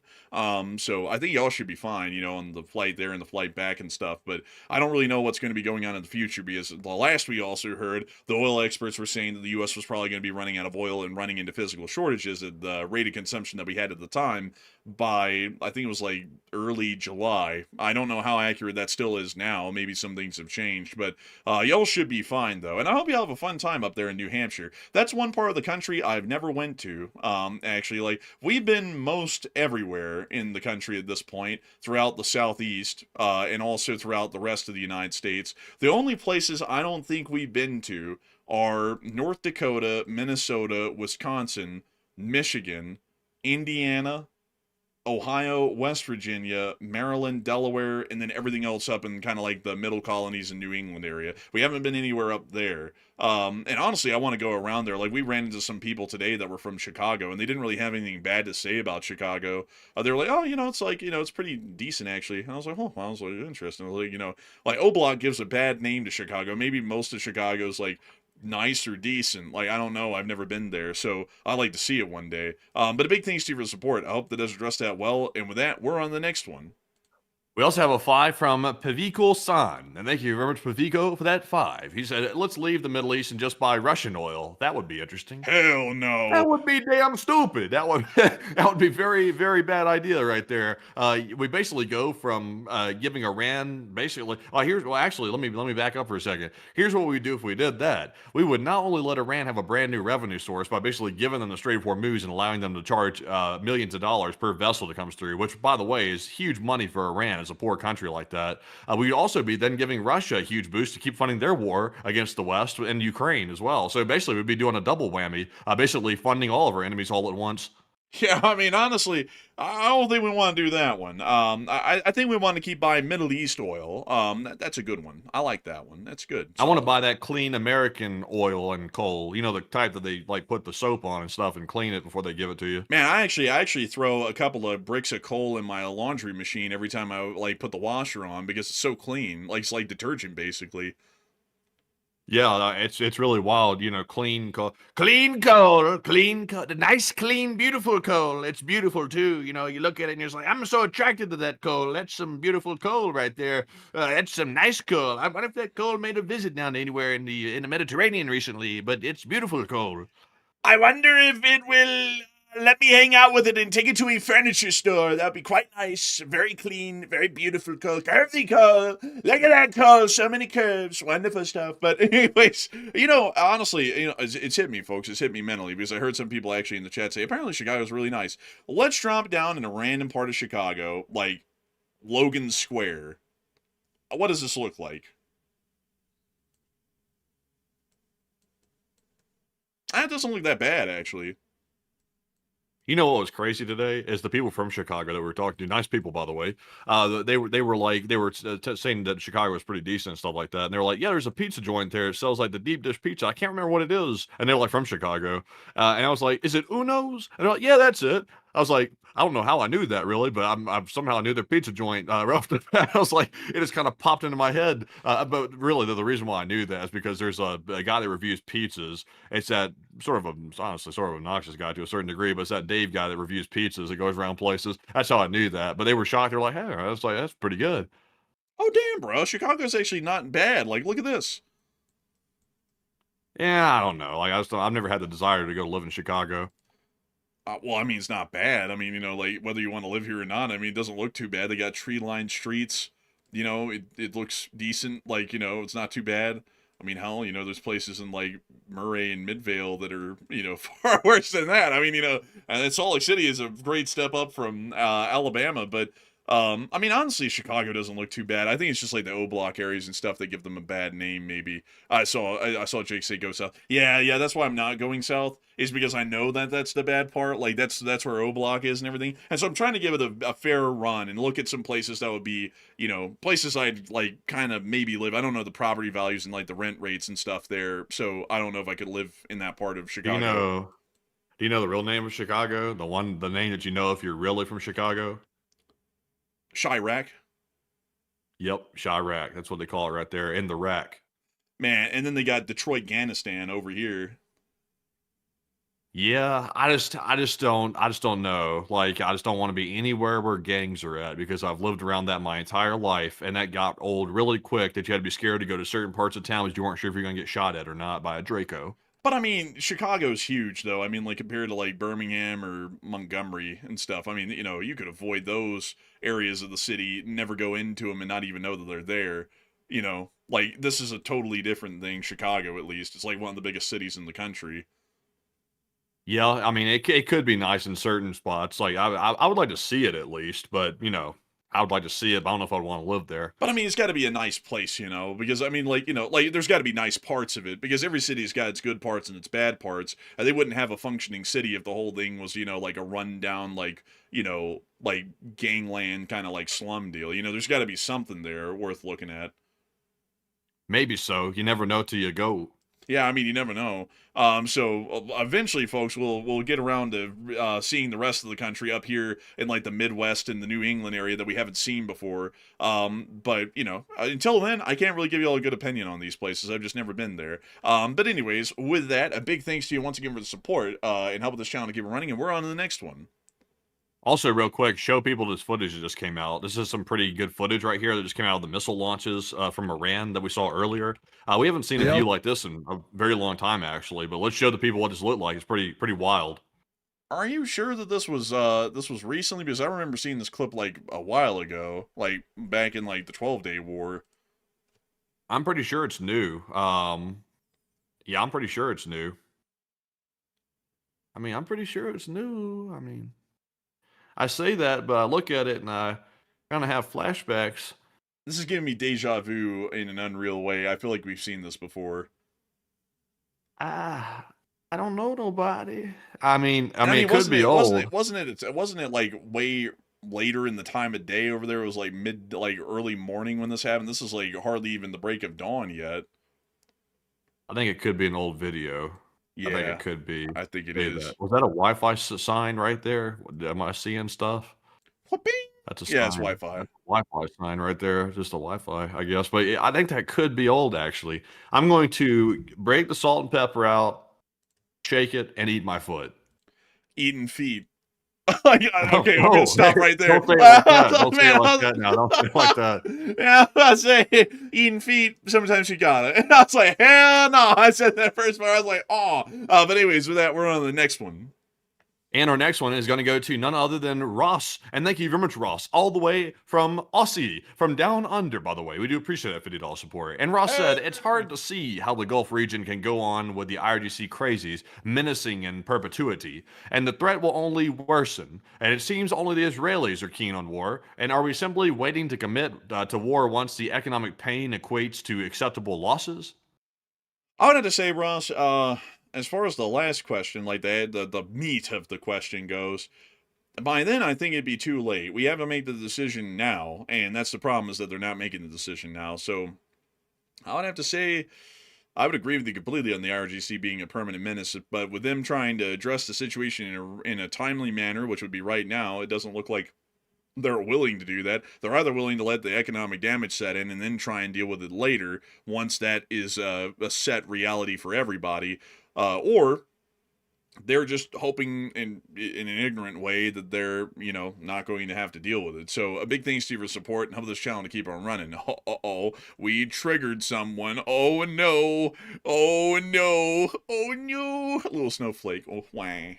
Cry a little. But anyways, with that, a big thanks to you for support, Ross, and help with this channel to keep it running. I hope that did address that incredibly well. And with that, we're about to be moving on to the next one, but before we do, a little memorial for the angry person. And so now that we've done their little piece, they're so angry. They so damn angry. Oh, man.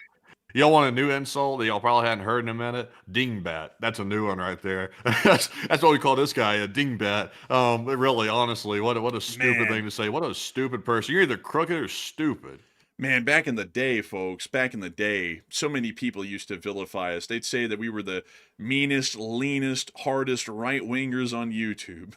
because we just happen to disagree with Biden on foreign policy on a good amount of things. And nowadays, folks, we're the leanest, meanest, hardest left Democrat liberals to some people that have ever existed, because we just have the independence to disagree with the current president. It's interesting, folks. Like we are like Schrodinger's political person. Depending on whoever listens to us, we are either the most hard right person that they've ever heard, or the most hard left person. And those two different groups of people will hear that two different political sides at the very same time. Some nights, folks, we actually get called hard right MAGA and snowflake liberals basically simultaneously in the live chat, and they both heard us say the very same thing on air. It's unbelievable, really. I mean, it's crazy, these political nuts. But anyways, with that, we're on the next one. And we also have a 10 from Nathan Ringerwall. And thank you, Nathan, for the 10. He said, if you ever go to Michigan, visit the UP. It's America's hidden 51st state. The Upper Peninsula. Actually, those people from Chicago talked about that. Go to the Upper Peninsula. Look, they got the Hiawatha. That's actually pretty cool looking, really. Wow, look at that. That is pretty neat. I didn't know they had that. Wow, that's crazy, actually. Yeah, I would have to go up here and take a look. That's that clean water. Man, that's that clean, non-Flint water. Like, man, the Flint doesn't have dirty water anymore. I know, but it was a funny joke. Ottawa National Forest. Wow, this place is beautiful, actually. This is more Canadian than American. Yeah, it really is, isn't it? You know, it's kind of up at that same parallel and everything. It's actually around, like, the Quebec City parallel, at least on the Mercator projection. So, yeah, I guess so. But, that's pretty cool, you know? Wow. Honestly, I never knew that this place looked like this. Look at that. That is crazy. I mean, honestly, this is, like, mind-blowing to me. I never really looked at the Upper Peninsula a whole load, like, for natural scenery, at least. I always... a lion, bro? Yeah, it's like some nature reserve, I'm sure. Like, you know, it's a lion. Damn. Alex the lion? Man, by the way. Man, I'm going to move here for no reason. Oh, dude. Look, it's now albino peacock. Wow, that's cool. Oh, that was one of those emus for a minute. Emos. Man, honestly, man, if it was a cassowary, I'd be saying my prayers. But, you know, I know this place, folks, because of the iron deposits. Like, there's iron mines out around here still, like National Mine, which is pretty cool. And this is actually where they get a lot of the taconite pellets that they use to make steel, or they use to ship out to go make steel in another country elsewhere. So that's a pretty cool thing about the Upper Peninsula, because they have rich, they had rich iron deposits, and now they make taconite pellets with what's left. But pretty cool place, you know, as far as the industry that was involved here, and also really beautiful scenery, surprisingly enough. Just learned that right now. But a huge thanks to you for supporting. If we ever do go to Chicago, we'll definitely have to check out the Upper Peninsula. And with that, we're on the next one. We also have a 15 from Max Shabai, and thank you, Max Shabai, for the 15. He said, short-term intraday trading is mostly emotional. You either follow the herd or get stampeded. It's not worth acting on your rational opinion of how it should act unless you can swing billions. Also, by the way, I heard they lifted the pattern day trader rule, or at least that's what I heard, where you had to have like 25,000 in your brokerage account before you start doing day trades, like more than 3 a week or something like that, or 3 a day, 3 a week, something like that. I remember way back in the day when I was like, I think I had like $100 in a brokerage account. I was like, I'm going to be a day trader. And I lost like $30, $40 of it like way back in the day. I was like, I am not going to be a day trader. This is like all gambling basically right here. But I don't mess with that day trading junk. I don't mess with it. But Enforcer, what say you? I remember when Matthew said that to me, and he was like, you ought to get in on it too. I was like, nah, I'm good. And then by the end of the day, he's like, I lost $40. I was like, yep. I was like, I'm good. I don't know what it is, folks, but I'm just not a big fan of getting into stock speculation. Like, I look at it as gambling, and you have a higher chance of losing the money than you ever do gaining it, especially on day trading. You know what? You know where I went wrong? I didn't put a stop loss on there. That's where I went wrong. That's just like the gambler at the slot machine that says, you know where I went wrong? I didn't stare at the numbers hard enough. Man, you know what went wrong is that you weren't elected to the Congress. Like, that's where it went wrong. Yeah, I mean, that is the ultimate cheat code, of course. Man, infinite money glitch. Just get elected to Congress. Turns out that public servant position really makes some millions. I tell you, stacking them in the bank like big stacks. You know, racks. We got racks in the Rari. You know, it's crazy, folks. I as an elected representative, a citizen and an elected representative of the will of the Republic, it's so interesting. I sat in my office in the Cannon Building on the weekend here in Washington, and crazily enough, folks, I got like $500,000 for like 5 speaking arrangements, which is crazy enough with like, some arms companies. And also I like I didn't ghost write them. I wrote them myself by hand. 7 different books, all 300 pages long. And, they're all New York Times bestsellers now. Crazy, right? How that works. Man. And then on top of that, my stock trades, they never go down. They're always going up. It's coincidence, really. Man, I tell you what, those politicians got nothing on the rappers. Like the hood rappers and stuff like that. They'd be like, I got racks in my Rari. It's like, bro, you hadn't seen nothing yet. Have you seen the politicians, man? They are more gangster than you'll ever be. Like, these people pull a lick like you've never seen. They come back with the $1 million stain, as they call it, back to the crib. Like, it's really insane. Like, it's really wild. And the crazy part about it is it's apparently totally legal, even though it's illegal. Got anticipation on this legislation, all in on one company. Like, man, it's like the legislation's about to affect that industry and make the stocks tank or go up, so they put shorts on it, or they put money in the stocks before they make the act. It's like, man, that's just wild, honestly. I feel like, honestly, folks, they ought to just be barred from stock trading if you're elected representative. Like, you ought to just be completely barred from it, because you kind of have an impact on certain laws and acts you pass on whether that industry is going to be hurt or improved, at least in terms of their stock value. It's like, they ought to just generally be banned out altogether. But anyways, with that, we're on the next one. We also have here a that was a Swamp Dog. He said $1 million stage.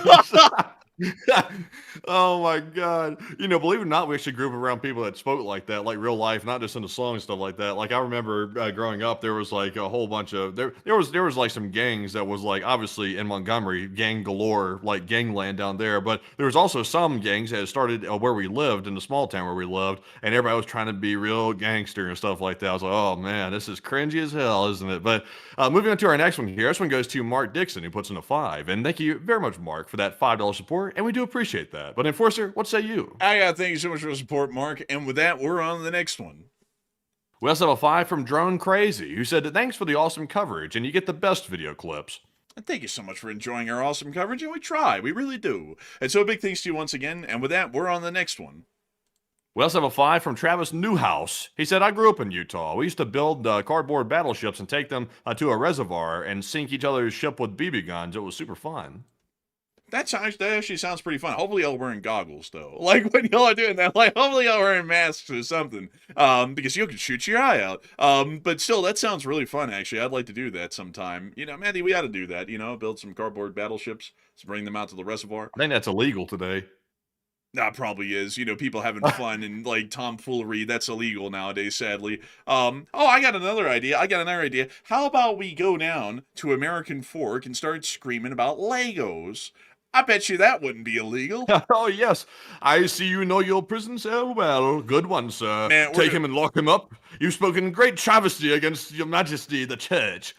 Man, we're going to be getting, like, damn blasted like that one guy in that clip where those 2 cops were, like, bullying on him in the middle of the street. Like, the dirt bike rider. Bro, that'd be us if we did that in American Fork. Oh, man. You know what I'm talking about, right? Oh, not really, no. No. It's like where those 2 cops were, like, in the middle of that intersection. Remember, and they had that guy pinned down, and they were literally just sitting there with their vest and giving this guy endless haymakers while he was on the ground. You remember that clip? I do remember that clip. I didn't know where it happened or anything. That would be us if we were down in American Fork. That was in New York, by the way. That was in New York City, but that would be us in American Fork. I gotta tell you though, if what that kid put in his video is really what happened, and he's not misrepresenting anything, that's really disgusting. What they did to that kid over that whole situation. I tell you, it's nothing that irritates me more than to see this blatant corruption. Like there's nothing that just really grinds my gears more than that, because we experienced that back in Alabama ourselves when Andrew actually wanted to run for Congress, not a Congress. He wanted to run for a city council position, not a congressman, but city council position. And I helped him set it up and everything, help him get like his social media and stuff off the ground with it. And we encountered that all over the place. A small town, corruption, politics, and stuff like that. It's really disgusting when you really see how deep that kind of stuff can go. Like, most people never see it because they've never gotten involved in something like that. But once you experience it firsthand, and you see how sick people can be when they get entrenched into a local government system, that makes your stomach turn. It really does. I mean, that was the moment, folks, where I actually, like, I was kind of a little hesitant even running as in, like, the city council election of picking a political side because it's like, I was like, I think I'm all right. And then after that, that was the moment where I was like, you know what?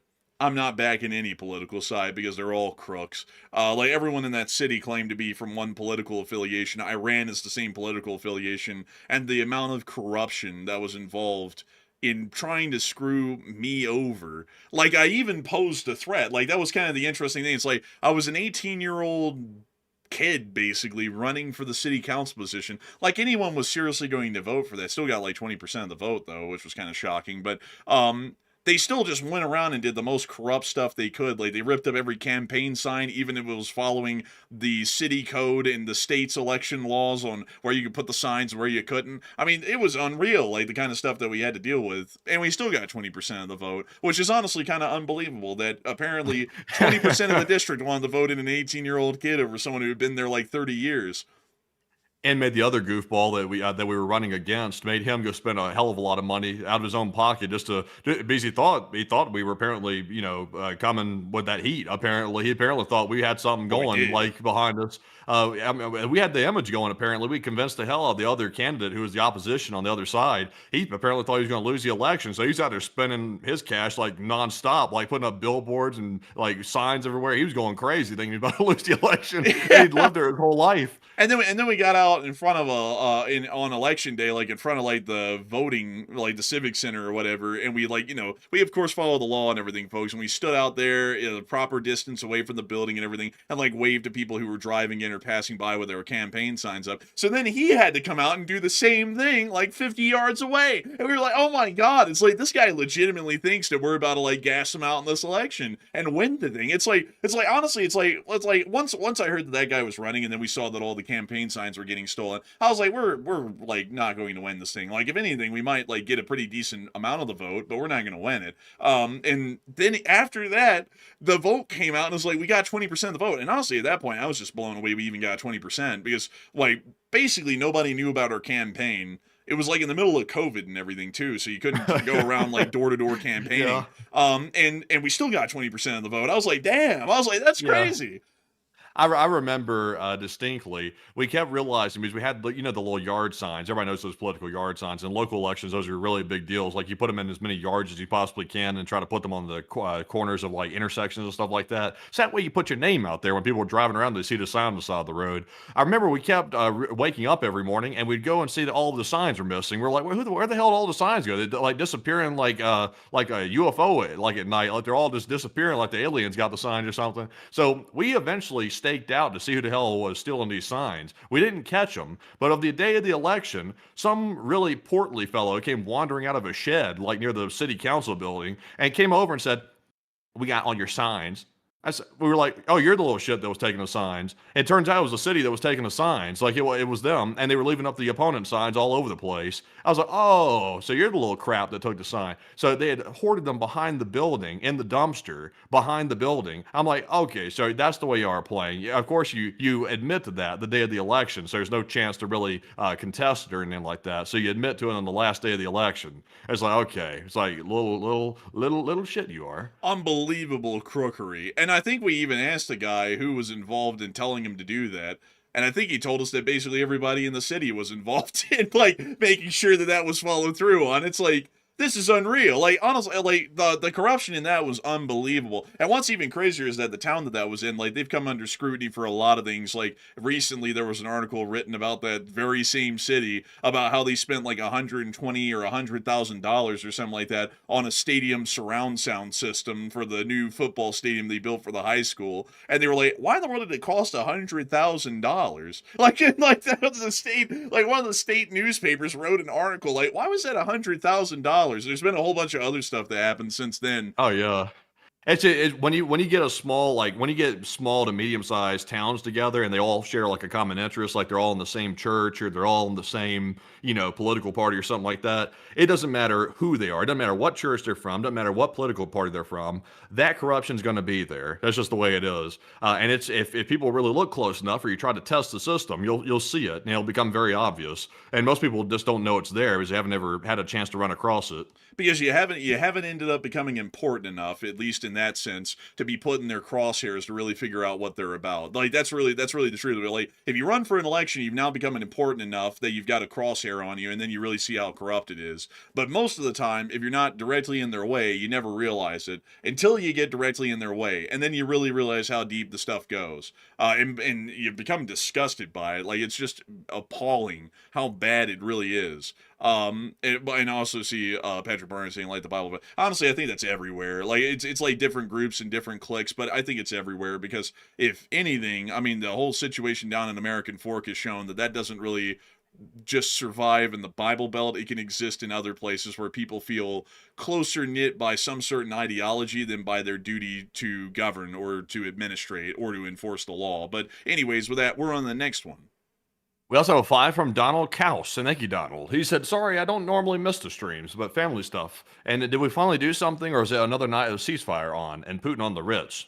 Basically another night of ceasefires on. It just kind of got a little imaginative, like during the midst of the beginning of the show. But a big thanks to your support and help this channel to keep them running. And with that, we're on the next one.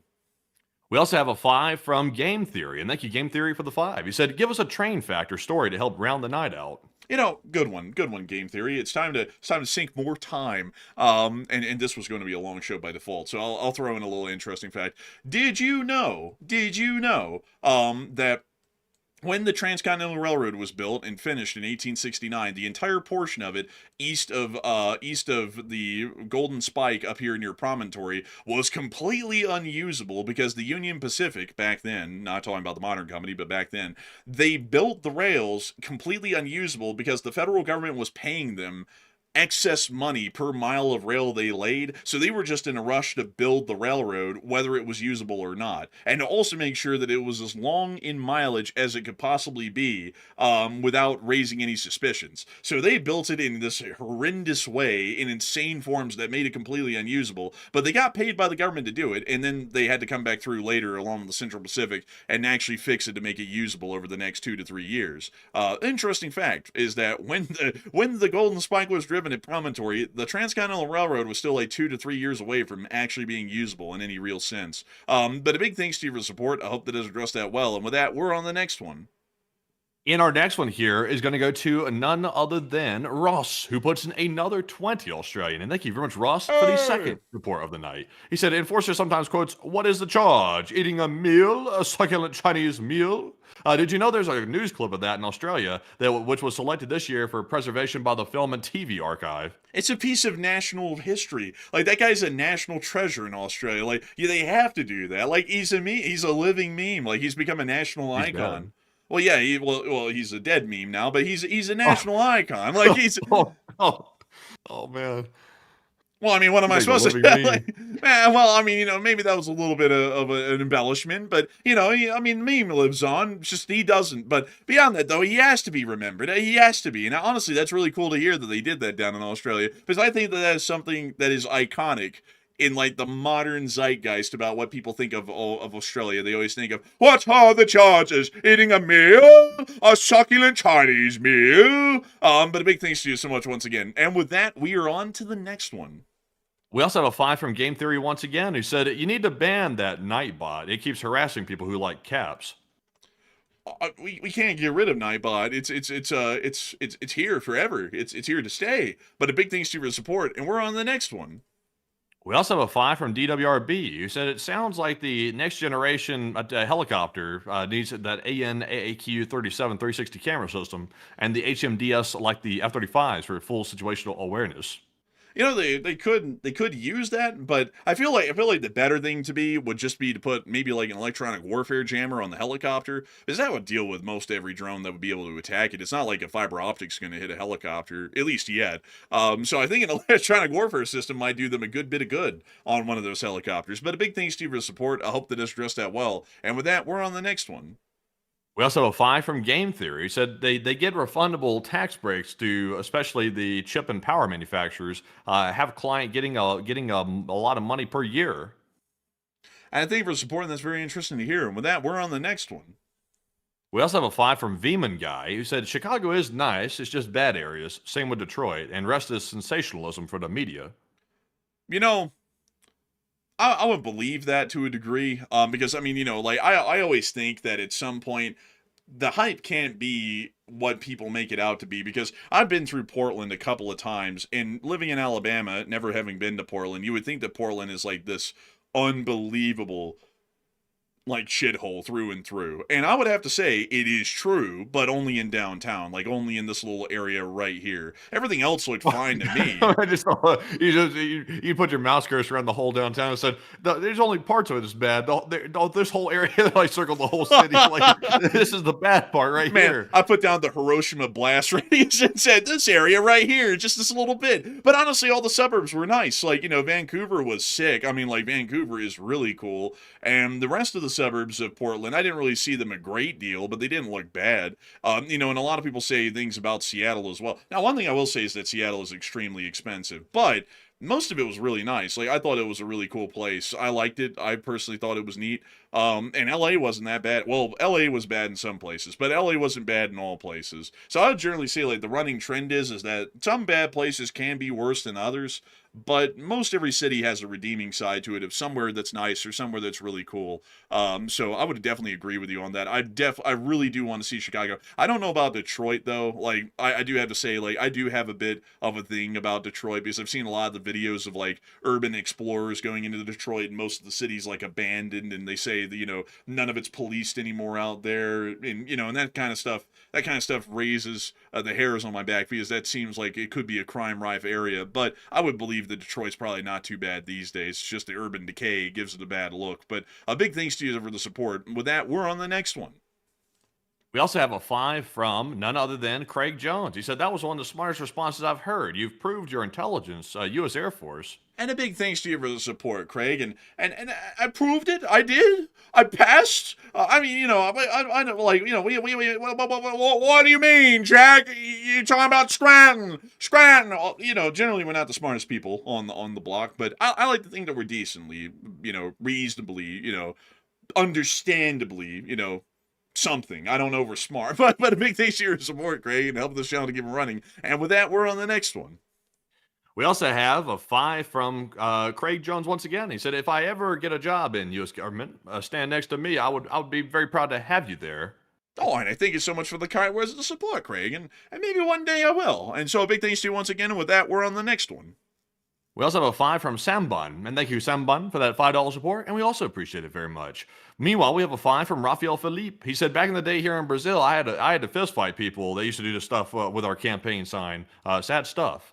Oh wow! Wow, that's crazy. I've heard stuff down in Brazil that was happening. There was a kid that we went to school with that was from Brazil, and you know he was talking about how the people used to whip out revolvers on people and stuff like that on the motorcycles and all kinds of crazy stuff. Lawless. But Enforcer, what say you? Honestly, Brazil's like a wild place. Like every time I hear about Brazil, it's something like insane. Like it for some reason it doesn't get like the rap or like the rep that like a place like Mexico gets. But I've heard that like Brazil is like a wild place. It looks cool though. I would like to go down there eventually and see it. But you know, you gotta be really careful. I mean, you know, like Brazil is a crazy place. But a huge thanks to your support. I hate to hear that you've had to deal with that before, Raphael. And with that, we're on to the next one. We also have a 5 from Game Theory who said St. Louis, Missouri was the nicest city I ever lived in. Are you telling the truth or are you lying? No. There's no way that's possible. You gotta see some more cities. I cannot believe that. Like, we've been through St. Louis a couple of times in our lives, and every time we go through it, I can hear those songs. It's like the roughest city I've ever seen. Like, the only one I've seen that's rougher than St. Louis is Memphis. I think that if there is a hell on earth, it must be Memphis, Missouri. Like, that was worse than Birmingham even. I've never seen such as Memphis. But St. Louis, I don't know. Like, I don't know. I've been through there enough times to know St. Louis is a city I wouldn't touch with a 10-foot pole. We'll drop down a random street view, though, and take a gander. Maybe I'm wrong. So we'll go to the Ville. No, I'm right. Like I am definitely right. Oh. Christ Almighty, this is a terrible place. I mean, this is a place that has been abandoned by the nation, abandoned by God, abandoned by all. Jeez, look at it. Look, it goes on forever. This is worse than Detroit. I mean, like, oh, so someone just said ain't got nothing on Jackson. Honestly, that's kind of true. Oh, man, I tell you what, we're in the MVP territory of shitholes, I tell you. Oh my God. Okay, maybe that was a bad spot. Maybe that was a bad spot, right? Like, let's pick one more just to be fair. How about Franz Park? How about this one? Let's take a look out here somewhere. Okay, well, this isn't that bad, but like that other part, like that is what we see when we drive through. It lines all of the interstates, like in every direction, whether you're coming from the south or the east or anything. It's everywhere. So I mean, maybe there are some nice places in St. Louis. I mean, this isn't a bad spot, but Jesus, like every time we see it, it's that thing, like the Ville and everything. I mean, that is actually right near to the interstate that we went through one time. So I think that's what we were seeing. Like, that's why we think it's so bad. But a big thanks to your support. I hope that does address that well. And with that, we're on to the next one.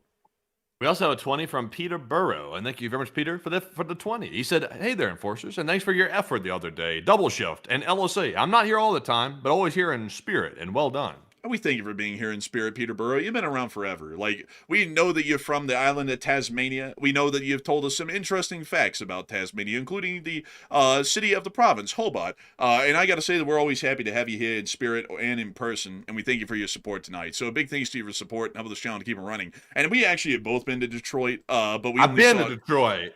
Man, I'm from Detroit, Michigan. Man, like, have you ever seen that video from that bathroom? Man, like, that guy was like at the sink. He was trying to prank that guy. Like, yeah, have you ever seen that before?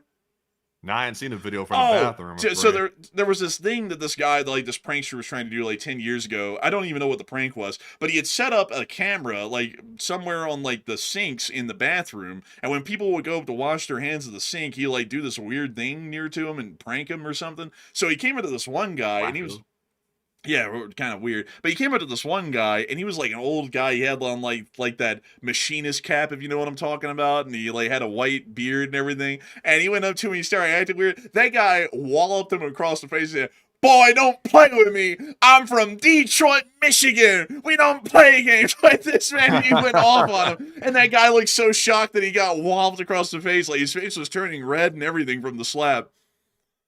Damn, yeah, I say I've flown into Detroit. Went through the airport. Yeah, I felt the place just flying into the airport. It didn't have a good feeling just flying into the airport. Like, if you get a bad feeling from just flying to the airport, you're already in foul shape. I gotta tell y'all, folks, flying into the airport, looking out the window, it felt like you were in a World War II bomber looking down on a German city at the end of the war. I mean, it was rough. I was like, damn. I was like, look, you see it from here. And then when you get to the airport, like, it was like foggy and hazy that day. Don't you remember? It had like this, like, the Mist sort of like movie vibe to the whole thing, and it was really creepy looking, honestly. There's a wee mist out there in Detroit that day, but yeah, I'm afraid, like, you know, like, obviously if you live in Detroit, like, all the best to you, but I'm not gonna live here. All right, gander time. Also, we can't take too much longer, man. We got more super chats. Yeah, we got to get moving. But with that, we're on the next one. Our next one goes to Hoodoo, who puts in a 2, and Hoodoo said, "Vietnam end was a great deal. We got out and NV won." Oh, and I thank you for the support. I don't know what you specifically mean by that, Hoodoo, but with that, we're on the next one. We also have a 2 from Michigan. He said, "You can call him Dr. Jones, lady." Who we calling that? Who's being called that? Hey, Dr. Jones, lady, I need you to check out my leg. Like, it's a hey, lady. Oh, man. But big thanks to your support, and we're on the next one. And our next one goes to Robert Planting, who puts in a 2 and said, "Spinal tap."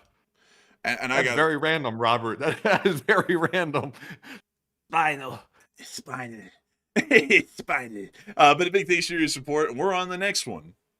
We also have a 2 from Robert Planting yet again. He said, "If Snoopy could do it, you can too."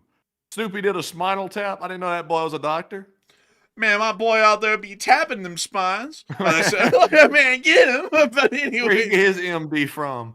Man, he got the same place he got his pilot's license, in his head. That he need to get checked out. Like, man, like, but a big thanks to you for the support, and we're on the next one. We also have a 2 from Octavian Tamarasanu, and thank you very much, Octavian. He said, so do you guys cheer for Utah Mammoth now? Who the hell is that? I think that's that big woolly creature. You know, that one that wanders around the city. You know what I'm talking about, right?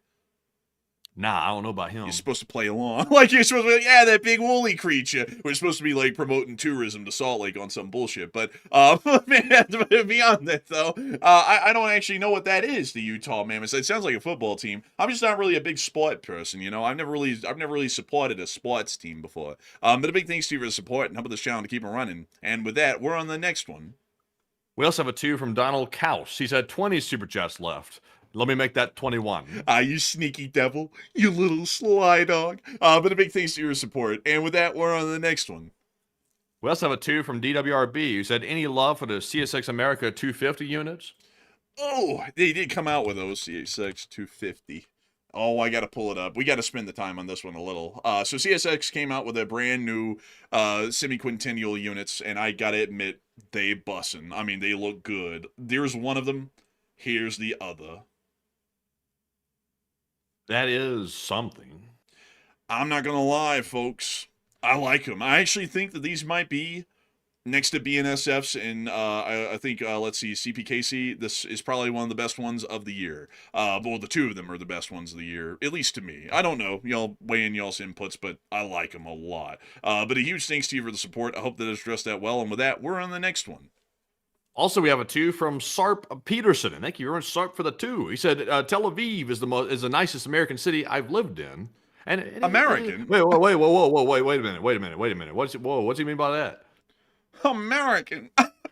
Don't you mean Israeli? Oh, man. You know, you can't spell Israel without saying Israel.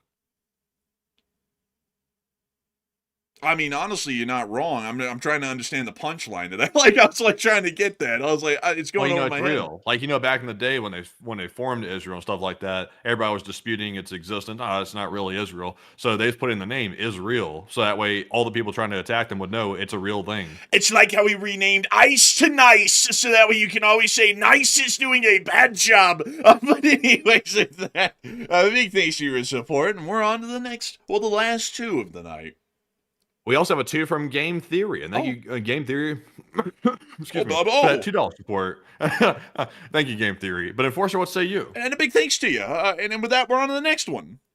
And also a big shout out to Plazoth, who put in a 1. And thank you, Plazoth, as well, for that support and being here for a very long time. We do appreciate you, Plazoth. And it's now time, folks, to jump into some Morse code decoders, some live chat questions, and one more super chat. And Game Theory put in another 2 and said, why are all the railroads owned by Omaha NB? Oh, they aren't. You see, actually, like all the railroads in the country are owned by different companies with different headquarters. Norfolk Southern's headquarters, I believe, is in Raleigh, North Carolina, or Charlotte, North Carolina, and CSX's is, I think, in Atlanta. UP's, I think, is in Omaha, Nebraska. Actually, come to think of it, and then let's see. BNSF's I think it's like Fort Worth, Texas, I believe.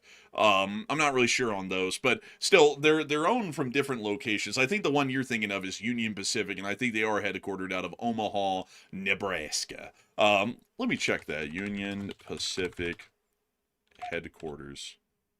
Let's see. It's in Omaha. It's in Omaha. So yeah, that's just Union Pacific. The rest of them have their headquarters elsewhere. So I hope that does address that well. Big thanks to your support. And with that, it's time for us to get on into the Morse code decoders and also the 3 last questions of the night. So take it away. Take it away. So the Morse code decoders were Paul, Kevin, Mason, Joni, Norm, Arabelle, Horoya, Fluffiness, Kush, Kovateric, Sire, and Brian. They said the Morse code said Russia went from saying they are winning the war to now they are losing, but it's good. LLT, LOC. And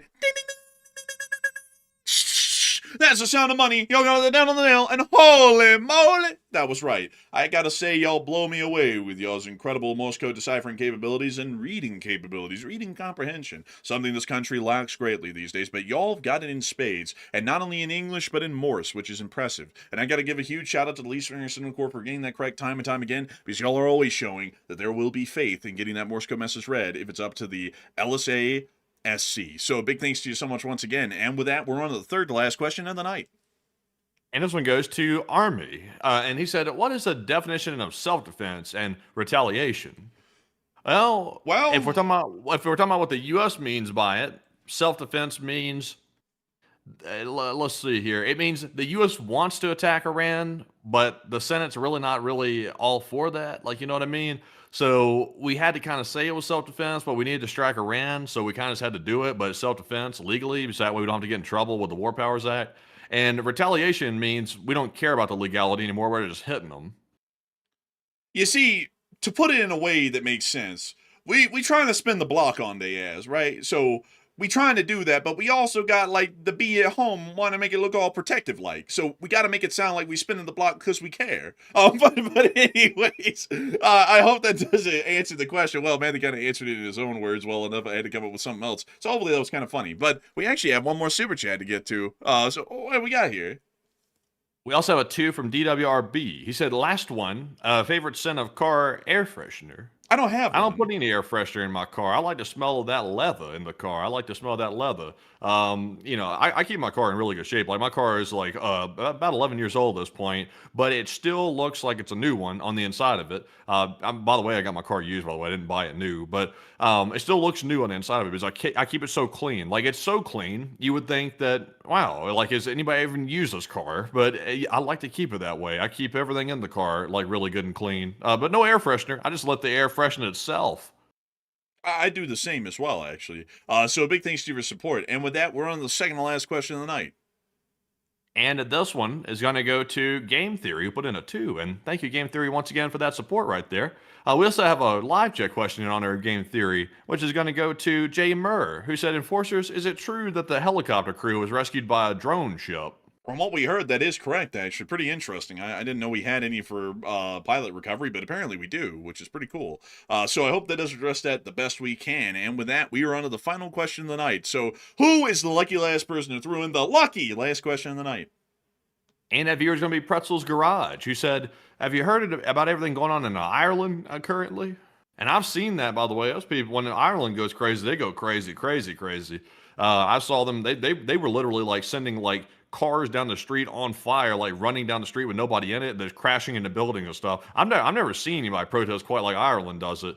And apparently it's over a really heinous act that somebody conducted, which is like too horrible to even mention on the stream. That kind of bad. So yeah, Ireland's a bit of a crazy right now. But Enforcer, what say you? And nobody, I got to say, folks, nobody really like riots like the Catholics do. I mean, the Catholics got that stuff down. I'm just saying, folks, it's not like a religious thing here. It's just a fact. I mean, have y'all seen like the riots that happen in like France and Italy and Ireland? I mean, that shit's wild. I mean, like in Spain even. I mean, that shit's wild when it happens. Like the Irish are just doing their thing for the reasons they're doing it. I haven't really followed it a whole lot, but I have seen some snippets of it, and it is pretty wild. But I haven't followed it enough to know actually what it's about and why they're doing it. But I'm sure they've got some reason.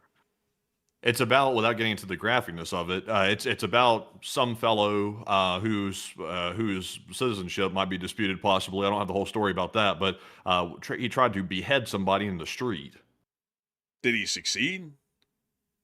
Honestly, I don't know, but I saw the video of it, and it was very gruesome. Well, that's definitely a reason to riot. You know, like that's going to get people riled up for sure. So we'll have to see what comes out of that. But anyways, with that, I hope that does address it the best we can. And with that, folks, we've reached the end of tonight's stream. I've got to say a humongous thanks to everybody once again for watching tonight. We had a peak viewership of 22,000 people here and 160,000 people watched the show before it ended. I also got to say that I'm blown away that 9,000 of y'all are still here at the end of the show, 4.5 hours in. It's been a really long one tonight, but we had to make sure to cover all of the news of the past 48 hours, which we really couldn't miss today. And also we had to cover the breaking news coming out live on air, which definitely took a lot of time. But we still thank you all so much once again for hanging it through and also enjoying the show through to the end. And so a humongous thanks to you all so much once again for watching, and we will see you all tomorrow at 10 p.m. Eastern Time to cover the next 24 hours of the news from around the world. And if there is a short war video to be made, Enforcer Matt will be the one making that short war video. And so with that, good night, good luck, take care, stay safe, Slava Ukraini, and Slava, long live the Lee Spring Army, and long live the Republic. And with that, folks, a huge shout out to the over 160,000 people that were here tonight. And we will see you all tomorrow night at 10 p.m. Eastern for the next Night of the War News stream. And also, if there is enough news to cover midday tomorrow, I will be putting out a short war video to cover that news. So be sure to join me at midday for that, if there is one to put out, of course. And if there is anything crazy happens in the meantime and it's worth going live early, we will go live early. But we will admit this, though. We like to keep our schedule. So if it's nothing too crazy, we won't go live early, because we like to keep the schedule at our normal time, because we know that people have a schedule as well. They like to watch the show at the normal time. So we'll try to keep it like that if we can. But in the meantime, though, thank you all once again. And of course, Slava Ukraine, Heroem Slava, get some rest, and good night.